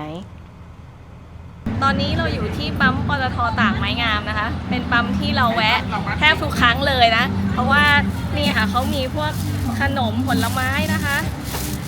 ซึ่งแบบซื้อไปเป็นของฝากแล้วก็ซื้อทานเองก็ชอบก็เลยต้องแวะกลับมานะคะอย่างตอนนี้นะคะเราก็อยู่โซนที่ขายสินค้าของพี่ๆชาวเกษตรนะคะอยู่ตรงบริเวณโซนเดียวกันตรงหน้าห้องน้ำนะคะอย่างร้านนี้เลยนะคะร้านประจำของเองนะพี่แหม่มก็มีทั้งส้มโอกล้วยแล้วก็ผลไม้อื่นด้วยนะคะตรงนี้เขาเปิดถึงกี่โมงนะคะพี่แหม่มเปิดตั้งกี่โมงถึงกี่โมง4 โมงเช้า6 โมงเย็นค่ะตามปกติแต่ถ้าเจอช่วงเทศกาลถ้าคนเยอะเขาก็ให้ขายได้ตลอดก็คือมาได้เลยนะคะตั้งแต่10 โมงเช้าถึง6 โมงเย็นช่วงเทศกาลก็เปิดยาวกว่านี้ด้วยใช่พอดีวันนี้เรามาถึงช้ามาถึง6 โมงเย็นนะคะพี่ๆเขากำลังเก็บร้านแล้วแต่อย่างปกติที่เราก็จะมีขายพวกกล้วยปิ้งด้วยเนาะใช่ค่ะปิ้งค่ะของเกษตรกรใช่อร่อยมากค่ะอันนี้รับประกันเนื้อมาซื้อหลายครั้งแล้วนะคะขอบคุณนะคะพี่แหม่มมากค่ะแวะได้นะคะแล้วก็โซนนี้ร้านอื่นก็มีหลายร้านที่น่าสนใจนะคะฝั่งนี้ก็วันนี้คุณลุงเขามีน้อยหน่ามาขายด้วยนะคะแล้วก็ทางนี้ก็มีสินค้าที่เป็นพวกหมูกระจกแคบหมูน้ำพริกหนุ่มนะคะแล้วก็อีกร้านหนึ่งที่เราซื้อประจำเหมือนกันนะคะก็คือข้าวแต่น้ำแตงโมนะคะของฝากที่เมืองปราบร้านนี้นี่ซื้อไปทานกันบ่อยนะคะที่บ้านก็ชอบกันอยู่ทำสดๆเลยด้วยนะคะก็ใครผ่านไปผ่านมาก็แวะมาได้นะคะปตท.ตากไม้งาม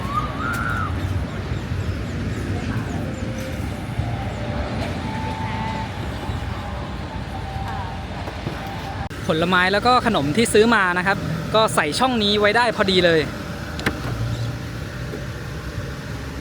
ความกว้างนะครับประมาณ60 เซนความสูงเนี่ยตรงเนี้ยมันจะได้ประมาณสัก28 เซนนะครับถ้าตรงเนี้ยมัน30แต่ว่าถ้าเราใส่ของที่มันเป็นสี่เหลี่ยมมันจะมาชนชุดล็อกตรงนี้ก่อนนะครับแล้วก็ความลึกเนี่ยสักประมาณ12 เซนติเมตรอันนี้เป็นตัวล็อกนะครับเวลาที่เราปิดไว้เนี่ยแล้วล็อกรถช่องนี้ก็จะล็อกตามนะครับสำหรับระยะต่ำสุดของรถคันนี้นะครับจะอยู่ประมาณ17 เซนติเมตรนะแต่ส่วนที่เป็นแบตเตอรี่เนี่ยประมาณ19 ถึง 20 เซนติเมตรนะครับเดี๋ยวผมจะให้ดูที่ตรงนี้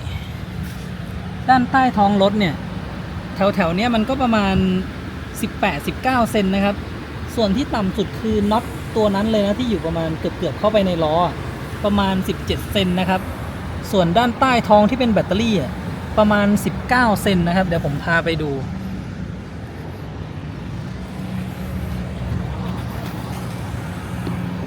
ที่จุดตรงนี้นะครับด้านใต้เนี่ย19 ถึง 20 เซนแล้วก็ที่จะ17 เซนอีกส่วนหนึ่งก็คือตรงปลายตรงนี้นะครับ17 เซนมาดูที่ด้านหลังนะครับด้านหลังเนี่ยเดี๋ยวผมวัดตรงนี้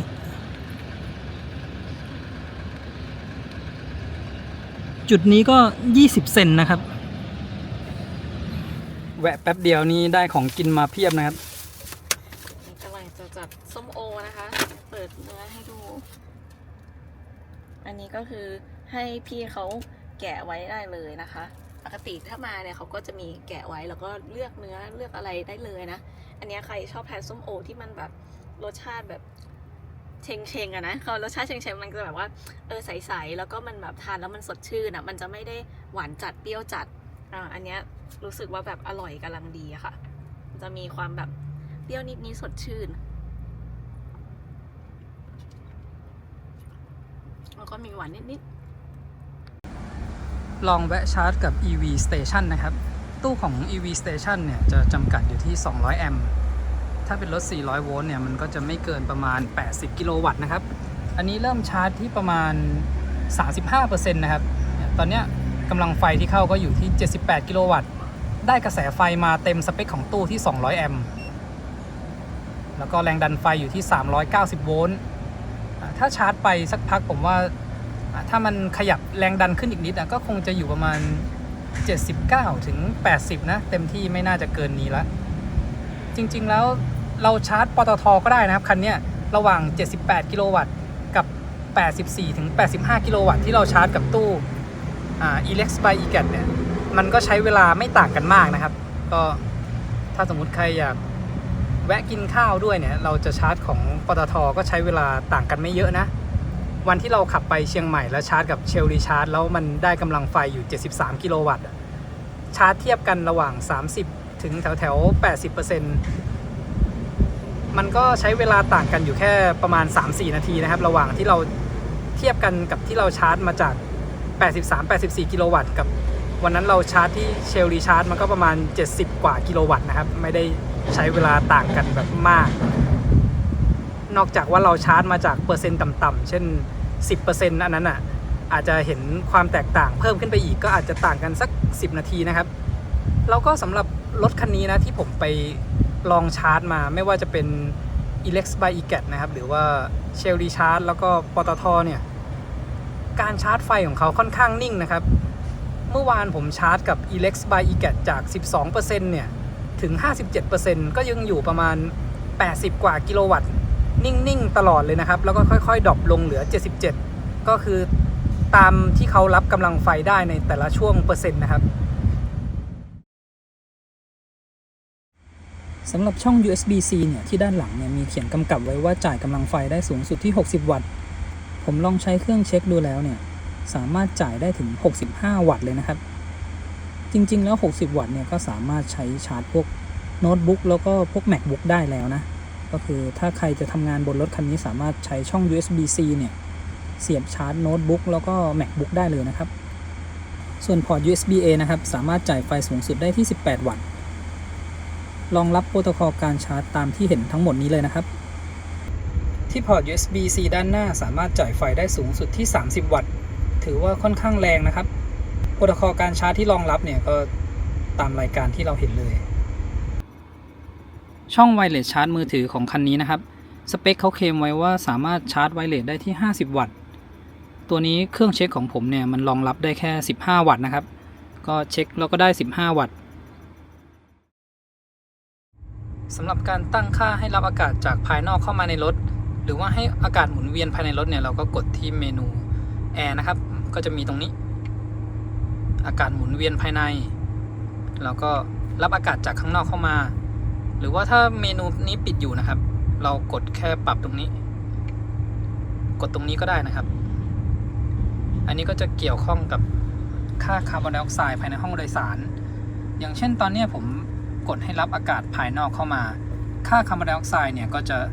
ต่ำนะครับอยู่แค่ประมาณ 5-600 ตัวคาร์บอนไดออกไซด์เนี่ยมันคืออากาศที่เราหายใจออกมานะครับถ้าเวลาที่เราเดินทางไกลเนี่ยให้กดรับอากาศภายนอกเข้ามาในรถก็จะช่วยลดอาการง่วงนอนนะครับแล้วก็พวกอาการเหนื่อยล้าสำหรับค่าคาร์บอนไดออกไซด์เนี่ยมันคนละตัวกันกับคาร์บอนมอนอกไซด์นะครับที่เป็นไอเสียที่ออกมาจากรถยนต์อันนี้มันเกิดจากที่เราหายใจออกมานะครับเวลาที่เราขับในเมืองเนี่ยส่วนใหญ่เราจะต้องกดให้มันเป็นอากาศหมุนเวียนภายในรถเพราะว่าอากาศที่มันเป็นมลพิษจากภายนอกในเมืองเนี่ยมันจะเข้ามาในรถไอ้ค่าตัวนี้มันจะขึ้นไปสูงถึง 3-4 พันนะครับทำให้เวลาที่เราขับรถนานๆอยู่ในเมืองเนี่ยเกิดอาการง่วงนอนแล้วก็ เหนื่อยล้านะครับแต่ว่าถ้าเป็นการเดินทางไกลเนี่ยที่ผมต้องมีเครื่องนี้ไว้เพราะว่าเอาไว้คอยมอนิเตอร์คาร์บอนไดออกไซด์ภายในห้องโดยสารนะครับถ้าขับทางไกลมันไม่ได้มีกลิ่นภายนอกที่เป็นกลิ่นเหม็นเนี่ยผมก็จะกดรับอากาศภายนอกเข้ามาก็เกี่ยวเนื่องกับการที่ว่าเวลาที่เราขับรถ 2-3 ชั่วโมงแล้วเราจอดแวะพักที่ปั๊มทำไมมันรู้สึกสดชื่นขึ้นเพราะว่าโดยปกติถ้าเราไม่วัดค่าคาร์บอนไดออกไซด์เนี่ยแล้วเรากดแต่ให้อากาศหมุนเวียนภายในรถนะยิ่งเรานั่งไปในรถหลายๆคนเนี่ยคาร์บอนไดออกไซด์มันก็เพิ่มค่อนข้างสูงนะครับขับไปมันก็จะเกิดอาการง่วงนอนถ้าเป็นไปได้นะครับก็เวลาที่ขับรถทางไกลก็มาเลือกที่ตรงนี้แล้วก็ปรับให้เป็นอากาศภายนอกเข้ามาอย่างเช่นตรงนี้นะครับมาดูที่เบาะด้านหลังนะครับตรงเนี้ยเราสามารถยกขึ้นมาได้เพื่อให้เวลาที่พับเบาะหลังตรงเนี้ยพับลงมาแล้วมันจะได้ราบเรียบอันนี้ผมจะถ่ายให้เห็นถึงตัวมอเตอร์พัดลมที่อยู่ใต้เบาะนะครับเวลาที่เราเปิดให้เป็นเป่าลมเย็นเนี่ยก็คือมอเตอร์ที่อยู่ใต้เบาะตัวนี้นี่เองตอนนี้จะได้ยินเสียงมอเตอร์นะครับเขาก็จะดูดลมตรงเนี้ยเป่าขึ้นไปที่เบาะถ่ายให้เห็นอุณหภูมิของเบาะนะครับเวลาที่เราเปิดให้เป็นเป่าลมเย็นออกมาอันนี้เพิ่งเปิดได้แป๊บเดียวนะครับให้สังเกตตรงที่มันเป็นสีน้ำเงินตรงเนี้ยจะมีลมเป่าออกมานะครับสำหรับเบาะด้านหน้าเนี่ยจะมีลมออกมาที่พนักพิงด้วยนะครับอันนั้นเป็นทางฝั่งคนขับแล้วก็ดูที่เบาะด้านหลังพอเราดูผ่านกล้องนะครับจะเห็นว่าเบาะด้านหลังเนี่ยจะมีลมขึ้นมาเฉพาะที่นั่งด้านล่างนะครับสำหรับพนักพิงหลังของเบาะหลังจะไม่มีลมเป่าออกมานะครับ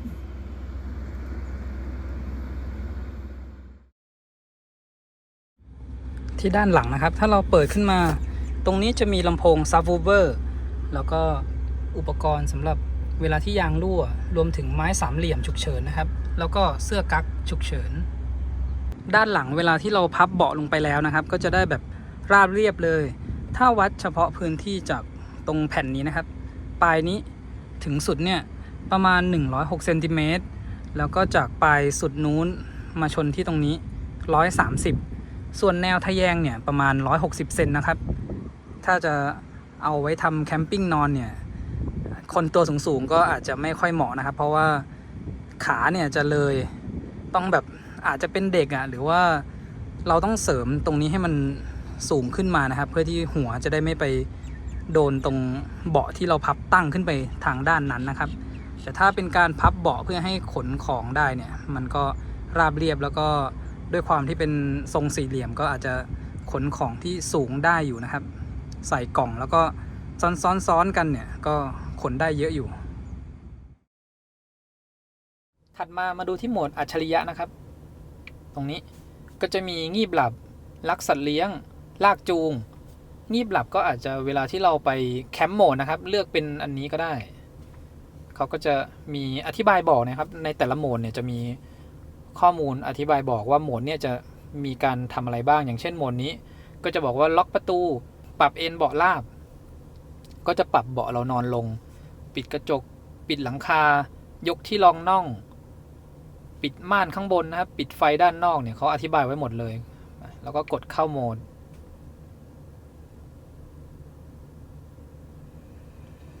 อันนี้เราสามารถเลือกได้นะครับจะมีอยู่ทั้งหมด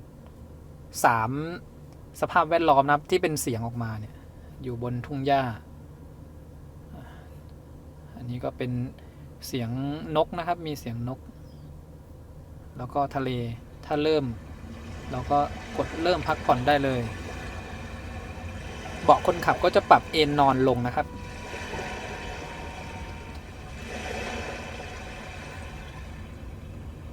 ตรงนี้ตั้งเวลาให้ปลุกได้ด้วยนะครับสมมุติเราไปจอดชาร์จเนี่ยเราก็เข้าโหมดนี้ก็ตั้งเวลาไว้ได้ว่าจะให้ตัวรถเนี่ยปลุกเราได้นะครับแตะที่หน้าจอนะครับแล้วก็กดกากบาทเพื่อออกจากโหมดนี้ถัดมาที่โหมดรักสัตว์เลี้ยงนะครับอันนี้เวลาที่เราจะให้สัตว์เลี้ยงเราอยู่ในรถแล้วเรา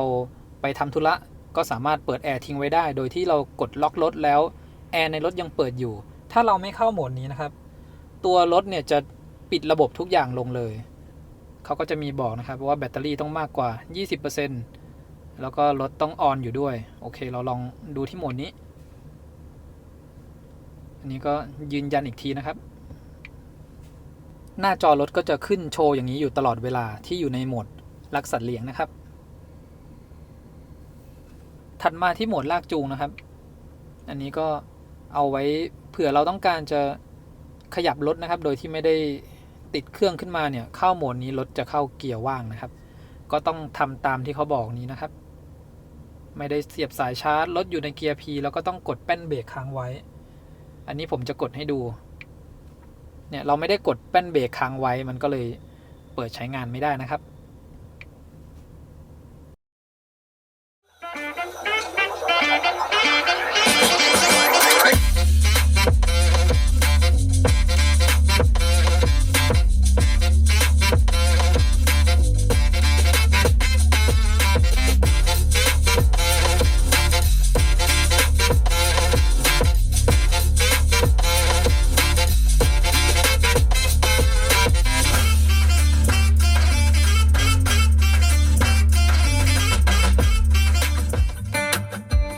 I've been floating coast to coast, from Cuba to Mexico. It don't matter if I'm lost because I know when I'm with you when I'm with you I'm home. Yeah. When I'm with you I'm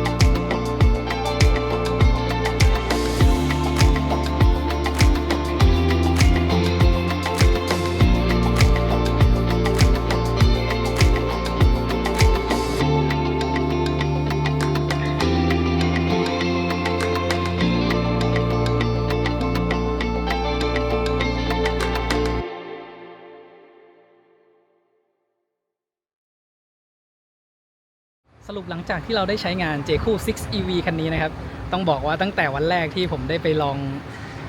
คันนี้ครั้งแรกนะที่สนามออฟโรดวันนั้นก็ทำได้น่าประทับใจแล้วคือทั้งช่วงล่างแล้วก็การขับออฟโรดเนี่ยผมไม่มีทักษะในการขับออฟโรดมาก่อนนะครับแล้วก็เพิ่งเคยขับในสนามออฟโรดเป็นครั้งแรกคือตัวรถเนี่ยระบบเขาช่วยให้เราขับในสถานการณ์ต่างๆได้ง่ายมากเลยนะลุยโคลนลุยอะไรต่างๆขนาดว่าใส่ยางที่เป็นสำหรับออนโรดมานะวิ่งพวกถนนลาดยางมาเนี่ยเอาไปลุยโคลนที่แบบเป็นโคลนเละๆเลยก็ยังพอไปได้นะคือถ้าสมมติใครที่ชอบออฟโรดจริงๆเนี่ยซื้อคันนี้มาแล้วก็ไปเปลี่ยนเป็นยางสำหรับออฟโรดโดยเฉพาะก็น่าจะลุยได้ดียิ่งขึ้นกว่านี้นะครับแล้วก็หลังจากที่เขาเนี่ยเราได้ขับกรุงเทพเชียงใหม่นะก็หลายๆอย่างเนี่ยทำได้ค่อนข้างประทับใจเลยไม่ว่าจะเป็นช่วงล่างนะครับแล้วก็เบาะของเขาที่นั่งสบายรวมถึงอีกอย่างหนึ่งเลยนะครับเสียงของลำโพงเนี่ยก็ทำได้ค่อนข้างดีเลยนะ Infinity 12 ตัวที่ให้มาเนี่ยคือแบบโอ้โหเราเลยคิดว่าโหคันนี้มันเกินที่เราคาดไปพอสมควรเลยนะครับขับก็ดีช่วงล่างเนี่ยถึงแม้ว่ารถจะสูงขนาดนี้นะครับอาการโค้งก็ค่อนข้างน้อยนะอันนี้ผมพูดในความรู้สึกที่ว่าบรรทุกถุงปูนมาด้วย200กิโลกรัมนะครับก็วิ่งด้วยความเร็วไม่เกิน120 กิโล ใช่ เมตรต่อชั่วโมงจะอยู่ประมาณนั้นพวกทางโค้งทางอะไรก็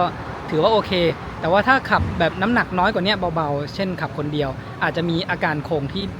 มากขึ้นหน่อยนึงนะครับเพราะว่าด้วยตัวรถที่มันสูงเนี่ยเวลาที่เราเข้าโค้งแรงๆมันก็จะรู้สึกได้ถึงอาการโค้งนะครับแล้วก็ที่สำคัญเลยนะทริปนี้เราพาไปขึ้นดอยอ่างขางซึ่งจะเป็นการเทสประสิทธิภาพของมอเตอร์แล้วก็การระบายความร้อนนะครับ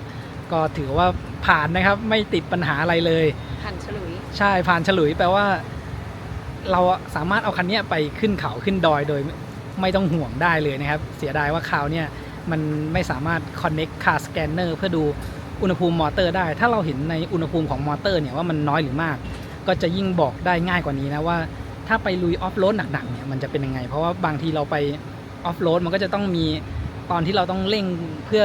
แบบให้ล้อมันตะกุยนะครับแต่ผมว่าผ่านอ่างขางได้เนี่ยน่าจะไปลุยได้หลายๆเส้นทางเลยนะครับเพราะว่าในส่วนของความสูงจากพื้นเนี่ยก็อยู่ประมาณ 19-20 เซนนะครับส่วนของแบตเนี่ยแล้วก็ใต้ท้องเขาเรียบมากเลยนะครับถ้าเราไปลุยพวกทางดินหรือโคลนที่ไม่ได้แข็งมากนะเราผ่านไปได้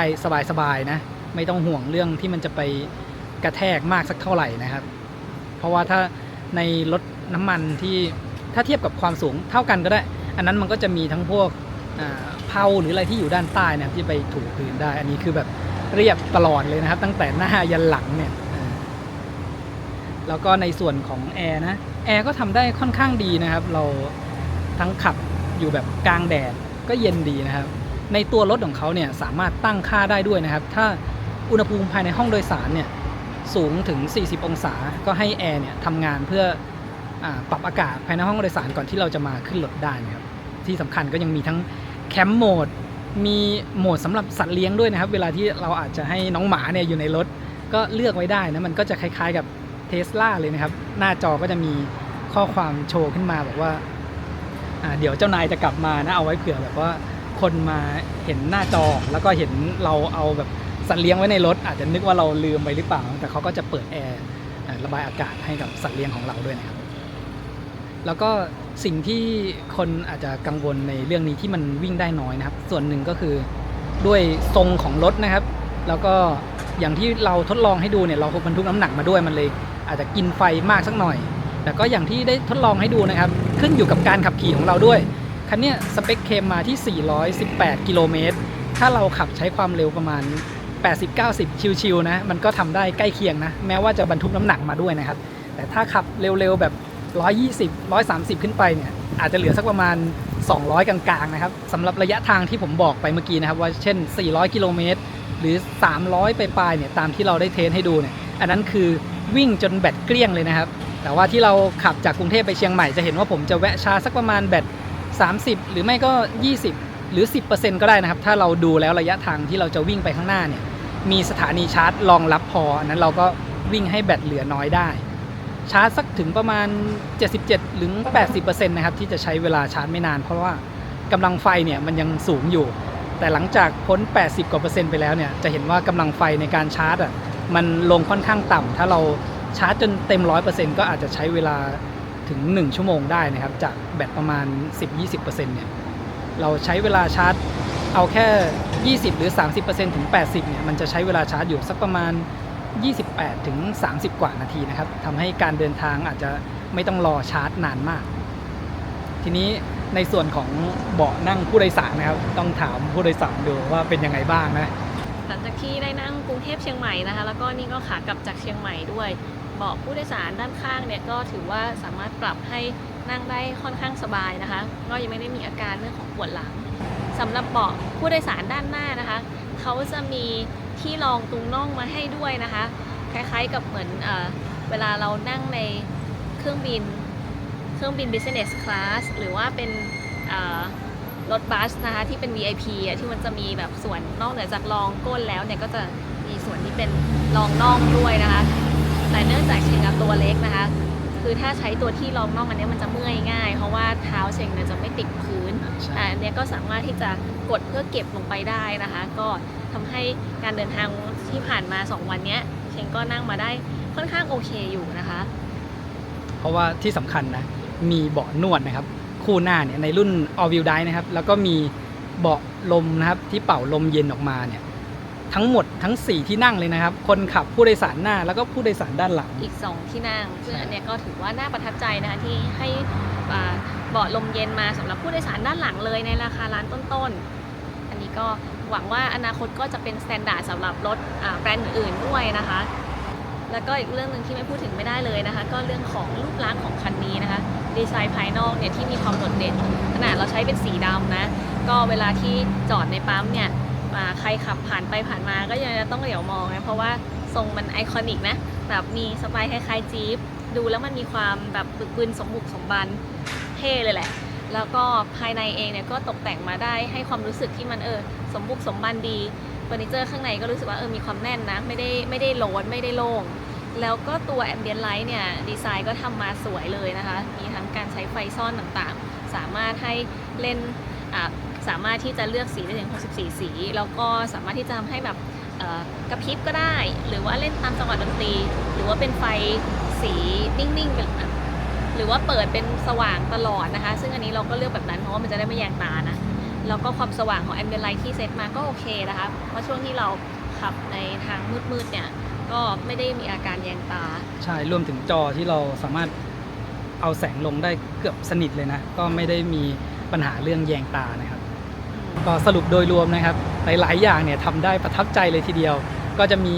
อย่างที่หลายๆคนพูดถึงกันนะครับก็คือเป็นเรื่องระยะทางที่วิ่งได้สำหรับคันนี้นะครับแม้ว่าแบตที่เขาให้มาเนี่ยมันก็ไม่ได้ถือว่าเล็กมากนะเกือบ70กิโลวัตต์อเวอร์แต่ว่าด้วยทรงรถที่มันเป็นแบบนี้มันทำให้ต้านลมแล้วก็กินไฟมากไปหน่อยนะครับทำให้จะวิ่งได้จริงอยู่สักประมาณเอาชัวร์ๆก็300กว่ากิโลเมตรก็จะต้องแวะชาร์จแล้วเสียดายที่แบตเตอรี่ที่ให้มาเนี่ยยังเป็น400โวลต์อยู่นะครับคืออย่างน้อยถ้ามันความจุประมาณเนี้ยแล้วเราได้800โวลต์มานะครับเอาชาร์จเร็วเนี่ยมาทดแทนกันกับการกินไฟมันก็จะทำให้เราใช้เวลาชาร์จน้อยลง